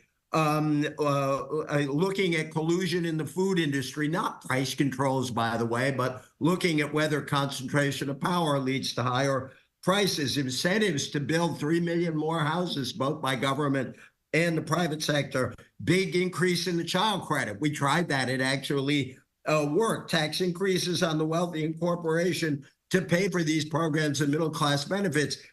People act as if there's no policy out there. There's a lot of policy out there that she has proposed. And the issue is, how much specificity does a candidate have to offer on this? Behind a lot of these, there's quite a bit of specificity already. These policies didn't fall out of a coconut tree either. And so, yeah, I think the more I'm pro-policy. I work at the Brookings Institute. The more she wants to do, the better. But I think I think the country knows where she would want to go. Gabe, do you agree? Yeah, I agree with my colleagues. Only a couple of things I'll point out is, let's remind ourselves, it was a strategic decision by Democrats not to get into the weeds of policies, especially economic policy, during the convention. They knew they could feel the wind right at their back as the transition to Harris. All the polling numbers are going in the right direction, right? Record numbers of donations. When you got all of that momentum moving forward, the last thing you want to do is steer away from that by getting into the weeds of concrete policy discussion. So let's remind ourselves, it worked. It was a strategic focus, but as the member of the audience points out, eventually Americans are going to want to hear more details. And I agree with my colleagues. It's all there, right? Not a big shift from Biden's agenda, especially in terms of what is often referred to as the care economy. To me, what the difference is going to be, my biggest critique of the Biden campaign wasn't about the underlying policies. It's how it was communicated and whether or not what's been winning and working for Biden and the successes that have been made on the economy, for whatever reason, It was not translating in the messaging to reach the audience that's intended to reach, right? Whether or not Harris and Walz can really improve on the messaging and the outreach, to me, that's going to be the real story of whether or not they win this election. Let's remind ourselves, every single poll, even after the shift in the ticket, has still indicated pocketbook issues, inflation, jobs that pay me enough to keep up with inflation. Number one issue for all voters across all subgroups of the electorate. And although the gap is closed when you ask those folks, who do you trust better on the economy? Trump is still winning on that issue in terms of all public polls that are reputable that I've seen. So I think they're going to have to move pretty quickly and thinking about not what the underlying policies are. These are all things that are very popular among Democrats. How do you message that those things are going to be effective? I can get those things passed when other Democrats have not been able to get it moved through Congress. And how am I going to pay for it? How well they can communicate on those issues, to me, will be the story of the election. And Gabe, as we move into the last 3 minutes of this discussion, give us a quick reality check on where the polls top line are these days. It's tempting to come out of a successful convention with a kind of an air of triumphalism. But as I'm looking at the polls, Kamala Harris is now pretty much at parity with Mr. Trump, which does not mean she can count on winning the Electoral College. All right. So wrapping up right now, the experts talking about the Democratic Party right there in particular. We do have some other major news that we do want to get to. This is a live look out of the Middle East right there, specifically the Israel-Lebanon border.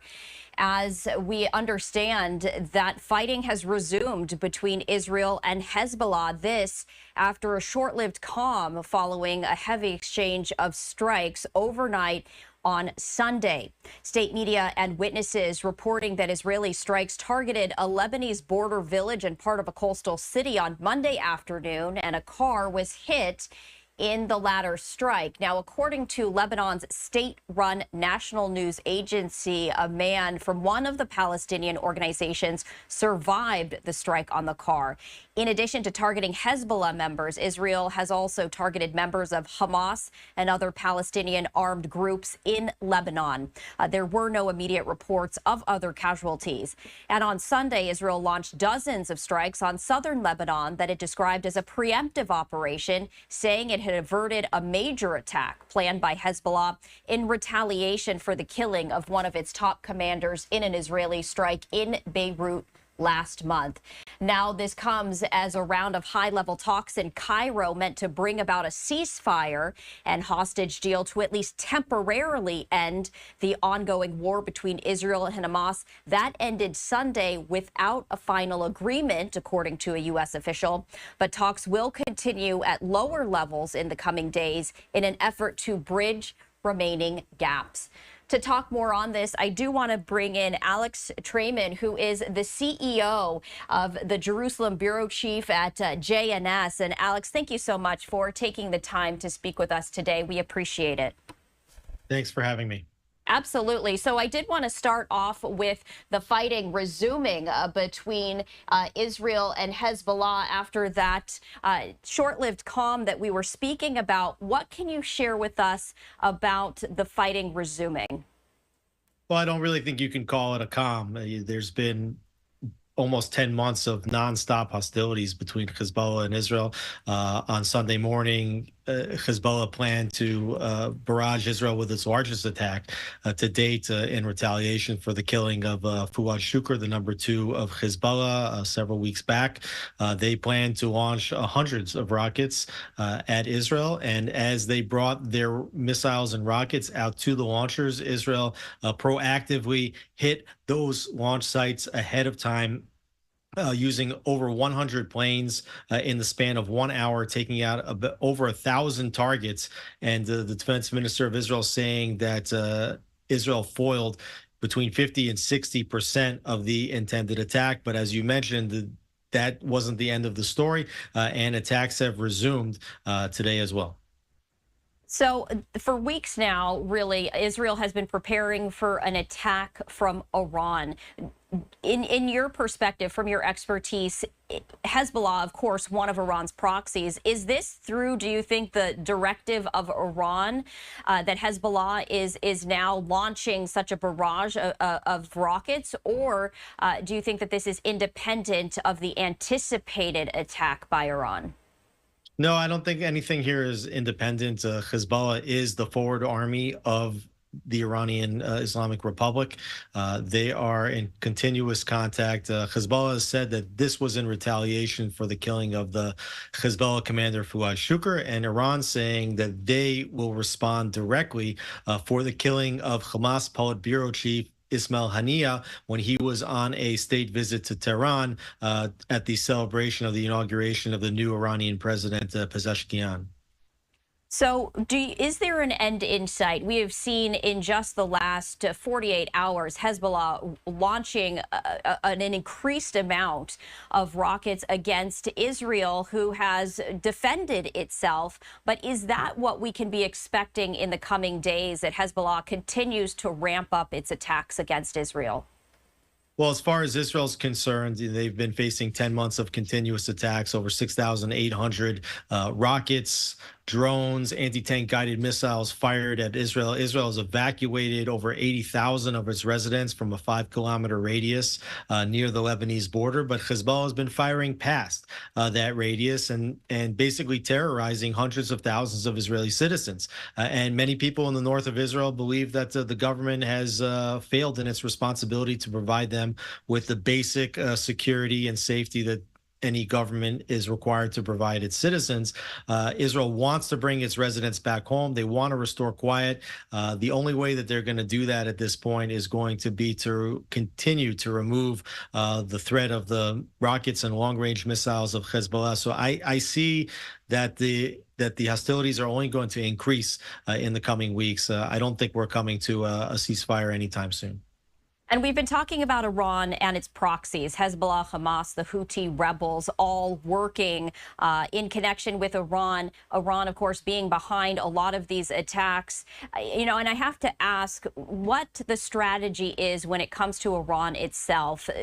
Many people saying that Iran is on the precipice of obtaining nuclear capability, and that could be devastating, not just to Israel, but really to the international community. What are the next steps for Israel not to allow that to happen and not to allow this to escalate to that point?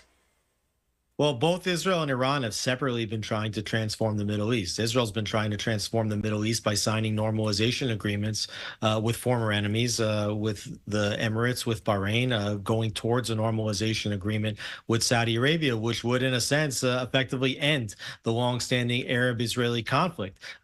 Iran is trying to transform the region and turn it into a terror den under its auspices, and it has destabilized countries including Iraq, Syria, Lebanon, Yemen, as well as Gaza, essentially creating a ring of fire around the state of Israel and trying to actively prevent Israel from becoming a dominant regional force and from normalizing relations with Saudi Arabia. And as you mentioned, Iran has been illicitly developing nuclear weapons. According to all intelligence estimates, Iran is on the precipice of becoming a nuclear power.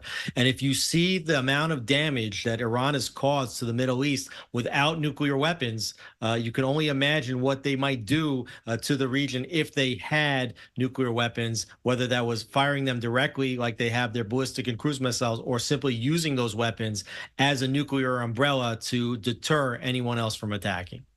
Right now, it's solely Israel who is fighting directly with, on many fronts, with Hezbollah, with Hamas, with the Houthi rebels. From your perspective, where is it? What is the timeline, or what needs to happen in order for other allies to go further and not just supply funding and weaponry, but perhaps have boots on the ground to deter a further escalation of this regional war? Well, I think that a lot of Israel's supposed allies have mistermed this conflict as being part of the extended Israeli-Palestinian conflict. But Israel's not fighting with the overwhelming majority of Palestinians living in Judea and Samaria, also known as the West Bank, not with the Arabs living in Jerusalem or in any of the mixed Israeli-Arab cities. Rather, Israel is fighting against the Palestinians living in Gaza because that's Hamas. And as you said, Hamas, Hezbollah, the Houthis are all Iranian proxies. Once the international community begins to understand that all of the destabilization in the Middle East, not just in Israel, but in the entire region has been caused by Iran, they should recognize that all the red lines have been crossed, all the efforts to try to bring Iran into the community of nations, all the efforts to fund Iran as it illicitly develops nuclear weapons have all led to further belligerence, further malign activity. And ultimately, I think that the only way that this problem is going to get solved is with a strong military response. When you take a look at the current landscape, the situation that Israel is in right now, what are you looking ahead to see what might happen, or what do you anticipate will happen? Well, I would anticipate that the hostilities between Israel and Hezbollah will expand dramatically in the coming weeks and months. It's hard to gauge exactly the timeline. I think for many Israelis didn't expect that this war would already be approaching a year's length in time. And certainly, Israel had promised its residents in the north that they would be able to return to their homes in time for the school year. It's clear that that's not going to happen. But Israel is definitely running out of patience. They've run out of patience with the international community, which is trying to push for a ceasefire deal. That all those efforts have proven a failure. And I think that Israel is going to have to figure out how to conclude this war the hard way because it doesn't look like any kind of a diplomatic arrangement is in sight. Alex, before we let you go, any final thoughts? Well, I think that all the red lines have been crossed. Israel is fighting a battle not only for its own existence, for its own legitimacy, for its own survival, but it's actually fighting a battle for the West. I mean, you alluded to this in your questions, and I do think that Israel is the forward base for all of Western civilization here, fighting against Islamic radicalism in the Islamic Republic of Iran. I think that the entire world is depending on an Israeli victory. It will be up to those other countries to decide how much they want to aid Israel in that battle. But if they're not, Israel has always said that they're willing to defend themselves by themselves. All right, Alex, as always, we do appreciate you taking the time to join us here on Live Now from Fox. Thank you for having me. And we continue to follow all of the developments out of the Middle East as fighting has resumed between Israel and Hezbollah. As soon as we get any new updates, we, of course, will bring them to you. For now, we are going to step away for a 2-minute break. We'll be right back.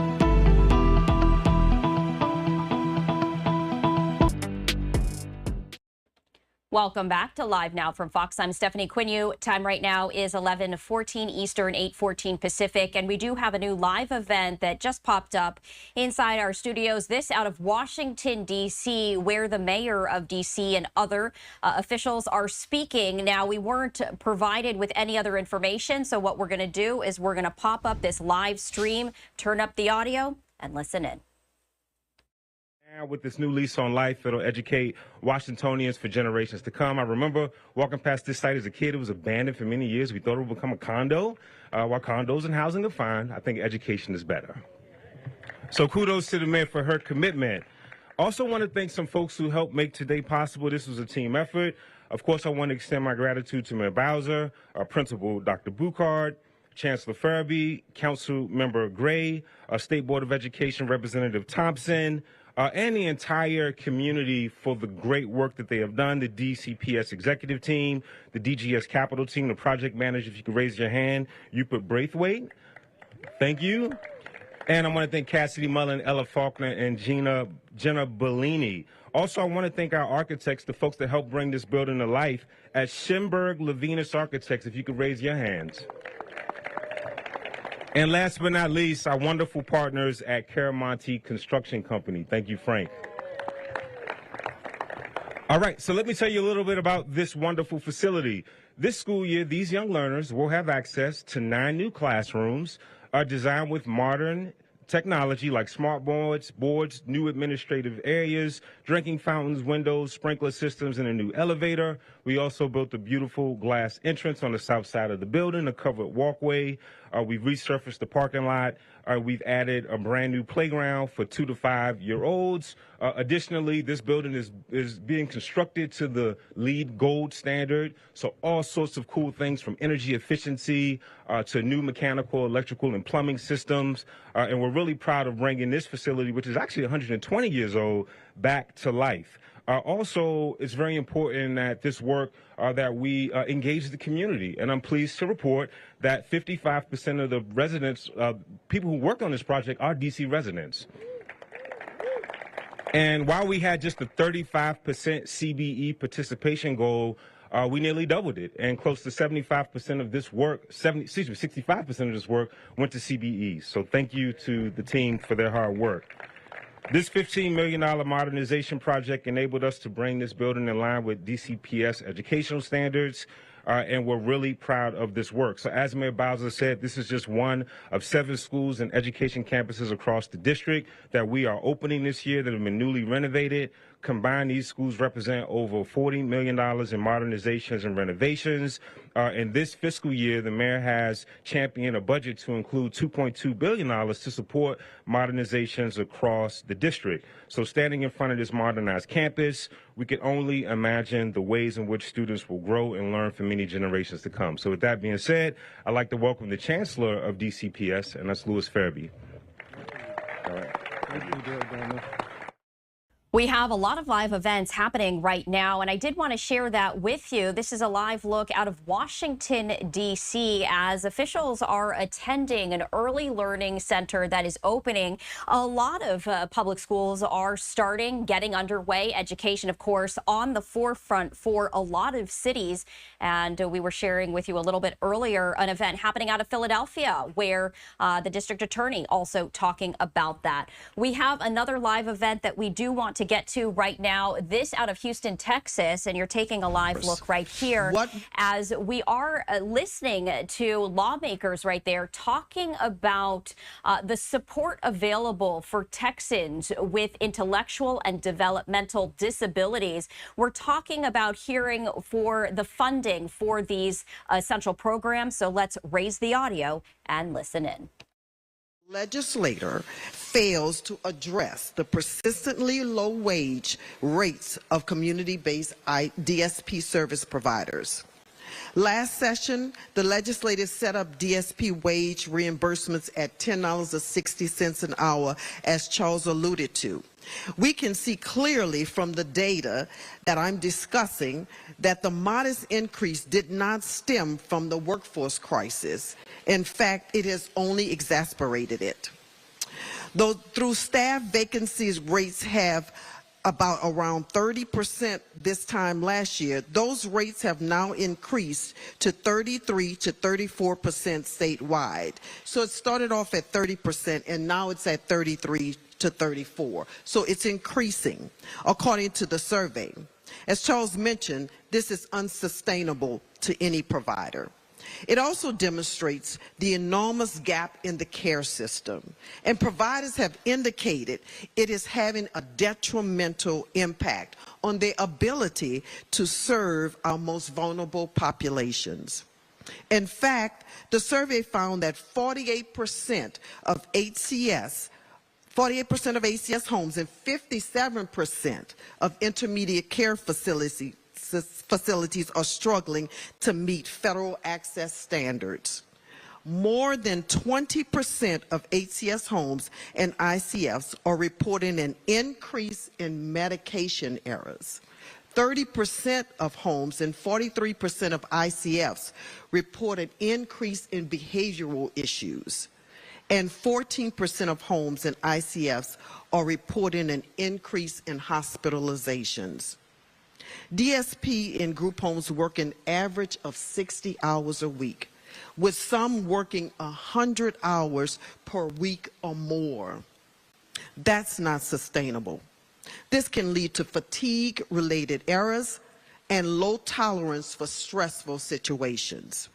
The reality is that community-based IDD service providers in Texas are facing a workforce crisis.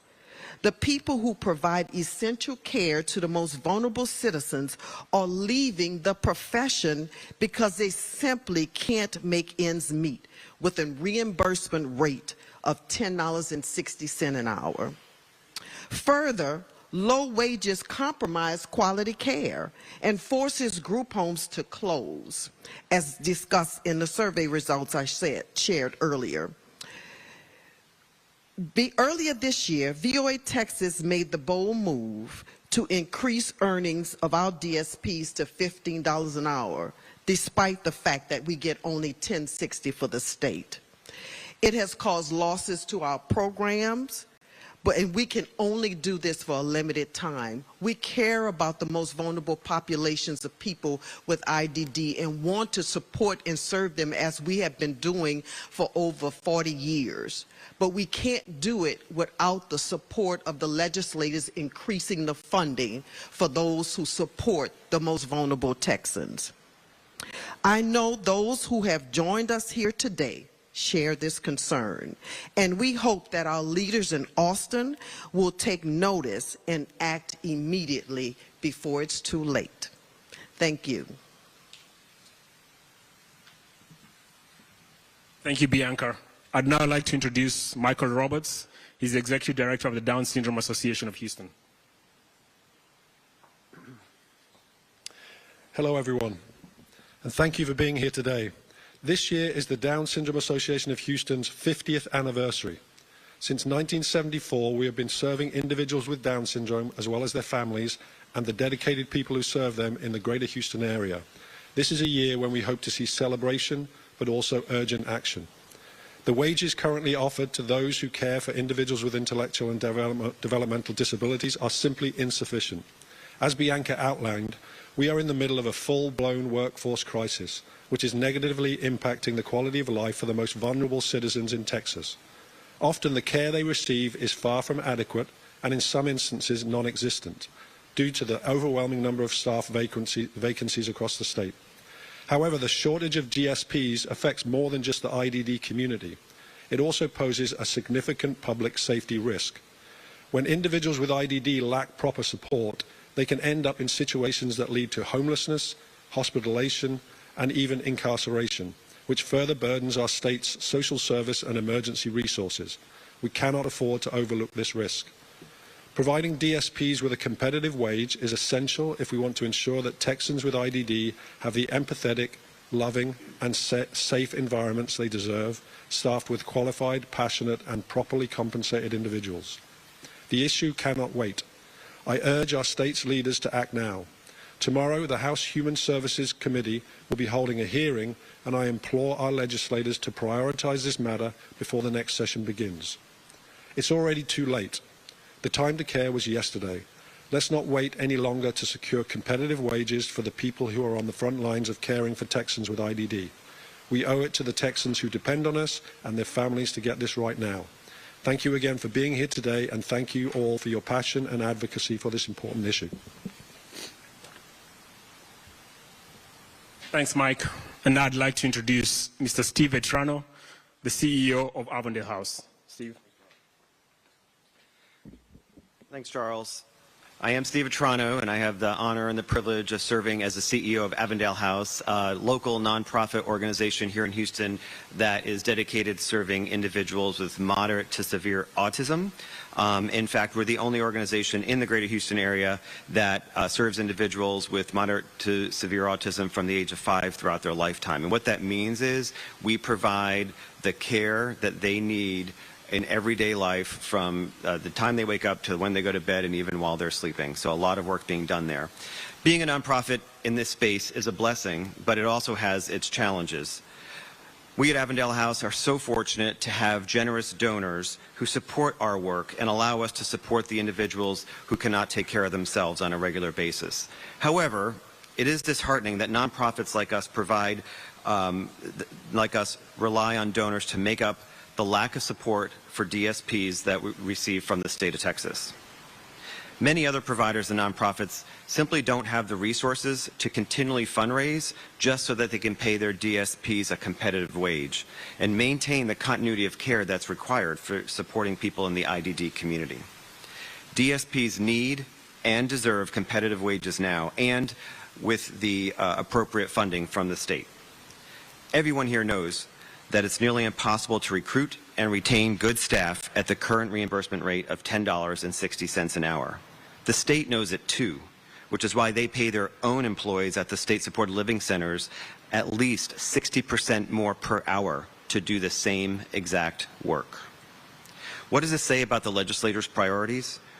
Well, for me, it tells us, and all the good people that I have the fortune to work with, that the IDD services community is an afterthought. And that needs to change now. How do we ensure the health and safety of people with IDD without experienced staff? We can't. We're seeing the system collapse all over the state.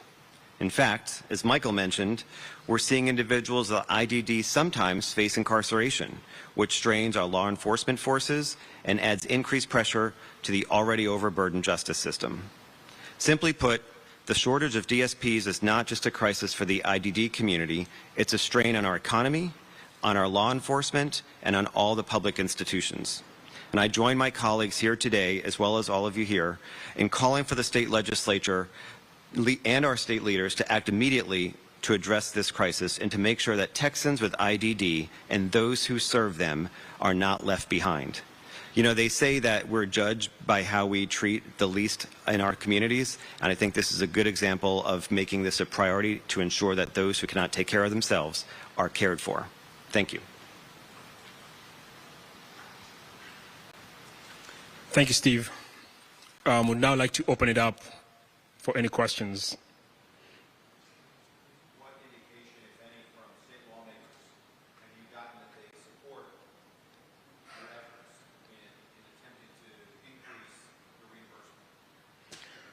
They say all the right things when we speak to them. They tell us they're going to help us, and then they had a small increase when they were increased last year to 1060, but that was nowhere close to enough. So they say the right things, but their actions speak louder than words, which is why we're here today asking them and imploring them to actually, as Steve alluded to, they pay the state-funded facilities 60% higher than they reimburse the rest of us, which means they know they need to pay us more, but they choose not to. Yes, ma'am.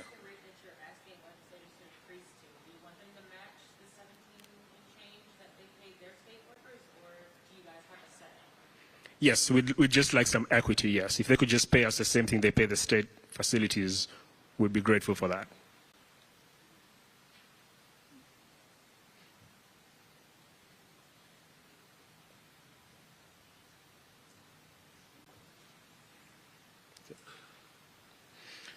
Well, again, thank you all for your time today. We appreciate it. And we hope you'll continue to follow along on our journey to encourage your Texas legislator to support those who serve the most vulnerable Texans. As you heard, the VOA has been around for 40 years. The Down Syndrome Association has been around for 50 years. We're coming close to our 75th anniversary. Avondale House has been around for 50 years. So imagine 40, 50, 50, and 75 years of struggling with this. We request, respectfully, we implore our legislators to increase the rate. And I encourage all of you to please visit timetocare.tx.org to learn more about how you can get involved, how you can send letters to the legislators, and how you can tell our story about the urgent need to take care of the most vulnerable of our populations. Yes, ma'am. Yes, absolutely.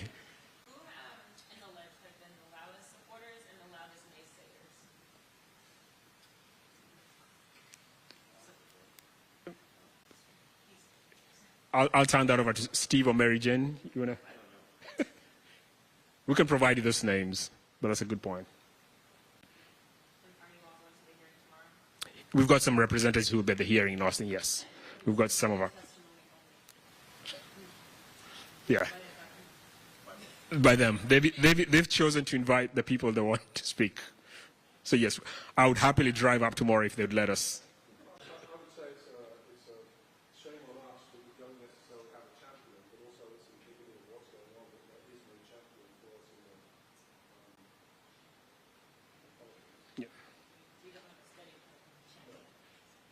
I do know the Private Providers Association will be there tomorrow as well. So there will be some people, but it was very invited. And to Mike's point, it would be nice if they could open it up. I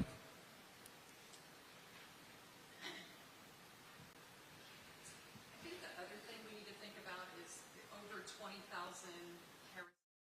We're listening to lawmakers out of Houston, Texas, talking about initiatives to help Texans with intellectual and developmental disabilities, talking about how there is a crisis within the workforce that directly impacts professionals who serve Texans with intellectual and developmental disabilities, calling on more providers and lawmakers to ensure that the most vulnerable Texans are not left behind. Right now, this is the Q&A portion. Unfortunately, we can't hear the question, so it's a little hard to listen in. What we're going to do now, though, is we're going to step away for a 2-minute break here on Live Now from Fox, continuing our live coverage after that. Stay with us.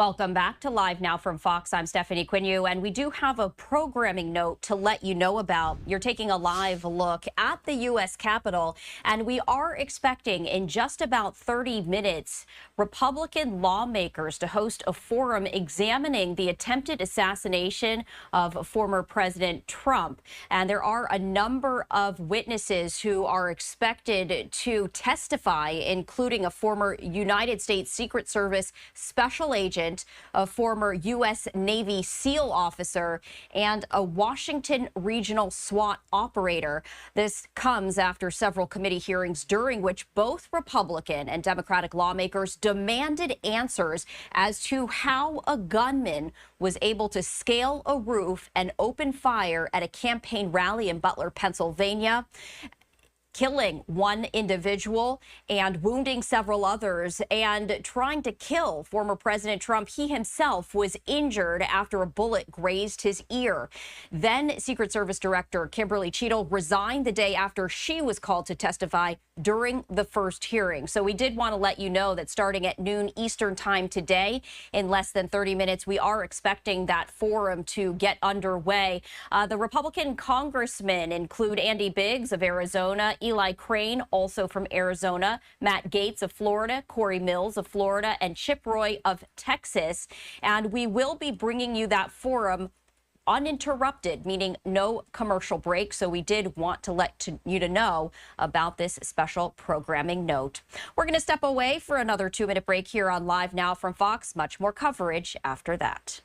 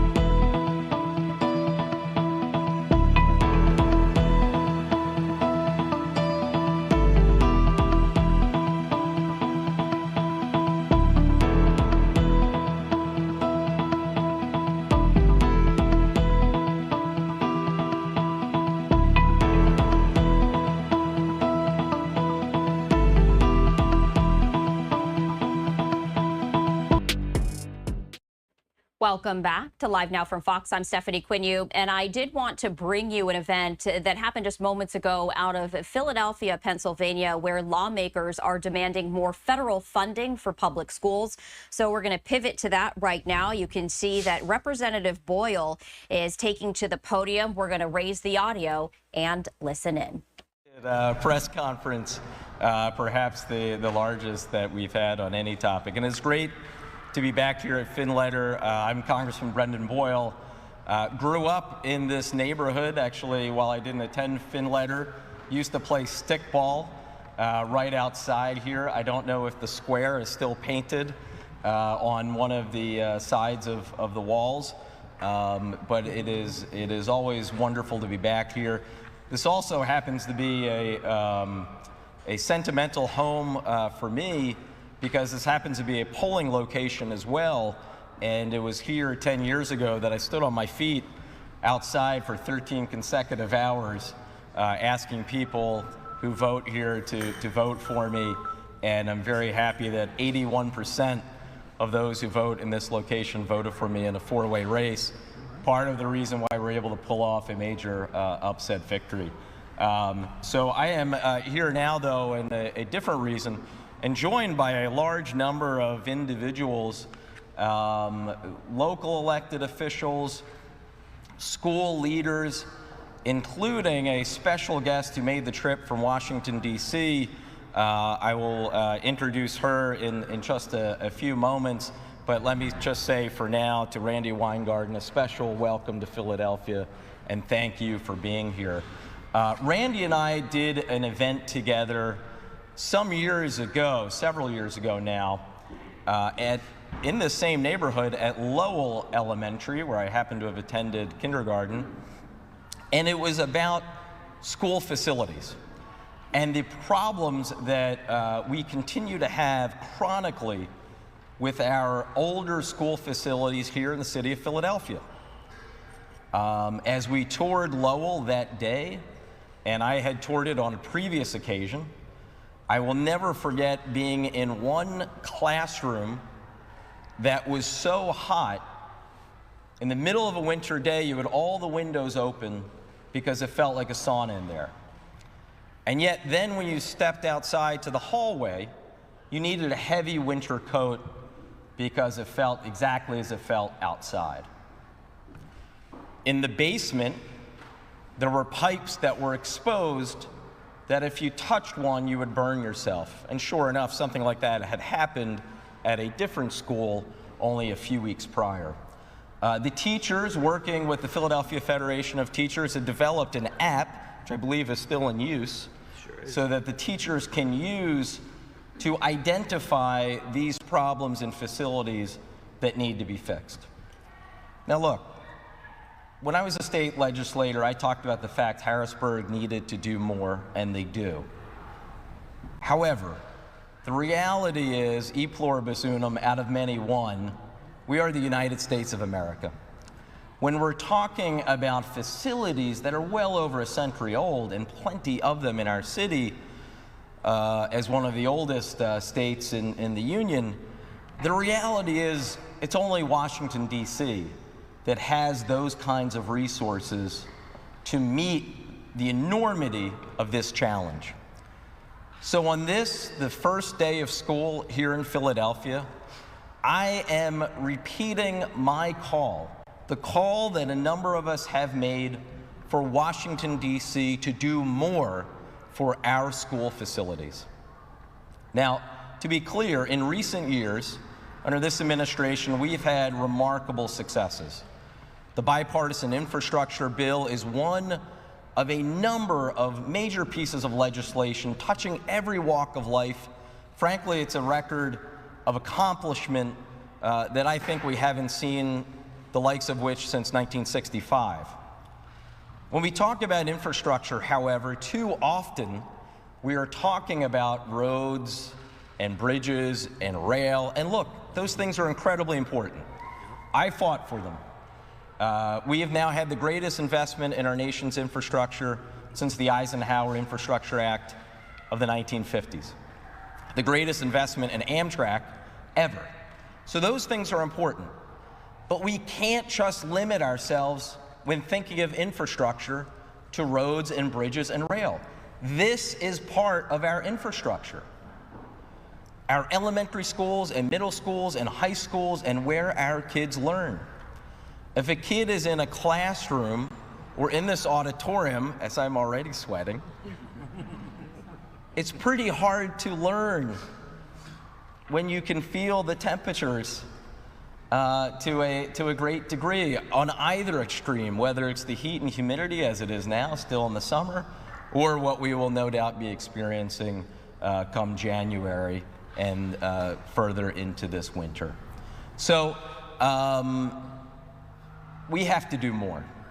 We cannot just rest on the bipartisan infrastructure bill or the American Rescue Plan or the Rebuild Schools Act.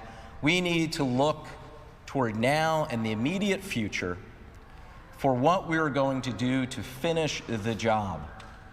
So As you can see, gathered, we have a lot of speakers, even more who are standing behind me as well. I'm going to leave it to Arthur Steinberg, who is the wonderful president here of our teachers union in our city and our Commonwealth. He will, I think, take the opportunity to introduce a number of, or just mention those specific union leaders who are standing behind me. But first, since he is the head of Philadelphia schools and has been nice enough to welcome us here to Finletter, let me introduce Dr. Tony Watlington, the superintendent of the Philadelphia School District. Thank you, Congressman. Good morning. Good morning. Thank you, Congressman. It was interesting as a history teacher to hear that lesson about infrastructure since the 1950s and the Eisenhower and the Lyndon Johnson administration. So thank you for kicking off our history classes at Finletter this morning. I also want to say a very special thank you to all of the folks who were out early this morning. We began the day, Congressman Boyle, at the Shallcross bus garage, and then got right over to Edmonds to welcome our young people back to what we expect will be a great school year. I'm joined by two school board members, Board Member Sarah Ashley Andrews and Board Member Cheryl Harper. They've been with us all day. Please give them a round of applause.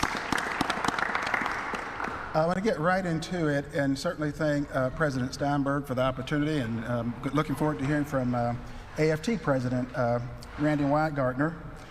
In the School District of Philadelphia, the place where this whole experiment in democracy began in 1776, nearly 250 years ago, a very old city, a historic city where the average age of our school buildings, Congressman, is approaching 75 years. There's a number of school facilities here that are anywhere in the range of 100 to 120 plus years old. And we know that part of the reasons that we have those conditions where we don't have adequate air conditioning in some 63 schools still across the district, although we installed 199 additional air conditioners this summer. We still have 66 schools that don't have appropriate air conditioning, such that in the warm months when we expect the temperature to climb greater than 85 degrees in the early mornings, which we expect to happen this week, we unfortunately have to send kids home early, which is certainly not a good thing in 2024. Notwithstanding the improvements that have been made, I do want to note that there's a role for the federal government, and we absolutely agree with the congressman. Even though the 10th Amendment says those powers not given to the federal government reside with the states, and we have 50 different state departments of education and 14,000 school districts, we think there's still a role for infrastructure development with regard to the federal government supporting public education. Let me give one example. When the COVID pandemic hit, President Weingarten, in March of 2020, this is one of those school districts that received those federal ARPA dollars to the tune of $1.1 billion. What did this district do with it? It did lots of things with that. First, I want to talk about COVID academic recovery. When Harvard and Stanford researchers completed the first post-COVID study in February of this year, based on 2022-23 test score results, they found that the school district of Philadelphia had the best 3rd through 8th grade math rebound performance among all the big city, what we call NAEP tutor school districts. That is really significant. On the 3rd through 8th grade reading side, again, this is 2022-23 data. We don't have the verified data for 23-24 yet. This school district had the second best, Congressman Boyle, second best 3rd through 8th grade reading rebound performance, second only to the Chicago Public Schools. It speaks to the fact that this district put those dollars to good use. Not only did we have that result, we know that in the past year, student attendance has gone up. We know in the past year that the 4-year graduation rate has gone up. And we know that in the past year, the number of kids who drop out of school has gone down. And so we're really excited about that. On the facility side, with that $1.1 billion in federal funding, we completed 61 capital projects, including roof replacements, HVAC system upgrades, other renovations, 147 classroom modernization projects across 11 schools. We completed a number of other environmental issues. We attended to a number of environmental issues to include asbestos abatement, not surprising given the age of our school buildings.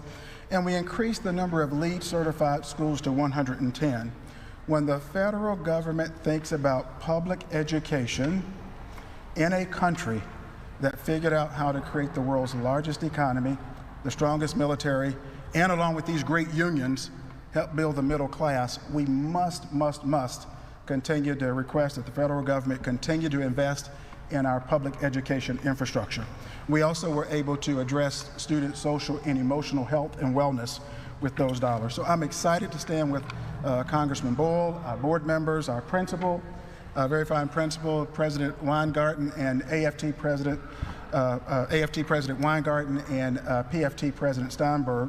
I'm happy to stand with you to push for more dedicated funding because the young people of Philadelphia, as well as other young people across this country, absolutely deserve additional investment. Good morning and thank you. Thank you. Well said. So we're listening in to Philadelphia lawmakers demanding more federal funding for public schools. We are going to step away for a 2-minute break. After that, we have another live event out of Baton Rouge, Louisiana that we're going to get to. We'll be right back.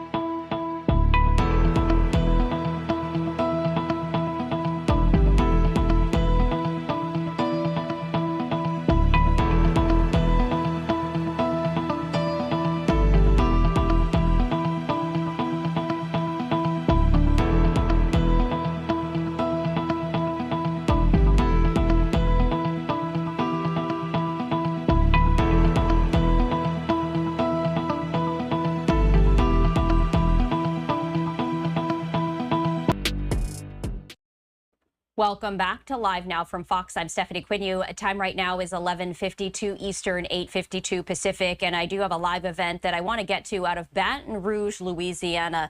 You're taking a look right here. This is Louisiana Governor Jeff Landry, who just moments ago signed an executive order about election integrity, and you can see that he's taking to the podium right now. Let's raise the audio and listen in. To date, have any non-citizens been found trying to register to vote in Louisiana or on Louisiana's voter rolls? If so, how many? So we're in the process of assessing non-citizens that have been removed from our voter rolls, and I can tell you that 48 non-citizens have been removed from our voter rolls since 2022. Were they allowed to vote? Do you have that evidence? Were they allowed to actually vote? We're still assessing that and trying to run reports to see if they have. So we'll know shortly, but no, I don't have that information right now. But 48 is what you think? 48 have been removed from our rolls, so it shows that there is a problem that people coming into our state are either mistakenly or with intention registering to vote. And so 48 have been challenged and removed, which shows that our policies and procedures that we have in place are effective at identifying and removing non-citizens. So our registrars of voters have identified them and challenged and removed them from the rolls. And I'd like to just add to that there are over 40,000 temporary IDs that have been issued through DMV. So those are individuals who could have been handed a voter registration form, probably were handed because they are required to be handed that under federal law. So there is a possibility for someone to register even unintentionally. And that's part of the reason why we want the declaration on these forms, so that people understand what their legal obligations are and don't unintentionally, unintentionally register because they've been handed a form.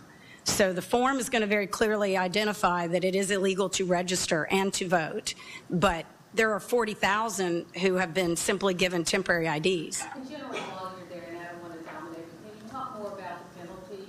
So could someone conceivably face jail time? It's a felony, and so, we want to make sure people aren't violating the law. They're also attesting. They're attesting that they are citizens of the United States. So it's a. Yeah, I'm asking, how could someone, if convicted, face jail time, and if so, how much? Yes, I'm not sure what the penalty is. Do you know what the penalty is? I'm not sure offhand, but they can also. A felony is more than a year in prison. So it's more than a year. Yes, it could be prison time, and yes, they could be deported because it's a felony. And regardless, it's still against the law, irrespective if they spend a year in prison or 10 years in prison. They shouldn't be registering to vote either way. But yes, there is a penalty for it. Yeah. Yes, sir. So what is the current process, or prior to the EO, that the DMV does when registering someone? Are they not asking for identification? How does that work? Their identification. So currently what's happening, and believe you, they will both correct me if I'm wrong. What happens is, so if you go to register with OMV, you go to get a driver's license at OMV. By law, especially through the federal executive order, you are offered an opportunity to register to vote. So you're given a form to be able to register to vote. What we're doing is adding another layer that ensures that when you get that form, if you are illegally in this country or you even have a visa, that unless you are an American citizen, you may not register to vote in Louisiana. And if you're not registered to vote in Louisiana, then you're not able to vote in Louisiana. And so this executive order does that, puts it plainly in front of the person to ensure that they understand that what they're getting ready to do is illegal if they're trying to register to vote. Did that answer? Is that clear? Yeah, under NVRA, all agencies that offer benefits, government benefits or services, are required to offer the opportunity to register to vote. And they're given a declaration form. What this executive order does is it puts on that declaration form a disclaimer that it is illegal to register to vote and to vote in Louisiana if you're not a citizen. And so they still have to give them the form and the declaration form, but the declaration form will make clear that it's illegal. And it's also my understanding that the governor is going to ask the OMV to share information with us about who is not a citizen. We've asked for that information in the past under a different administration and been denied it. So we're now confident that this administration is going to work with us to provide that information to us. Yes, I will clarify that. There will be an executive order coming that is going to allow OMV to share that documentation with.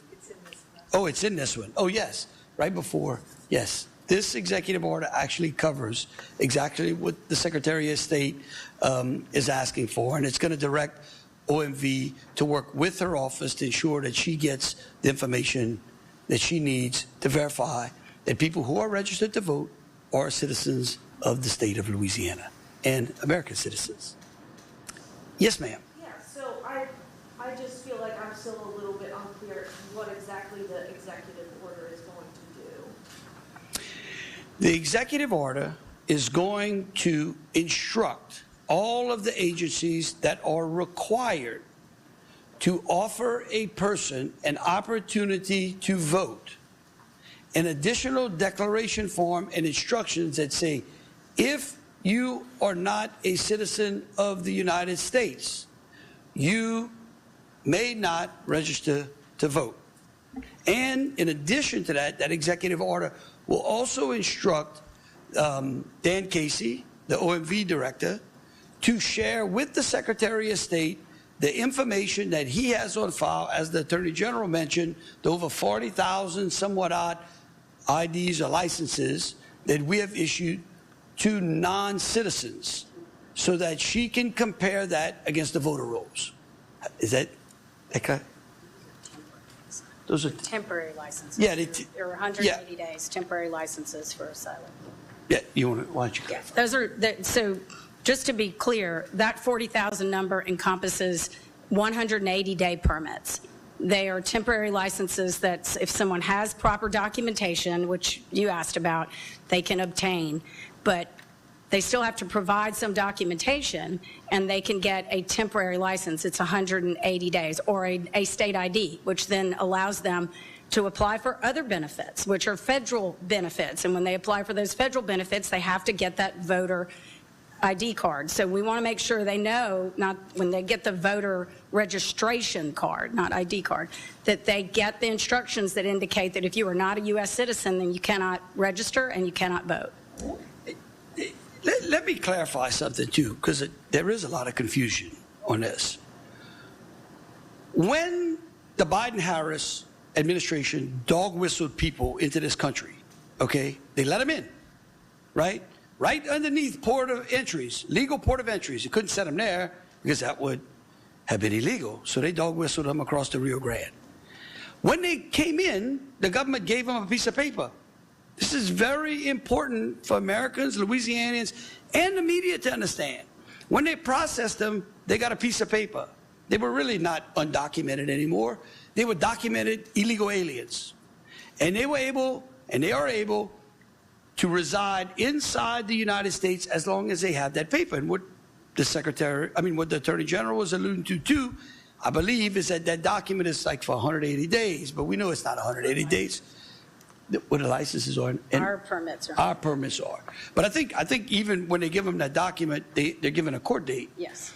And that court date, of course, continues to continue. And they reside in the United States for longer than we thought they should, right? So the government gives them a court date, they don't meet the court date. Anyhow, they walk around with that documentation. And so that documentation may allow them to get a driver's license in some other states. It may allow them, we may have to give them an ID so that we know who they are, okay? And so what this does is this ensures that when they go, because we know that illegal aliens in the United States are granted federal services. We know that. That is clear. But when they go to get those federal services, the federal agencies or the state agencies that administer those federal programs are required to give them an opportunity to register to vote. Not because they're here illegally, because they're supposed to do that to everyone who walks through the door. So here in Louisiana, we're going to ensure that if they walk through the door to get that federal service that they're entitled to based upon Congress and the federal government allowing them access to that program, that they will know in Louisiana they're not allowed to vote and they're not allowed to register to vote. Does that clarify that somewhat? Okay. All right. Thanks. Any other? Yeah, go ahead. All right. So it's 48, not hundreds or thousands of numbers. Why is there a need to really implement this executive order in the state of Louisiana? Wait, say that again. So you said it's 48 stat numbers, correct? It's not hundreds of thousands of people, illegal immigrants.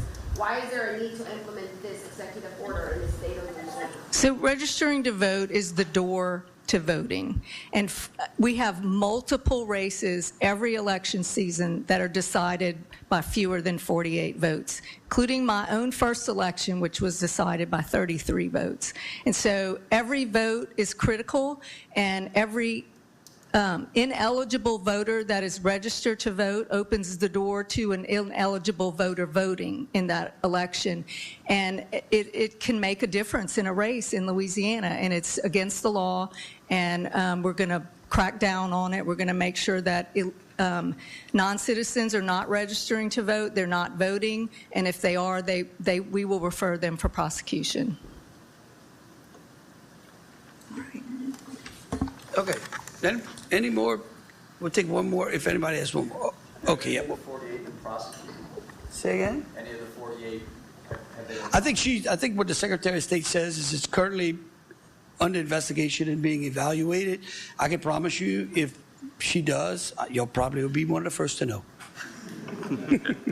Okay, thank you so very much. Thank you.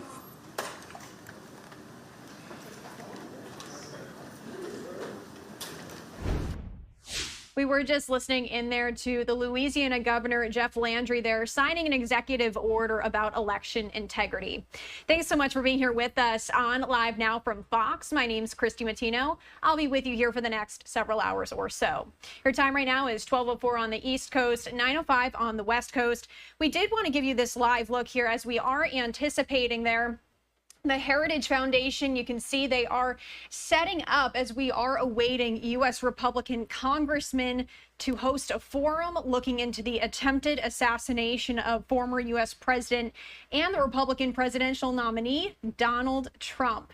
That is set to start here very shortly, and we are going to bring you that coverage here live, raw, unfiltered, and uninterrupted, meaning we are not going to take commercial breaks during this time so that you can get all the latest information, as this is going to be a developing story, what we're going to hear today. So we are going to pivot back to that once we do see people start there. But for right now, we do have to jump to a quick 2-minute break here on Live Now from Fox. When we come back, we will head back there as well as some of the latest on Israel. We'll be right back.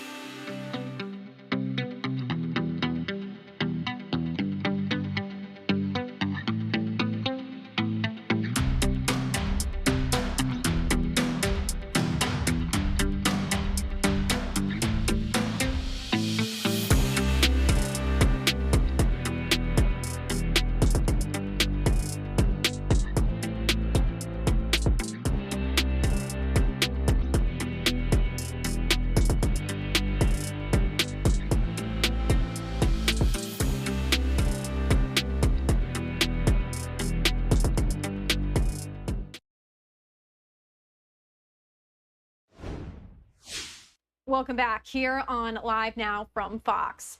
Did want to go back to this live look there as we are awaiting their U.S. congressman to give the latest on the investigation into former President Donald Trump's assassination attempt. This is going to be held at the Heritage Foundation in Washington, D.C. This was supposed to start just moments ago here at noon.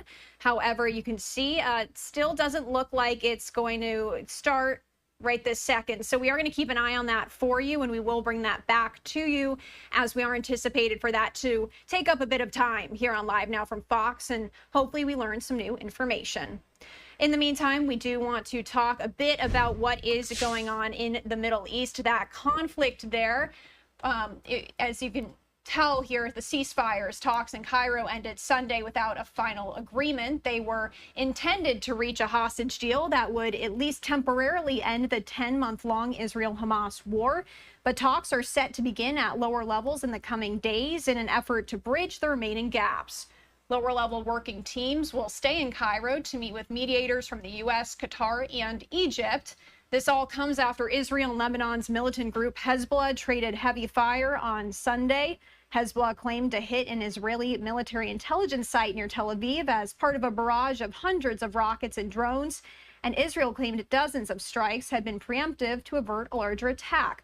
Now, we did hear a bit earlier this morning from Israeli spokesperson David Mencer. He did give an update on the latest about what is going on over there. So let's turn up the sound there and listen in. Good afternoon, ladies and gentlemen. Shalom. I'm David Mencer, Israeli government spokesman. A quick update from me, and then to your questions. Please put them in the chat of this Zoom, and we will answer all of them this Monday, the 26th of August, day 325 of the October 7th war. To start with, sad news of our fallen soldiers. IDF casualties since the start of the war have unfortunately risen to 702. Sergeant Ori Ashkenazi Nehemia was 19 years old from Ashkelon.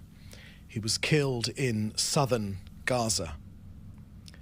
Sergeant First Class in the Reserves Eviatar Atuar was age 24 and from Rosh Ayin. He was killed in battle in the center of Gaza. Sergeant First Class in the Reserves Danil Pechenyuk was 26 years old and from Bat Yam. He was a lone soldier that left his family to serve in our armed forces to defend this country. He was killed in battle in the center of Gaza. Sergeant First Class in the Reserves Nitai Metodi was 23 years old and from Ashkelon. He fell in battle in the center of Gaza. Sergeant Major in the Reserves Yaniv Yitzhak Oren was 35 years old and from Ein Gedi. He fell in battle in the center of Gaza. First Sergeant Amit Sadikov was 20 years old from Bet Dagan. He was killed in battle in southern Gaza. First Sergeant David Moshe Ben Shitrit was 21 years old and from Geva Binyamin. He fell at sea in the north defending Israel from Hezbollah. Master Sergeant in the Reserves Shlomo Yonatan Chazut was 36 years old and from Ashdod. He fell in battle in the center of Gaza. There are no words of mine that can assuage the pain of their parents and their families. We embrace them and those dear families who have lost their precious heroes, sons and daughters, in this war for our very existence. This war has exacted a heavy price from all of us, but none more than the families of our soldiers and especially our fallen soldiers. But as the Prime Minister has said, I promise you, with unity, determination, and faith in the justice of our cause, we will fight, and with God's help, we will win. May the memories be a blessing forever.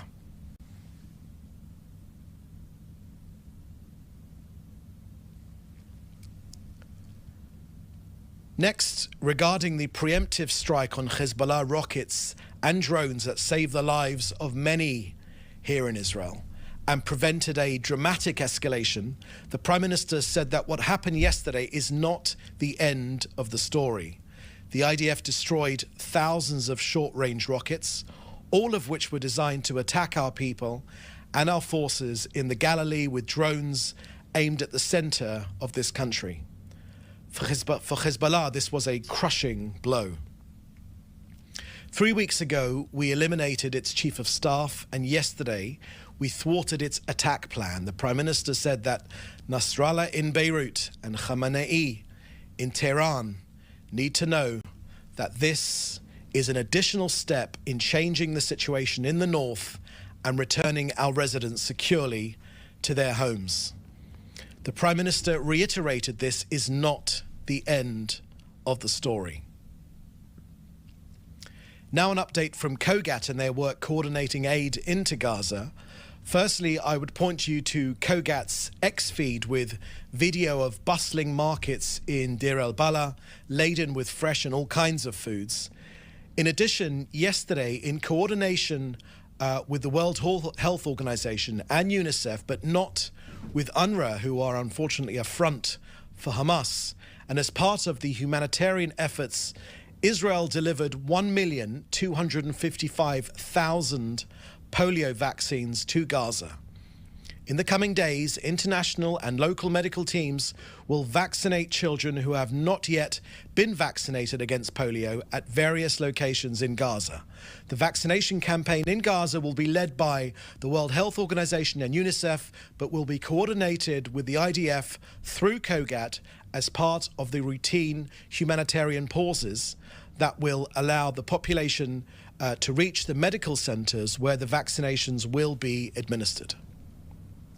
Since the beginning of this war, more than 47,000 trucks have delivered more than 921,000 tons. That's 921,000 tons of humanitarian aid into Gaza. That's 80% more food compared to prior to October the 7th. So that's the end of our briefing today. We'll now take your questions, which you to put in the chat with your news outlet. Thank you very much. First question I can see here is from Joel Pollack at Breitbart News. Iran says Iranian deterrence. Let me start that again. A question from Joel Pollack at Breitbart. We are going to interrupt that coverage as there is a live event that we are anticipating that it looks like it's about to start here. Congressmen discussing a forum on former President Donald Trump's assassination attempt. Let's pivot over there and listen in.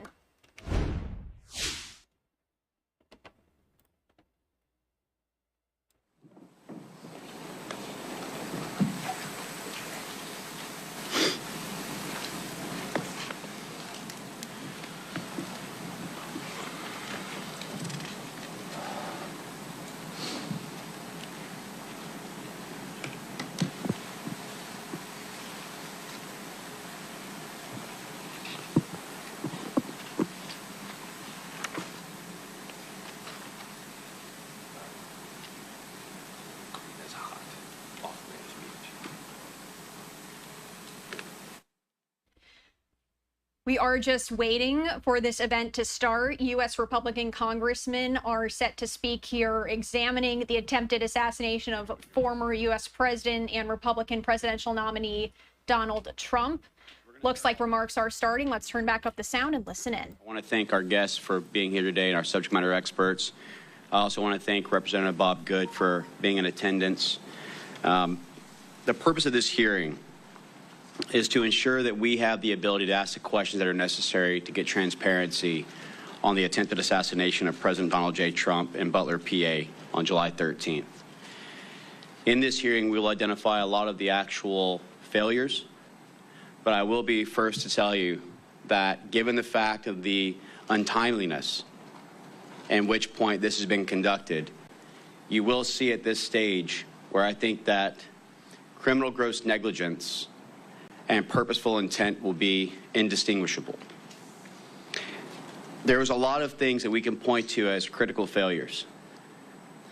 As the United States Congressman for Florida's 7th District, I had conducted at least 1,000 of these advances in my lifetime with regards to the State Department and others. And I can tell you, having worked on a counter-sniper team, having worked on an advance team, that there are critical failures that need to be identified so that the American people can understand the transparency of it, but also to raise the questions and awarenesses of why. That is the intent of this entire hearing, is to get to the why, get to those who are responsible, bearing in mind responsibility and accountability are two very different things. This is not an I'm sorry, I'll resign, I'm finished. This is a get accountability to pursue either purposeful intent or criminal gross negligence. The questions that we have to ask is, why was a venue such as the one selected not having the adequate security? Why was the higher vantage points not covered? Why was there not a either comparable or compatible communications system or a joint operations center established? Where was the security plan, the comms plan, the data range cards? Where was the actual overwatch? Where was the ground teams as far as their rates of instruction? And what was the tactical techniques and procedures that were to be utilized that would identify and mitigate all the existing threats? I think that this is just the start as we continue to unpeel the layers and layers of why was there not an early morning briefing with all to ensure communications and last-minute security plans? Why was this surveillance drone not utilized, even though it was offered?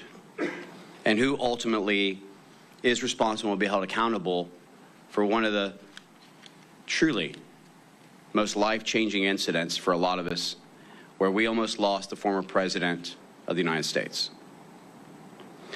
I think that it's easy to see why an independent investigation is needed. I think that we understand that if this was to have been conducted correctly, then July 14th, we would have had immediate subpoena to get the security plans, comms plans, the motorcade operational plan, the actual counter snipers range fan data cards, and started questioning the individuals independently to do corroborations of fact-fiction boards to see what's going on. But we hope that with the continual failures within the federal government and the lack of transparency that's been provided to date, that this will help to be a benchmark of where we can move going forward to try and rebuild the confidence in your elected officials.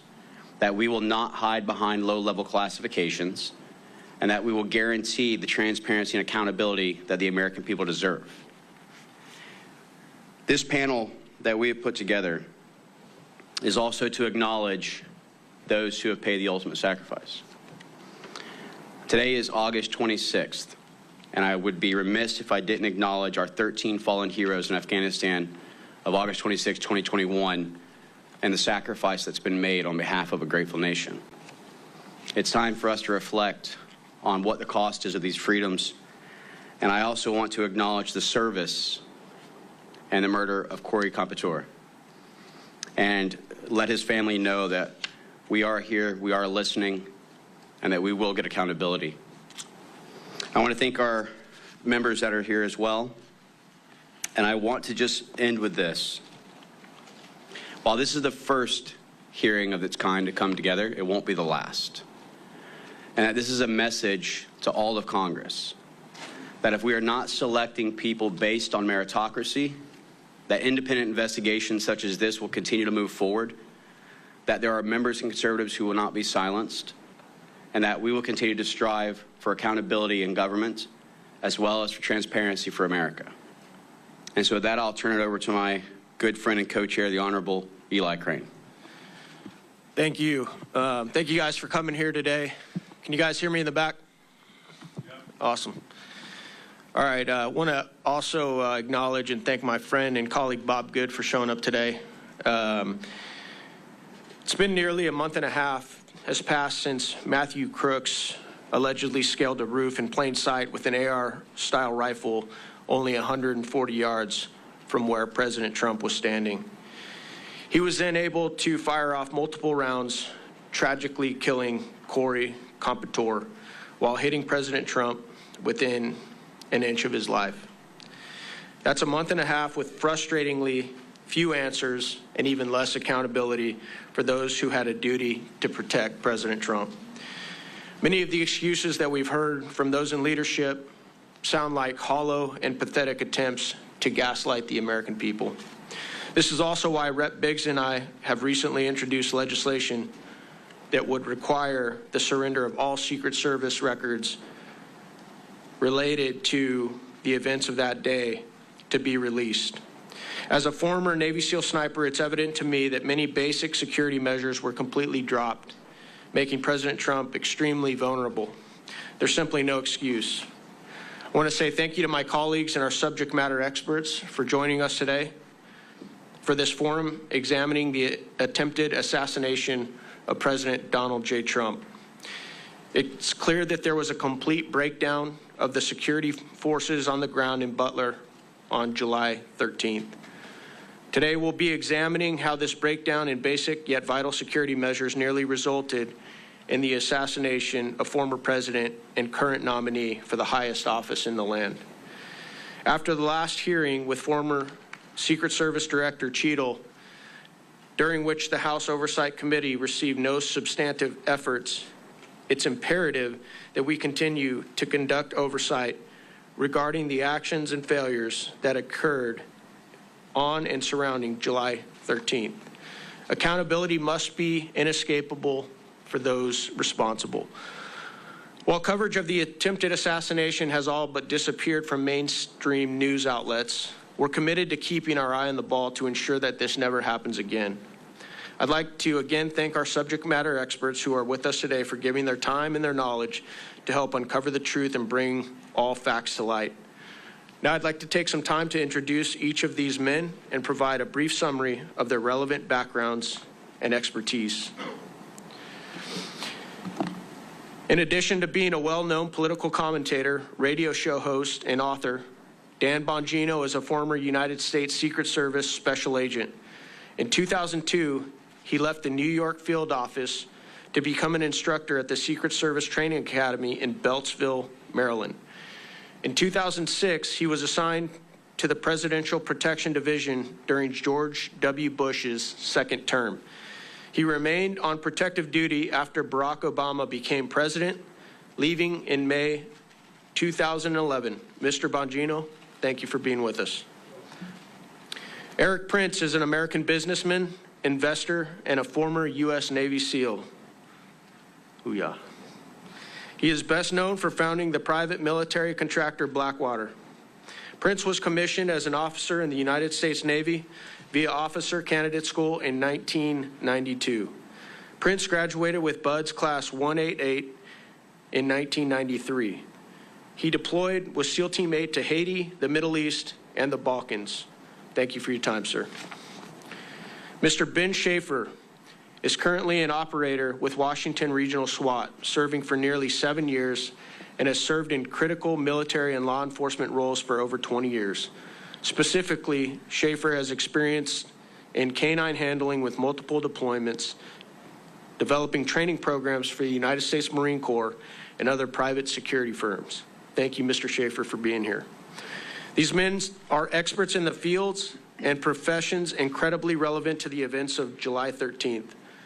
I believe they'll be able to provide this forum and the American people with insights that have otherwise not been received and the attention they deserve. With that, I'll turn it over to our subject matter experts, beginning with Mr. Bongino for opening remarks.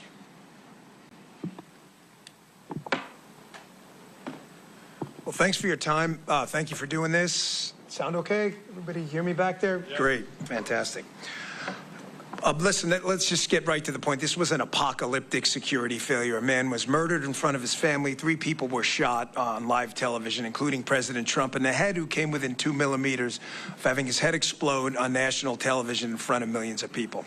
There's no sugarcoating it. It's no time for BS. Unfortunately, as Congressman Crane and Mills both indicated, the story seems to have been vanquished to the phantom zone of media coverage. It's amazing how we're still talking about JFK's assassination, but nobody seems to want to talk about President Trump being shot in the head on national television, despite the fact that we have no answers. So I have 5 minutes, so I want to keep it quick, and I want to make 3 points. I worked in the Secret Service for 12 years. I loved it. I worked with some really amazing men and women who gave everything. I mean, I couple of them literally gave everything. I know guys who've gotten bizarre diseases overseas, like chikungunya fever and protection operations. Everybody gave a little bit of something in the Secret Service, and it was a real honor to say I was part of it.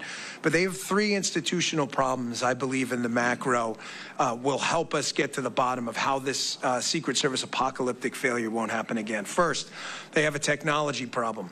The joke in the Secret Service, which is sadly no longer funny when I was there, and it wasn't funny then either, is they rely on yesterday's technology tomorrow. Think about that. Yesterday's technology tomorrow. Everything from computer systems that waste agents' times, filling out time and attendance records they were doing, to Congressman Crane and I discussing the fact that they only implemented slings, a technology as old as the wheel, about, I don't know, 5 or 6 years into my time in the Secret Service, which is embarrassing. The weaponry was old. Everything was old. These are things I would have talked about sooner if they didn't create a security crisis, and I obviously didn't want to air them publicly. Now you're seeing what happens when you don't have a drone up at a site you could have bought for $39.99 on Amazon. Second, another adage in the Secret Service, you've heard even the new acting director discuss, is the more with less approach. There is no more with less. There's less with less, okay? The Secret Service more with less approach only works if you produce more. That's how capitalism works. You produce a flat screen TV that was probably 20 years ago $10,000. It's $200 at Walmart now. They produce a better TV with less. That's not what the Secret Service did. They produced less with more. They were given more money and produced less. A 20-year-old criminal outsmarted them on a $40 drone technology piece of device. You're telling me that's more with less? That's disgusting. That's nothing with less. That's less with more. Their budget went up. You guys know, you're appropriators. You know that. Third, and I'll wrap it up with this, turn it over to Mr. Prince. The investigative mission, the Secret Service, that they're telling you they need to make them better agents is total crap. That's garbage. Their agents are talented, smart people. They can figure out how to do protection without running out cheap $20 counterfeit notes at 7-Eleven on a Friday night while the president's getting shot in the head. How is it we have a DEA, we have an FBI, we have TIGTA, the IRS, CBP, and 1,000 other entities with a $6 trillion budget, which I know a lot of you guys have been fighting against this grotesque spending. $3 billion goes to the Secret Service, and we're wasting time running out counterfeit notes. It's a serious problem, counterfeiting. Granted, it might be a legacy item. They started doing counterfeiting. That's not what we do now. Get rid of the investigative mission, turn it over to other people, let them do what they do best and should do best. Protection. Thanks a lot for your time. Thank you for doing this. Thanks to the panelists as well and everyone attending. Appreciate it. We're here today to discuss a tragedy for the United States of America that could have been the catalyst in the destruction of our republic. World War I started with botched diplomatic security. The assassination of one party's leading candidate a mere 4 months before the election, at minimum, would have unleashed unimaginable chaos and violence. The cancerous rot of unaccountability has metastasized throughout our entire body politic. Our obscene levels of government waste ooze like a gelatinous mold across society. Our borders, so porous they are reminiscent of a spring flood tide. The security apparatus suffers failure upon failure globally. Our enemies mocking us even while the permanent deep state has weaponized the justice system and delivers a Soviet style of lawfare. In the case of Butler, Pennsylvania, only the disinfectant of transparency and accountability will start to repair the cascading errors that led to the tragedy. In analyzing tragic events, Gray's laws come into effect. Any sufficient advanced incompetence is indistinguishable from malice. The mission of this panel must be to provide a no-holds-barred analysis of all the shortcomings that piled up to enable Butler to occur. An op order for the next administration to correct decades of drift from excellence. I know how difficult high-threat executive protection work is. One must be prepared, coordinated, and lucky every day. The bad guy only has to get it right once. There is no question that a failure of coordination, communications, training, and leadership failed America in Butler, Pennsylvania with tragic results. I'm honored and happy to help ensure that will not happen again. I think, and especially as we think the anniversary of the debacle that was Afghanistan, the theme of no accountability across all our agencies rings true, because no one has been held accountable for anything in Afghanistan or anything since. And I think a corollary is if we think back to the debacle that was Desert One, the attempted Iranian hostage rescue mission in 1979, ended terribly. 8 Americans dead, international embarrassment, didn't rescue the hostages. Congress took action, changed how the money is spent. Why? Because if you try to do a special operations mission, or if you're trying to do a protective mission while you're doing currency investigations, no, you can't serve two masters. They created United States Special Operations Command to find the money and the personnel to focus on getting that mission correct. And if you think about it, the JSOC capability that the United States government has today is elegant and it's effective. And until you change the money issue and until you put people in charge that are serious about this business, we will continue to have the kind of embarrassments, both listed by Jason Chaffetz before, and we dodged a bullet. Donald J. Trump dodged a bullet. We cannot afford to have more of these.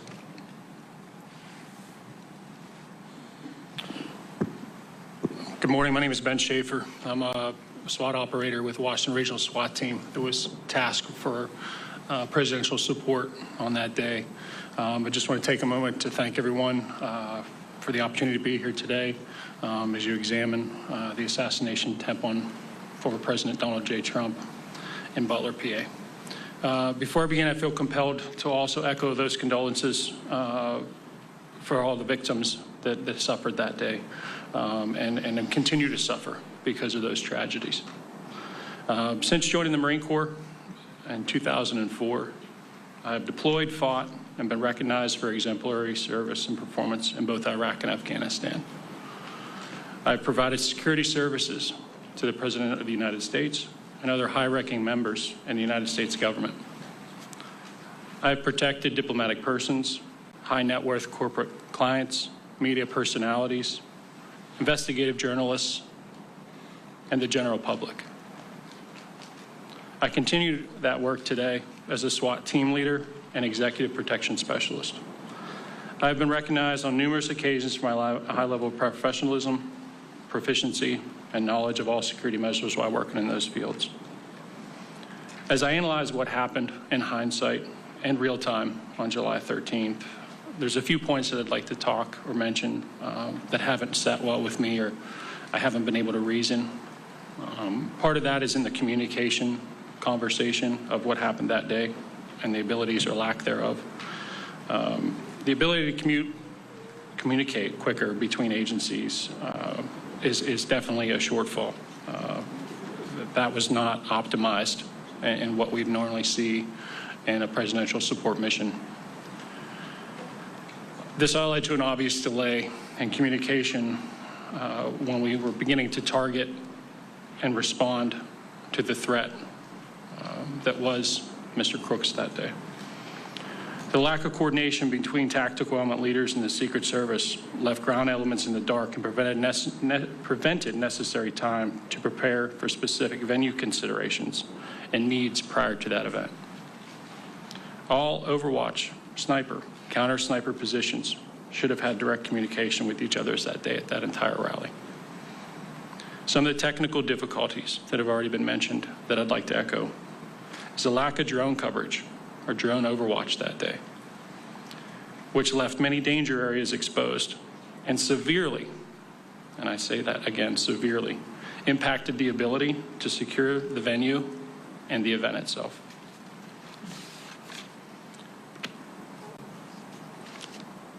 Other points of failure, other danger areas that have been noted, and I feel the need again to echo those, is the water tower that was located in the northeast section of the event. That's a major, if not catastrophic failure to not identify that that is a elevated, optimal, and opportunistic place for anyone with any kind of knowledge to wreak havoc on that event. The tasks that day broken down included local law enforcement's responsibilities that include traffic, parking, and access were their primary roles. State law enforcement handled crowd control, medical support to those in need. Due to the temperature that day, there were a lot of heat casualties, a lot of heat strokes, a lot of heat stress induced issues. The local counter-assault teams were to neutralize and mitigate any threat to the former president. Local SWAT counter-sniper teams were to scan and hunt for anyone deemed a deadly threat to any member of the crowd or the former president. In conclusion to what I have to say today, there's no question that there were critical failures during the Butler event. It is important that we learn how and why this security failure occurred so that we can better provide safety and security to those high-ranking officials and the general public in the future. I truly believe Americans deserve that. Thank you for your opportunity to testify before you today. Happy to answer any questions that you may have. Thank you so much. This forum having come to order, I want to remind everyone that we will be going in 10-minute segments. Should there be a need to have a second round of questioning, we will then limit the second round of questioning to 5 minutes each. The first person who will start this out is the Honorable Andy Biggs. Thank you, and thank you to everybody for being here today. Appreciate it. I want to start, if we're ready, if the video is queued, I want to show a short video, if we're ready. Stunning new video tonight showing the moment Donald Trump's would-be assassin climbed onto the roof of that building just 2 minutes before he opened fire. Yeah, look, there he is. You can hear bystanders desperately trying to alert police. Authorities now using that video as part of the investigation. Walk us through what you were seeing in the minutes before the actual shooting happened. Well, there was a lot of people around the building that were complaining about some guy crawling up the building and then crawling up the roof. Gentlemen, so we're going to bring him up for can we bring him up for a couple of minutes? You get ready. I'll get you up here. The world will see a vibrant Republican. Look, they're all pointing. The Atlantic, maybe the Pacific. Yeah, someone's on top of the roof. Look. There he is right there. Right there, see him? He's laying down, see him? Yeah, he's laying down. And look what happened to our country. Probably 20 million people. And you know, that's a little bit over short. It's old, and if you want to really see something that says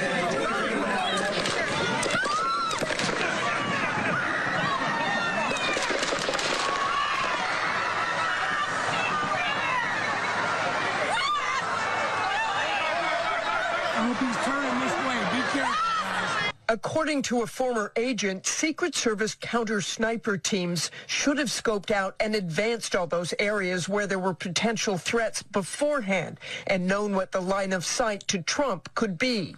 The fact that somebody was able to get within 200 yards with a rifle and be on an exposed rooftop, be seen by other people there, be seen by where it should have been cameras and drones and many other things in place to watch for that, something broke down. That shooter with that rifle should have never been that close to the former president of the United States at a venue like this. Thank you for showing that video. Appreciate that. And so we've seen aspects of those videos because those are public domain videos. One spectator was killed, and we express condolences to his family, Corey Comprador. 2 others were critically injured, David Dutch, James Copenhaver. And then narrowly escaping with his life was former President Trump. That's why we're here. And the timeline is probably too small for you to read, but I'm going to go over the timeline just briefly and with the experts here in just a second. But first, I want to acknowledge also our condolences to the 13 veterans killed in Afghanistan during that disastrous retreat. I also acknowledge our colleague Bob Good's presence today, his interest in this, appreciate his interest in this. Our former colleague Jason Chaffetz and Mark Morgan, we appreciate all of you being here today. So let's take a look at this from the local perspective. Ben, thank you for being here. Let's talk about the communications. Let's start there. Was there a central communications center in place? Yes, there were. That was Butler Emergency Services Unit. And typically, what, was the Secret Service, did they have a person on the scene, a decision maker on the scene in case an emergency happened? I believe that there were a Secret Service agent responsible for the scene. However, they were not, to my knowledge, co-located at the command center itself. And so I want to make clear. So who was present in the communications command center that might have made decisions for Secret Service? Secret Service, on my understanding, is that the information that was gathered by the command center, which would have been being operated by the Butler Emergency Services Unit and the commander in that capacity, he was responsible for relaying that information to a point of contact he had, and my understanding was that it was over a cell phone as opposed to in-person communications. Is that normal to have a cell phone communication, or is there usually a body there that can make a decision? In most security postures and events that I've been part of for these types of events, there is someone actually physically co-located for that reason. Due to the loss of cell phone service, which we experienced that day, a possible loss of radio communications that day. It's a very robust and fail-proof way to communicate because of the level of importance that's needed. Did you, let's put it this way, were radios and communication implements offered to Secret Service by the local operators? They were, yes. And what was the form of the communication? The form of communication would have been some type of encrypted law enforcement style radio. And do you know, did the Secret Service avail themselves of that? Did they obtain those radios? I believe they were offered, but I do not believe they were taken. So they did not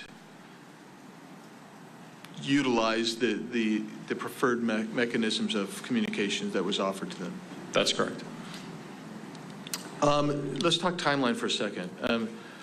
So if we look at this timeline, it indicates to us, let me go 5:10, at 5:10 p.m., the shooter is identified as a suspicious person near the AGR building. Does that sound right to what you're understanding of the timeline? Yes, sir. And so at least some point, somebody had seen him by 5:10 p.m. That's an hour before the shooting. They adjudicated he was suspicious. And in testimony before the committees of Congress, they indicated to us that, when I say they, I'm talking Cheadle, Rowe, and Ray, the directors and interim directors of Secret Service and FBI. They indicated to us that there's a distinction between a suspicious person and a threat. And so you have a suspicious individual, you have a threat, there's an interim category as well. What's that interim category? In our line of communications from a SWAT point of view and from a tactical point of view, our escalation of people that we encounter starts out as a suspicious person, then goes to a person of interest, and then from that level upgrades to what we refer to as a threat.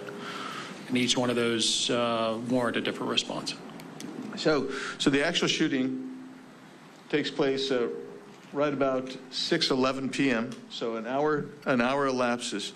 How soon after the first identification of the shooter, which is at 5:10 p.m., did you? Well, before we get there, let's lay the foundation. What were you doing that day?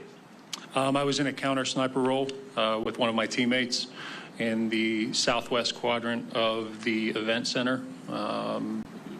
Distance-wise, it was approximately 238 yards southwest of the podium and approximately 348 south-southwest of the shooter's final firing position. And so he was not ever in your sector of responsibility? Nor in my visual, nor sector, nor visual. I never had visual. How soon after he's identified were you given information that, or did you hear information that there was a suspicious character that you should be alerted to? believe those text messages came across, and just to give some background on the text message tactics. So in this type of event, as tactical officers, we try to build redundancy in communications because it's so critical. We start out in a primary role, which would have been our radios that day, communicating on a designated channel amongst all the tactical operators. Because we were in support of the host agency, which would have been the Butler, the Emergency Services Unit, we also were running a secondary channel that was our local Washington Regional SWAT team channel.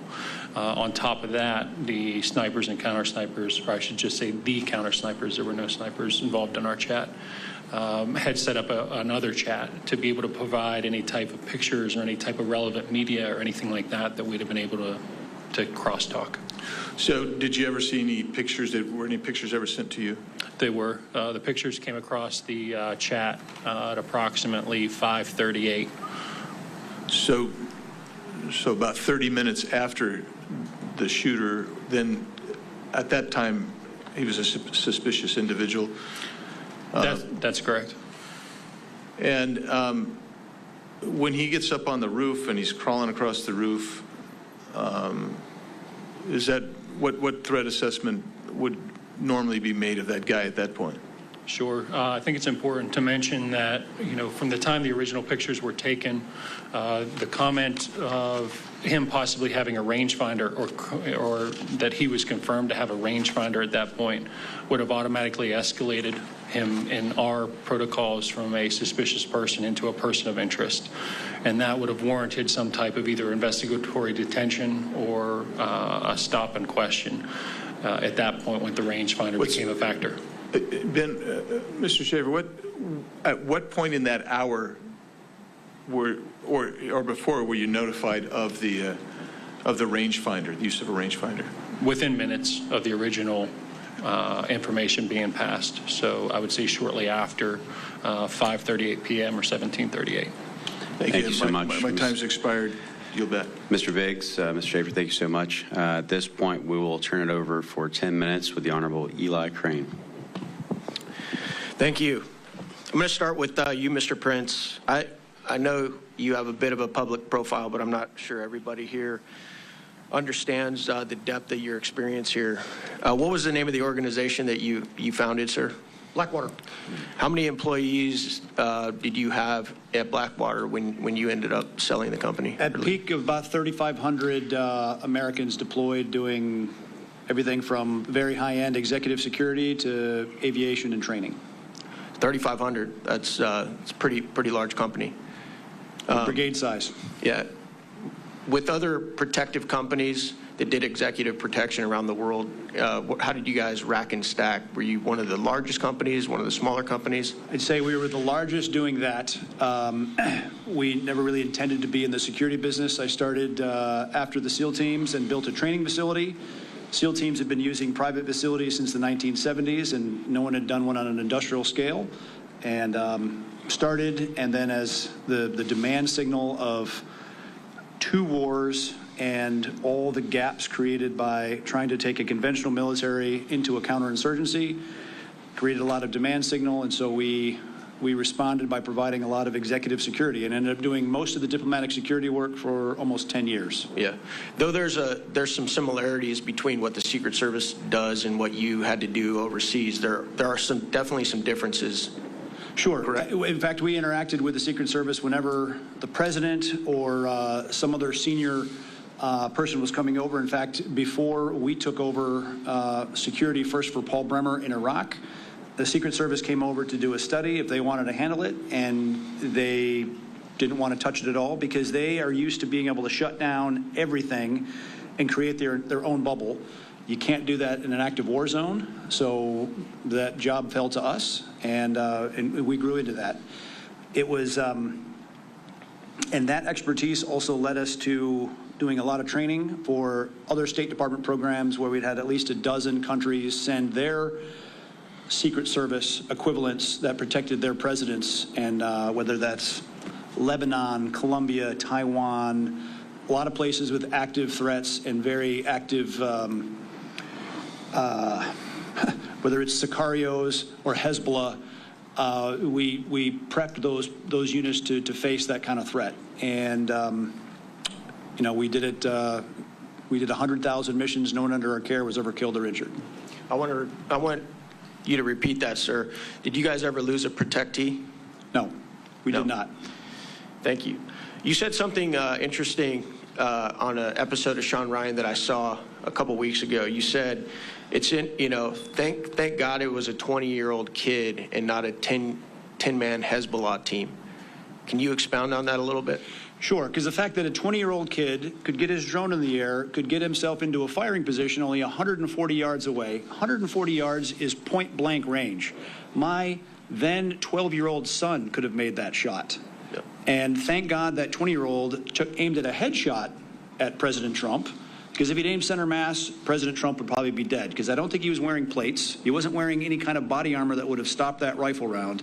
And a 78-year-old man taking a gunshot wound to the upper chest is not going to go well. A Hezbollah team or ISIS or you name the terrorist organization that actually knows what they're doing would have been successful that day. And the Secret Service was nearly defeated by a 20-year-old, and we all, including Donald Trump, literally dodged a bullet that day. So I want to double down on that real quick.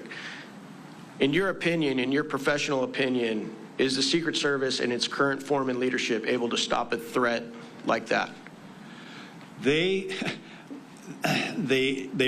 President Trump was definitely deprived of resources that day for whatever their political reason.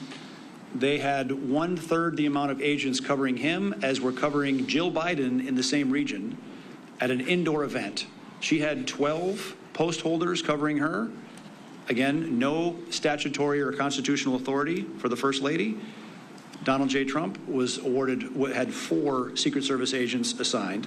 And I think even when you look at the debacle of a failure of the advance team to actually secure the perimeter and to deny the obvious sniper hotel locations where a bad guy is going to set up from, to the complete lack of coordination and communication, not communicating with the local law enforcement, not taking the radios of local law, come on, to even when shots were fired, the clumsy, unprofessional way of getting the protectee off the X. There was catastrophic failure across the entire enterprise. Thank you. Mr. Bongino, I want to turn to you real quick. As somebody with a lot of experience in the Secret Service, is it correct, sir, that you at this point have members of the Secret Service whistleblowing and calling you right now to talk to you about the culture of the Secret Service? There are so many. It's getting to the point now where I thank them and say, but I've already heard that from 10 other guys. And I bring that up because none of these problems are new. Anybody telling you that is lying directly to your face, and you better hope they're not under oath. Anyone is suggesting in a congressional hearing or elsewhere that these problems are new, the personnel problems, the logistics problems, the manpower problems, the technology problems. I just told you a sad running joke in the service when I was there. I'm gone since 2011. Last time I checked, it's 2024. It was yesterday's technology tomorrow. And other things here that are inexcusable that have been brought up before, like Ben and Eric just brought up. The communication failures are basic. This isn't like the Secret Service $1 million radio system that uses NSA-level encryption magically broke down that day. They literally handed them a radio they didn't take. This is why when Congressman Mills says, borderline criminal negligence, you should take that seriously. What could possibly be your excuse to say, you know what, I don't really need to communicate with the law enforcement guys out there on the scene. We asked to, they had no obligation to be there. It's a Secret Service's job to protect the president. Out of a courtesy, they showed up. And you don't even have the respect of these local law enforcement people, respect for them to take the radio? I mean, where was the CP, the command post? The way this works, so everybody understands, or it's supposed to and didn't that day, for reasons still unexplained outside of, again, obscene negligence, Any trip for a high-level protectee, you're supposed to have a command post that runs the whole trip at the airport or whatever. They'll communicate with everyone. But those individual sites, like in Butler County, have security rooms themselves, which are kind of mini CPs at each site. Where was it? According to what Ben said before, and from what I've heard, it was either not there or the locals were running it, offered communications, and the Secret Service, whose job it was that day to protect President Trump, said, we're going to pass on the comms. Really, you described it as catastrophic. He's 100% correct. Eric knows exactly what he's talking about. Just apocalyptic failure. Mr. Bongino, in your opinion, is the Secret Service in a better spot today with Director Rowe in charge? No, it's worse. And sadly, I'm glad this is all being recorded, because when something else happens, and I hope it doesn't, I pray to my Lord and Savior, Jesus Christ, that I'm wrong. That you play this and go, look, that guy was crazy. You think this is the last incident, you're out of your mind. We have seen these incidents over and over. We saw the Georgia grenade incident with President Bush. They overtook the magnetometers. The Secret Service leadership in charge now with the exact same people. Exact same. Can you imagine a C-suite at a company that makes widgets? We find out that there's a design defect. The widget explodes and kills 10 people, and the CTO gets a promotion to CEO. You understand that's what happened here, correct? These are the same people. Kim Cheadle, the director, wasn't even fired. She was allowed to resign. She'll go get some cushy job somewhere, and her deputy, who is one of the guys behind these stupid waste of time things like agents wearing red ties on the detail, because this actually happened, by the way. These people will tell you this under oath if you get the right people. He was concerned about the tie color of the agents on the detail because it seemed to imply he supported President Trump. Congressman Biggs wearing a red tie. You're wearing a semi-red tie. It has nothing to do with anything. This is the kind of stuff the Secret Service was actually wasting their time with while withholding CSU counter surveillance assets and counter sniper assets from probably the most threatened man on earth. If you can explain it, good luck, because that's not the agency I worked for. My last question is for Ben Schaefer. In your opinion, Mr. Schaefer, why were counter snipers in AGR that had access to the entire building, from what we've been told, not able to see crooks crawling up the roof when we've seen several videos from the ground level taken by bystanders and individuals not even tasked to be doing security were able to photograph crooks wearing no camouflage, crawling on a white roof? Why were the snipers, the local snipers, not able to see crooks and dispatch of him?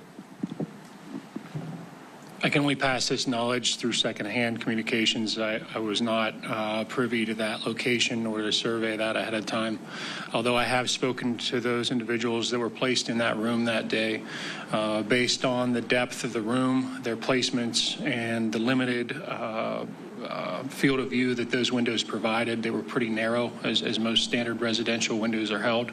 The angle was too hard for them to see that far to their east, which if they would have been facing south. Thank you so much. Appreciate my colleague Eli. With that, I'll turn over 10 minutes to the Honorable Matt Gaetz.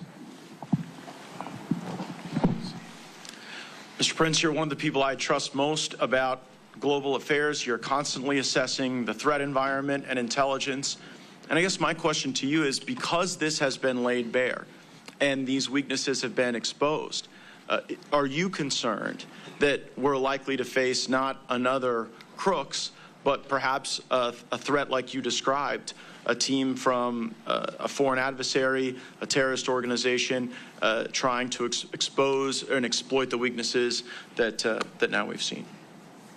I am very concerned. The inability of the Secret Service or the U.S. government writ large to adjust, to learn a painful lesson from that failure and actually make concrete changes. Because again, the fact that a 20-year-old nearly killed Donald Trump, and the failure to adapt to even yesterday's technology, let alone tomorrow's. And when you see the step change of the ability to deliver precision fires at extended ranges, the lessons being learned on the battlefield of Ukraine, the ability for small units to deliver devastating precision fire onto any target whether it's the White House, whether it's a motorcade, whether it's a president outside or even inside somewhere, is significant, and I don't think they have any idea what's coming at them. And what Mr. Bongino seems to have told us is they haven't learned the lesson. He's told us decade after decade we should not expect the lesson to be learned by osmosis. Mr. Bongino, I will have to draw on your experience in protecting folks. I have none, but I do have some experience in observing what a government agency does when they're not telling the truth and they're trying to hide something. And the pattern recognition always goes to some form of scapegoating. We saw it at DOD when people refused the vax, they were scapegoated and driven out. We saw it at FBI when whistleblowers talked about spying at school board meetings and at Catholic churches, they were driven out. And now I take note of the fact that certain people at the Pittsburgh field office have been put on leave. And I've also seen the story change where initially the Secret Service was blaming folks in local government, and then there was admission that there weren't appropriate responses to requests for additional manpower. So what I'd really like to do with you is bring us into that process, because Senator Hawley now has a whistleblower saying there was a manpower request that was coming out of Pittsburgh, and headquarters Secret Service was putting downward pressure on the local agents to try to reduce the intensity of that manpower request. So give Congress a little sense, how does that get developed? And then what should we think about the fact that someone is saying that headquarters was trying to get people to not make requests of enhanced protection? Well, I can give you an example from personal experience. I saw Senator Hawley's tweet. The Secret Service is going to rely on this and what they're trying to do now, and you're accurate in your analysis about how this cover-up is starting to work. What they're going to say is, well, there was no real formal request made. But here's an example, and then I'll tie something to something that happened to me. Imagine you're working for a company, a public company. It's actual accountability, stock will tank or whatever. You can't make products that'll kill people. You'll go out of business. If you do, there's a penalty. But imagine you're told by your safety guy, you're the CEO, and your chief safety officer says 50 to 60 times, hey, again, this widget has a defect. And if we put this out, it's going to kill someone. And it's clear after the 50th time that the CEO doesn't care. So when the 51st time you tell the product blows up, the CEO's going to say, well, he didn't tell me yesterday. Well, he didn't tell you because he told you 50 times before and you ignored him. So what they're doing now is Ron Rowe, the acting director, who is the deputy director, the number 2, who is unbelievably, again, got a promotion out of this. A guy was murdered and someone got promoted, which is obscene and disgusting. He is part and parcel to this whole day-to-day ADPO, Assistant Director, Protective Operations, Deputy Director, Director chain that makes management decisions. When they tell you early on, we are not doing this for President Trump, Congressman. We're not doing counter-sniper teams. We're not doing CSU. And then they say, well, on that day, we didn't deny assets. You didn't have to. You've been denying them for 4 years. I was told by a direct source, this is the quote, that at Mar-a-Lago, they were begging the DTD, the Donald Trump detail, begging for enhanced security. We can't secure this place like this. And one of the quotes from one of those 3 people I just told you about was, we don't secure nightclubs. Really? What if a nightclub owner runs for president?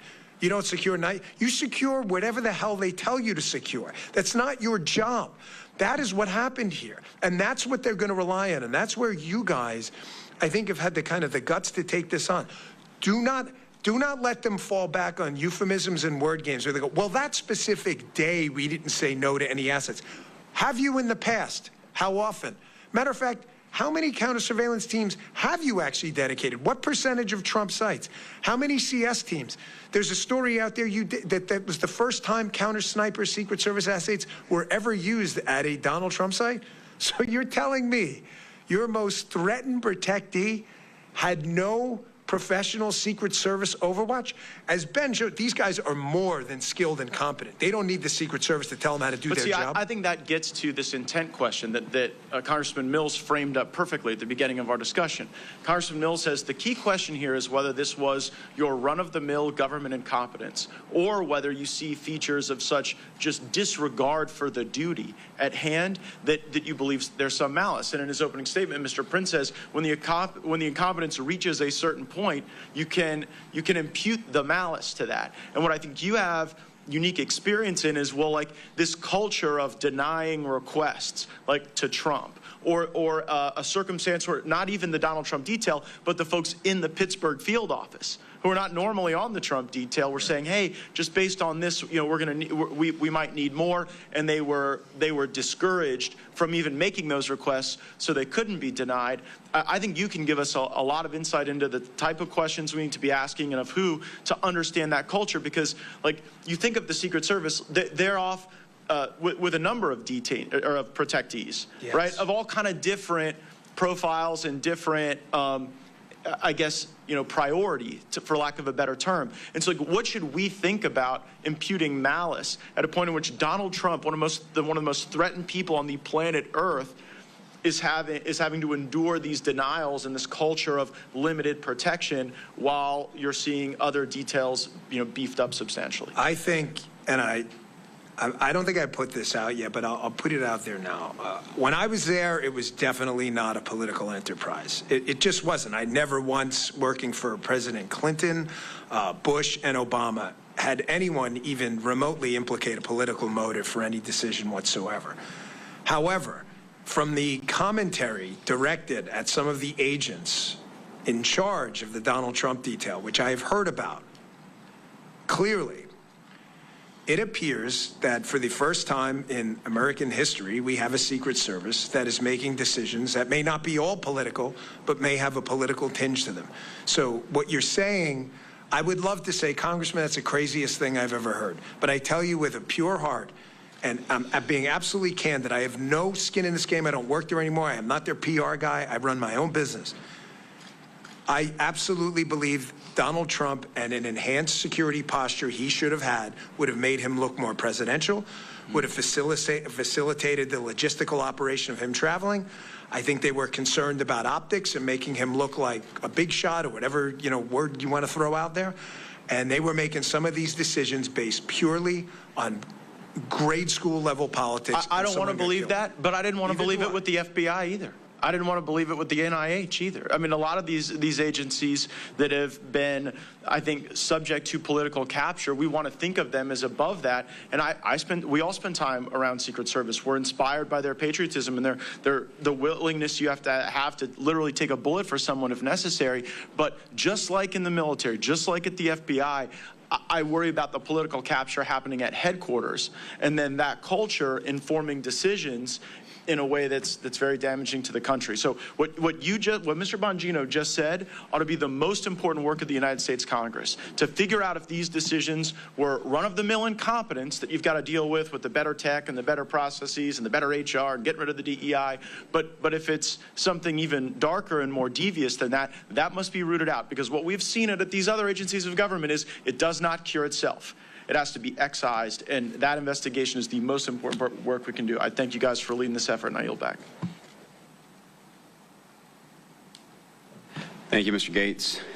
With that, I just want to go first to you, Mr. Prince. You said you roughly have about 3,500 at the peak of Blackwater, correct? That's right. Secret Service currently has approximately 7,000, approximately. What was your highest annual revenue, if you don't mind me asking, give or take, for that many operations? Oh, for that, the protective mission was about 2,500 to 2,800, and that revenue would have been around $600 million. So $600 million for that. And again, that's deploying in a war zone where 41 of our men, my men, were killed. So in safe action. to say, if you had $3.3 billion allocated to you, you could have done some even more miraculous things with resource and assets, correct? I'll give a simple comparison. Around 2005, George W. Bush wanted to grow the size of the Border Patrol. I remember being called to a congressional hearing then because they compared what it would cost us to train a new CBP agent versus what the federal government was going to take. And our figure came in at their figure was actually higher than sending someone to Harvard for 4 years, and that's to train a guy for 4 months. That's it. So it's the federal government blows money. That's like I said in my exactly testimonies. My point. And my point is that the failed metric of government, whereby the more we spend, the better outcome we receive, is a flawed and failed measure, which is why we're at $36 trillion in deficit. And the reason I use that $3 billion, as you know, Mr. Prince, is because that's the actual amount that appropriators have allocated to the Secret Service, which means that, to Dan Bongino's comment, they shouldn't be utilizing past equipment to serve tomorrow. They should have more than enough assets and resources in place with a $3 billion budget. Would you not agree? Certainly. And I want to go to you, Mr. Bongino. I want to point out some things because culture failure, as my colleagues pointed out and others, I want to mention a couple of things. August 14, 2024 is reported failure that a Secret Service agent abandoned her post without permission to breastfeed child before Donald Trump was scheduled to arrive in North Carolina. August 12, 2024, it was reported that a Secret Service special agent who was an official site agent for the July 13 Butler PA rally is under investigation for posting videos and photos for protective assignments to social media.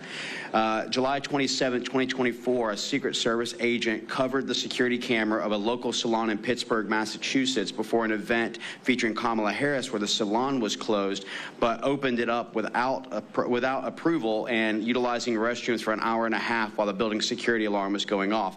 July 2nd, 2023, it was reported that a former Secret Service Director Cheadle and senior agency leader sought to destroy the cocaine found in the White House in July of 2024. The evidence was not destroyed due to pushback in individuals in the Secret Service Forensic Service divisions. May 2024, a man enters the U.S. Secret Service Miami field office through a propped open door and was not removed from the building until the following morning. April 24, 2024, a special agent assigned to Harris's detail had a mental breakdown where the agent is reported to have physically attacked the commanding agent in charge at the base after verbal disputes with other agents. Sometimes during 2023 and 2024, at least 2 people breached President Obama's Hawaii residence. Though the president wasn't there at the residence, his 2 daughters were on premise at the time. April 2023, a drunken intruder entered the home of National Security Advisor Jake Sullivan in the middle of the night. The man was able to gain access to Sullivan's home despite 24/7 Secret Service protective services in Sullivan due to the sensitive nature of his position. Now, I want to go back to a comment that you made, Mr. Bongino, where you said none of these problems are new. I think just the list of those that I've just mentioned shows that this is not a new problem, but has existed for quite a while. And with a $3 billion annual budget, I would think that we would start evaluating those mistakes to make those corrective actions. Would you agree with the things that I've listed, with the budget that is allocated, that there should be a much better provision of security for protectees than what you're seeing today? Oh, there's zero dispute about this. You know, Mr. Prince's company had accountability. People fire him and find a new company if he lost a protectee. You can't fire the Secret Service. 18 U.S.C. 3056, they're obligated to protect him. The Secret Service has a culture problem, Congressman. I was an instructor in our training academy in Beltsville, Maryland for 3 years. I ran operations over there, taught investigations over there, spent a little time in the Control Tactics Unit. I was there for 3 years. Unfortunately, I can't count on one hand. I would need probably 2 and toes as well to count how many agents who could not meet even basic protective functioning skills and criminal investigative skills, but who met other criteria completely irrelevant to job performance, who were pushed through and told with a wink and a nod, this woman or man needs to graduate. Well, why? They're clearly incompetent. Every instructor who's encountered this person has said this person's incompetent to the point where in judgment drills, they're killing the protectee in the judgment drills. That's kind of not what we do. You're not supposed to shoot the protectee yourself in a simunition drill. And you would say things, you would hear things, excuse me, from special agents in charge, and I encourage you all to look into this, how the training center works and how they graduate students, where they would say, well, that person files a lot of complaints, like EEO complaints. Okay, well, are they real? That sounds serious. Sounds like a serious thing to me. I take that stuff seriously. And they would say, well, they file them enough that it's become a nuisance and they're not really legitimate, but because this person files a lot of complaints, we need to graduate them. Some of those people now, matter of fact, not just a few, but many are out on protective assignments now. And again, this is not... So what you're saying is that DEI plays a major role, not meritocracy, with regards to the current culture that has been fostered. No, not A. No, the major role. The Secret Service right now is dominated by It's not a role. It's the role. You ask agents on the president. I think that everyone's heard me say before, DEI equals DIE. You know, DEI stands for didn't earn it. And well, we need it did to be for very Corey cautious in how we do this. Ask his family. Correct. I just want to move on briefly with the time. Mr. Schaefer, I just need you to kind of confirm the no's. And when I say confirm the no's, you'll understand. Didn't take the communication platform that was given by local forces, correct? That's correct. Didn't take the surveillance drone offered by local forces, is that correct? That is correct. Didn't show up for the morning briefing to ensure that last-minute planning could be accounted for. That is correct. Didn't take any necessary measures to talk to the Kubota dealer, who was 400 yards away to the 12 o'clock direct line of sight, to even see whether or not they could gain access to that rooftop or talk to the owner. That is correct. Did not access the water tower, which has the highest vantage point, and provide oversight that would have also looked at the AGR building. That is correct. You know, I'm looking at all this and I'm noting a lot of no's of things that didn't happen. And unfortunately, because we've allowed this to go on for weeks and weeks, we're now going to be faced with the fact that they're going to be memorializing all these documents to reflect July 9, July 10, July 11, dotting I's, crossing T's that wasn't actually going forward. Now, I want to ask you something, Mr. Prince, because you know this all too well about counterterrorism operations. We know for a fact that we have an open border with roughly 10 million people that's come across. We know that cartels are cheering on President Joe Biden as the employee of the month every single month. When you think about 2018, where you had $500 million in revenue from cartel to now $13+ billion in revenue. If you knew a president was coming in that would put things like remain in Mexico back in place, secure our borders, and cut your revenue, you have the training, you have the assets, you have the revenue, would you deem that person as a threat and want to take that individual out? It's a very simple answer, because you can see what they did in the last Mexican election that just happened a few months ago. They killed 27 conservative candidates, assassinated while campaigning. And noting that you had the successful counterterrorism operation that eliminated the shadow master, Qasem Soleimani of Quds Force, as well as for Abu Mahdi al-Mohandes, who led the Iranian proxy militias of Iraq, would you deem that as them declaring a fatwa to increase your threat profile as an individual protectee? Certainly the Iranians would see it as a risk worth taking. And you also note that a question that needs to be asked of the FBI is that on July 12th, a 46-year-old Pakistani male named Burjan was actually captured, who had also plotted assassination against President Donald J. Trump and 35 elected officials. The question is how did you think an individual who's on a terrorist watch list, landed in Houston, Texas, was questioned by the FBI, and I would love to hear his answers because they must have been spectacular, and then released, noting that this individual flew from Pakistan to Iran for 4 days prior to this. Would you note that is very questionable? Again, you can put him in the long list of other people that don't belong here, that our federal government is failing to do their job. Thank you. With that, I have run out of my time. I will now hand it over to the Honorable Chip Roy for 10 minutes. I thank my friend from Florida, Mr. Mills. Thank my colleagues here. I thank you, gentlemen, for testifying here today. And I'd ask my staff they'd put the map up here on the board. And if you would please, the technology folks, would you please play the shooter on roof behind President Trump angle video? And as we get this queued up and we start to play it, I'm gonna ask you some questions. I'm gonna start with you, Mr. Bongino. Trying to through the question that I'm wrestling with, a lot of Americans are wrestling with, which is whether or not the failures here that we're all observing. Everybody agrees there was failure, almost catastrophic failure, and certainly catastrophic for Mr. Comparator and his family. But was there more? Was there willful blindness here? So if you could cue up the video, that'd be great. They've got that queued up. If they don't, then I'm just going to go ahead and proceed. Great gentlemen. So we're going to bring him up for. Can we bring him up for a couple of minutes? You get ready, McCormick. You get ready. The world will see a vibrant Republican. See beyond the president, you can see the shooter moving across the roof. Now, I look at this as someone who is a prosecutor, had worked in the U.S. Attorney's Office, had worked in the Attorney General's office, not as someone who was a sniper like Mr. Mills or Mr. Crane, working in the Secret Service. But to be very clear, the perimeter, the building he shot from is outside of the perimeter. And the video we see, we can see him clearly just a mere 130 yards away. So here's the setup that I want to ask. I'm going to start with you, Mr. Bongino. Do you believe that you can just chalk up to mere incompetence that the Secret Service did not attend the 9 o'clock meeting for scheduling purposes? They literally just didn't attend. Can you chalk up, and just, I'm going to go down the list and just jump in. Can you chalk up to mere incompetence the conversations about the communications that we talked about before, where you didn't have a body present and they were using the cell phones, and they did not retrieve the radios, as Mr. Higgins has reported? Can you chalk it up to mere incompetence that they identified crooks about an hour ahead of time, and that the President Trump, was never removed from the stage? They didn't delay, they didn't hold him back, they didn't remove him from the potential danger. That the perimeter did not include the buildings around over here, and to the extent, should there have been a perimeter that was farther out, and to the extent that the perimeter wasn't farther out, that they at least make sure the building wasn't covered. Is that just incompetence? Is it just incompetence that there was no drone being flown and the drone was turned down by the Secret Service? Was it just incompetence that the shooter had a drone, as the FBI director testified in front of the House Judiciary Committee, that he literally had flying within a couple hundred feet of the stage the same day, mere hours before the shooting? Is it just incompetence, what we're hearing now about the whistleblower saying that there were no canines? Was it just incompetence that there wasn't sufficient policing along the security border?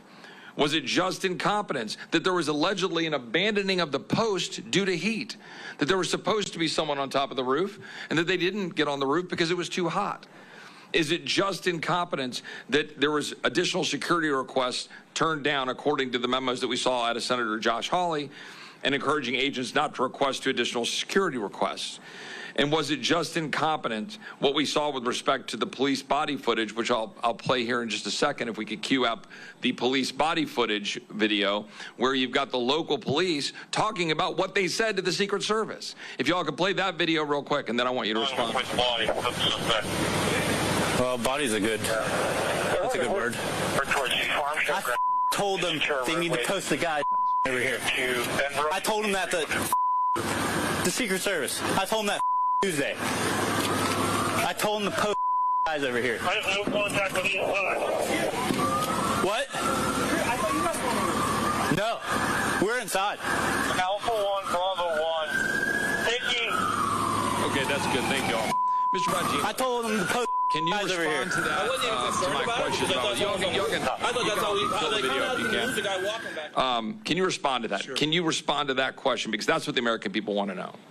You know, Congressman, if you had just ended with your first statement and said, well, we may have screwed up the perimeter, you could maybe attribute it to ignorance. Layered incompetence always means intent, correct? So I'll give you an example. You're in a mall parking lot, it's 97 degrees, and you leave a kid in there, and you close the door. Did they intend to kill the kid? Probably not.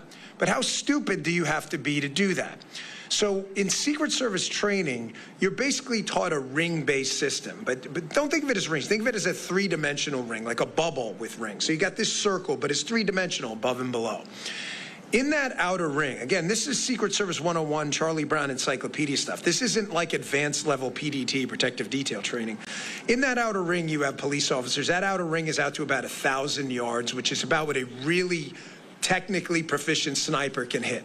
Why was the perimeter set to, again, absolute total incompetence? But then factor in the other things, and I just want to add a few more. How is it that a counter surveillance unit whose actual job is to detect, to counter surveillance, that's what they do. They're the best at what they do. We asked the question during the conversation we had earlier.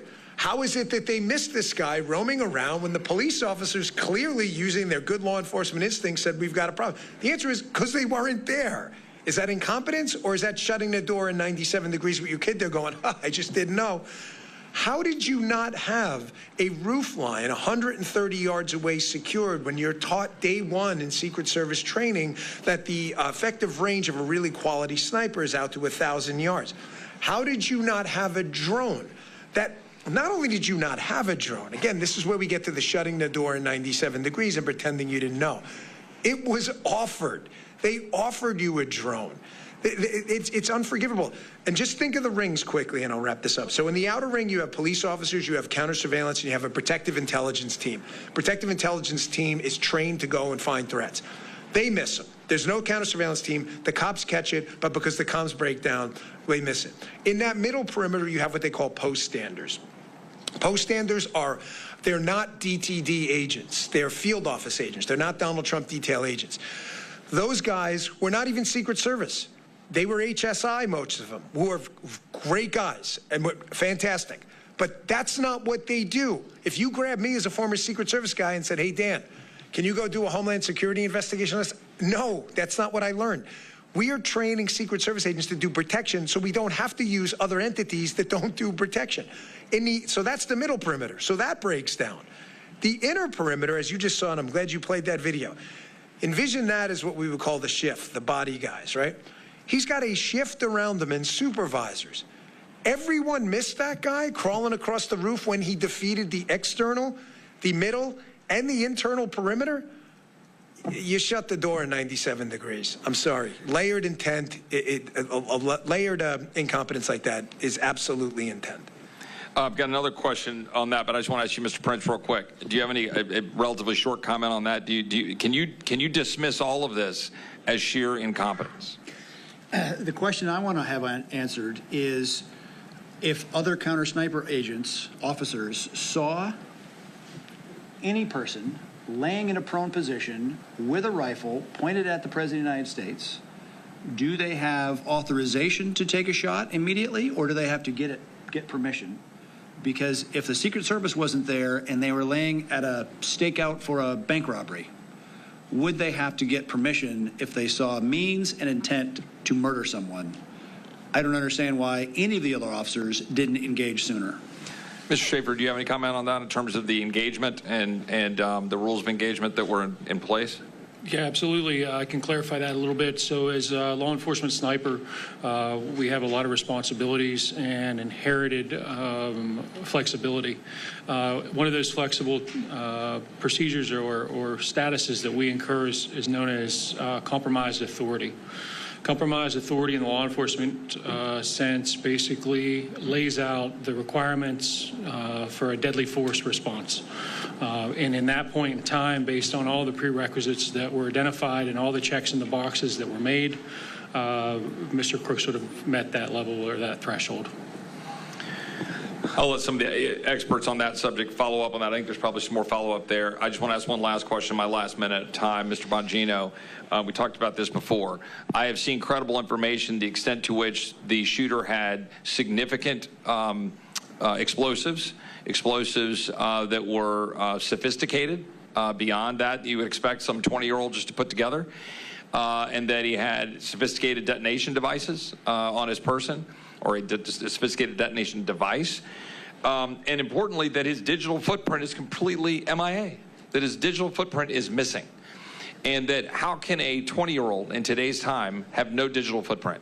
So do you have any thoughts on that, any comments on that? And that'll be my last question. Well, 4 years of doing protective intelligence investigations with the Secret Service, interviewed probably hundreds of people who have credibly threatened our protectees. I've never seen anything like it. If you would have told me it was a 60-year-old guy who had lived most of his life without a computer and for the last 10 years had been planning this, hard to believe but digestible. You're telling me a 20-year-old kid who's grown up in the digital era figured this out when he was, 13, to never get an online presence? We've seen nothing. Nothing. We're now 6 weeks in. There's not a Facebook photo. You know, it's incredible. We know every single thing about these shooting incidents when there's a political narrative to be had by the media and the other side. We do. You know who their high school girlfriend was. Sadly, you know everything about these people. We know nothing about this guy. And sophisticated explosives, we have this massive law enforcement bureaucracy. No one's got him with an online search history at a library saying, how do I build this? He's 20 years old.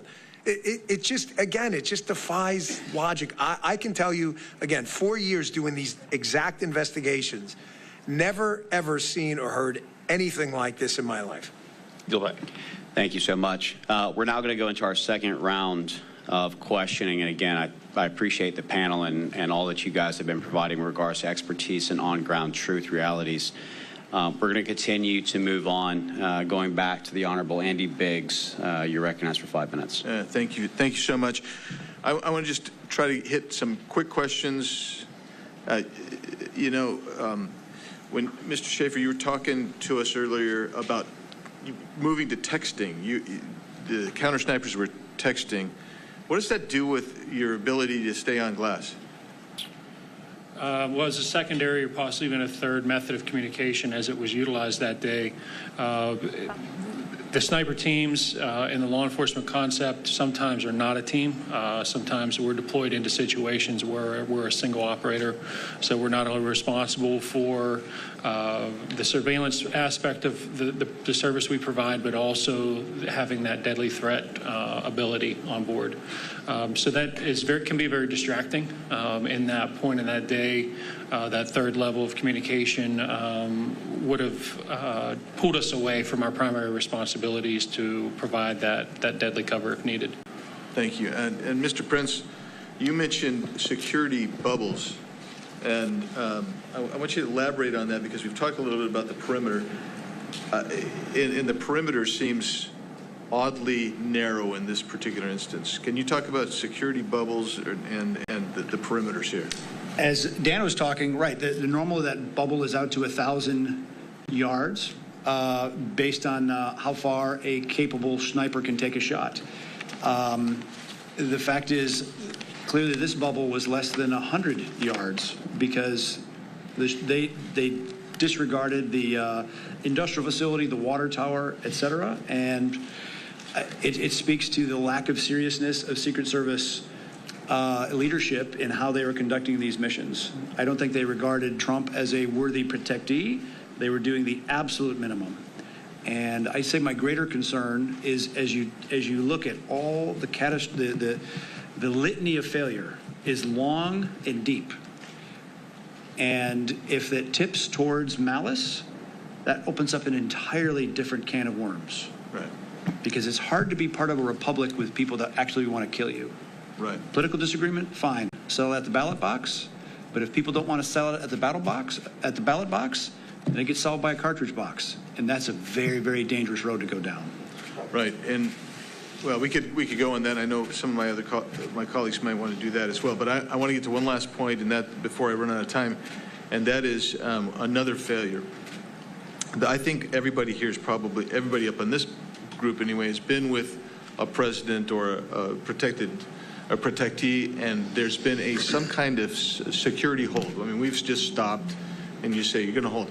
Why was there no security hold put on Trump at any time if you had some kind of individual? I mean, that Ben, as Mr. Schaefer has described, actually did arise to a threat level. Why was there no security hold put on President Trump? Why was he allowed to go on the stage? Why wasn't he taken down? Why didn't we see a pause? That for me? Yeah, Dan. What makes your question even more impactful is every Secret Service site for a high threat level protectee has what they call a holding room, which you would guess is for holding the protectee. I see Congressman Gacy because it's actually called the holding room. Yeah. The holding room is for things just like this. The holding room is, let's say a congressman shows up and is a little late. There's an accident. They'll hold him in the holding room saying, enjoy. You all have been in it. None of this is new. You've been in the holding room. There's a Secret Service agent at the door. You guys have congressional hardpins. A staffer escorts you in. Every one of you has seen this or will in the Trump administration. This is not a mystery to anyone. Why was he put on what Eric had called, accurately so, the X? We use the exact same terminology as the military. The X is where that protectee or that limo with the protectee in it is. Why was he put on the X? You have an open threat. Ben is described and your timeline lays out was there for an hour. I'm not going to play any word games. Were they a threat or suspicious? Well, if you're a threat, it's because you're doing something suspicious. And if you're suspicious, it's because you could be a threat. These are silly, stupid word games. You know when it's not a threat? When your CSU or PI team goes and grabs the guy and determines he's not a threat. Until then, your question's accurate. You put him in the holding room, which is the point of the holding room. Can I ask one more question? So I just want to follow that up. And you made the point earlier about counter surveillance. There were no counter surveillance teams there. There's a public domain videos of him, Mr. Crooks, wandering around. was there anything in his behavior wandering around that if he would have had a counter surveillance team there, it would have triggered an interaction with this guy earlier? I'm going to answer yes, but respectfully, and I know you understand, the CSU and PI teams are trained in very specific behavioral indicators that would give off, and speaking about them openly would probably give operational knowledge to bad guys. I know you understand that, but the short answer is not only one, but many behavioral indicators he was giving off that if we could talk in a secure setting, you'd be like, how did they miss this? The CSU team would not have missed it if they were there, which they weren't. Thank you so much, Mr. Biggs. We will now go to the Honorable Eli Crane for 5 minutes. Thank you. Mr. Bongino, do you have any confidence that Secret Service has learned their lesson? No, because I've been involved in a number of, we have 10 years in the Secret Service. I was in the training center when the Georgia grenade nearly exploded. And, you know, the only reason it didn't kill President Bush is because the guy wrapped it in a towel. That's it. It's the only reason he survived, because we got lucky. And the changes made from that lasted about a month. They added more magnetometers. And then basically the same problems resurface again. So no. I want to read a text to you and see what your thoughts are on this. Do you know who Joe Kent is? Who Mr. Bongino? Joe Kent. He's running for Congress right now. Special Forces guy. Oh, yes. Up in Washington. Yeah. This is a text he sent me on, I believe, Monday, August 19th. He said, "Hey, brother, I know you are doing an independent J13 investigation. I want to share this anecdote with you from my experience with Speaker Mike Johnson's U.S. Secret Service detail this weekend. Bottom line up front, Speaker's detail was incredibly lax, failed to seal off all entrances to a very small venue. Johnson wasn't secured and very easy to access. Long version. We had a local steakhouse host my fundraiser with the Speaker. Location was only available after people RSVP'd. But the entrances to the steakhouse had Kent for Congress signs on the two entrances. One entrance was inside the hotel, one out on the street in a busy pedestrian area. I arrived about 45 minutes early to check out the venue and to make sure my team had stuff ready. I also wanted to see if the U.S. Secret Service had a checkpoint set up. I carry everywhere. I planned on leaving my pistol in a hotel room my team had there. I entered the hotel, followed the Kent signs into the steakhouse, and immediately walked up to the unsecured holding room the Speaker was in. He was on a call, so he did not notice me. Neither did any of his detail. His detail was inside the restaurant just BSing. No control over the two entrances at all. Once the event started, they put on a good show and looked the part. I can't interpret their intent, but they failed a basic, simple task. Secure the two entry points, a shocking level of incompetence. The event was in Vancouver in the shadow of Portland, Oregon. Mr. Bongino, is Speaker Johnson, what's his job? Well, that would be Capitol Hill Police, but it speaks to a larger issue with these security failures. What was mentioned about 3/4 of the way through that text, where everything becomes about optics. I'll give you just a quick example. You know, think about this. Why are Secret Service agents out there wearing suits? You don't see that with a lot of Israeli Shin Bet and others, because the threat over there is existential every day. I mean, these are little things. You're worried about optics and what people look like, you know, red ties on agents and guys who've got their shoes shined, when you're not worried about door kickers who are going to keep you alive. The good show part is a problem, and it's ubiquitous, whether it's DSS, whether it's Capitol, whether it's Secret Service. We have to start focusing on job tasks and not, you know, operational optics or who's got the freshly pressed suit on. These guys have to be out there ready to go into action and defeat that 15, 20-man Hezbollah team or group of Sicarios Eric's talking about before. This was a 20-year-old kid who broke them down. Can you imagine if they had detonated, taken out that fence line and rushed a 10, 15-man team in there with rifles and heavy weapons? You know, there would have been a mass murder scene. That motorcade would have never gotten out of there. Yeah. Thank you. You were talking about slings earlier and how long it took the Secret Service to adopt slings on their primary weapon system. Why is it important to have a sling on primary weapon system. And what is this? Why did it take so long for the Secret Service to get on board with having their agents carry slings? You know, I candidly wish I was joking with you guys, but I'm not. The Secret Service's operating kind of de facto motto when I was there about technology, we're laughingly calling a sling technology. I mean, really, it's like technology like the wheels technology, right? Is because we've always done it that way. I'm not kidding. You get a bunch of Secret Service agents up here and you get them on the record, and they will tell you exactly that. You know, I remember when GPS technology first started, and President Bush was riding his bike, and we brought a guy into headquarters, and we said, hey, we're losing President Bush a lot on the bike. I mean, he was a good biker. He'd go in the woods. And, I mean, the guys were with him, but the motorcade was having a hard time finding him. Well, maybe we should look at this thing called GPS. We've never done it that way before. Why would you need a sling? For 1,000 different reasons. You may need to go hands-on. You may need to grab a ladder. You may have a weapons malfunction. What are you going to do, hand the weapon to someone else in the crowd while I get my pistol? This is technology the military's been using, as you know, for since World War I. Who knows? It's just, it's a mentality where no one wants to take a chance. And if nothing's happened because they got lucky in the past, then there's no reason to change anything.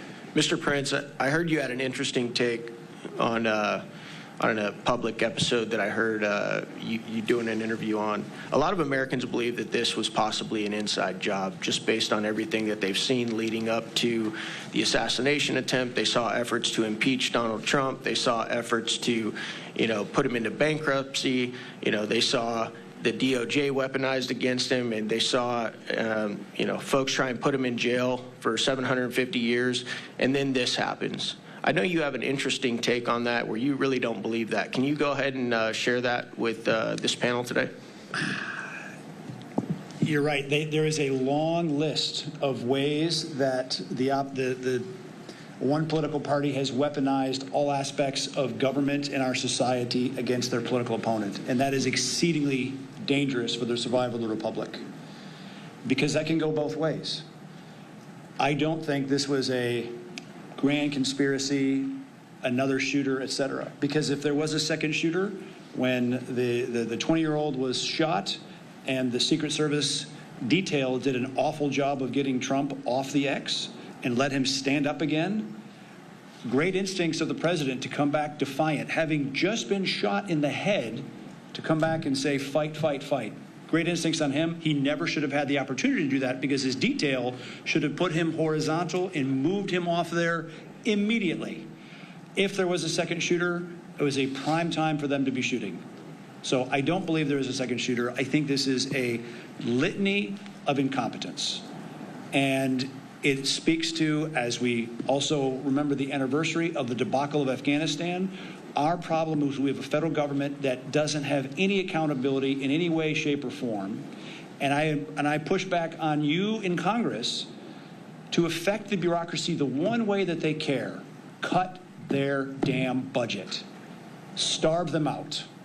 Nothing else will get their attention other than their starvation. Well, I can definitely agree with that. I think all of us on here have been willing to shut the government if we're not willing to shut the border, and we've made that clear at times. With that, I'll hand it over for the Honorable Matt Gaetz for 5 minutes.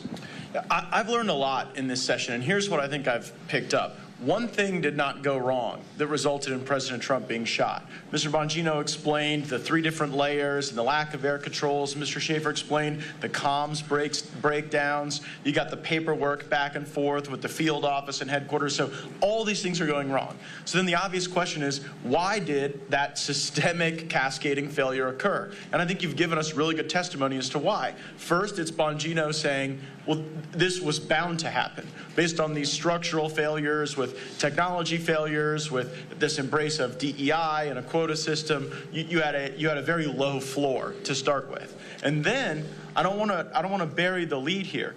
You heard Mr. Prince's testimony that he believes that a motivation here might be they just didn't deem Trump a sufficiently worthy protectee, and that could inform on it. And then I think the most damaging, and I never really contemplated until you gave the testimony, Mr. Bongino, that giving the Trump detail the assets they requested air, additional manpower presence, more folks so that not everything is pushed out to locals, but indeed is the folks that have gone through the type of training that you provided in Maryland? Well, that was because that kind of a force posture could make Trump appear more presidential, more ascendant, more in charge. And I do think that in addition to more presidential, more ascendant, more in charge. And I do think that in addition to what Mr. Prince has said about budget, there are things Congress can do to direct specific demands for documents around those three vectors and work on all of them. To the structural issues, Mr. Prince, is it something leadership can fix? Because one thing we've found is that you try to put downward pressure on any budget around here for anything, and it's like you're committing a war crime.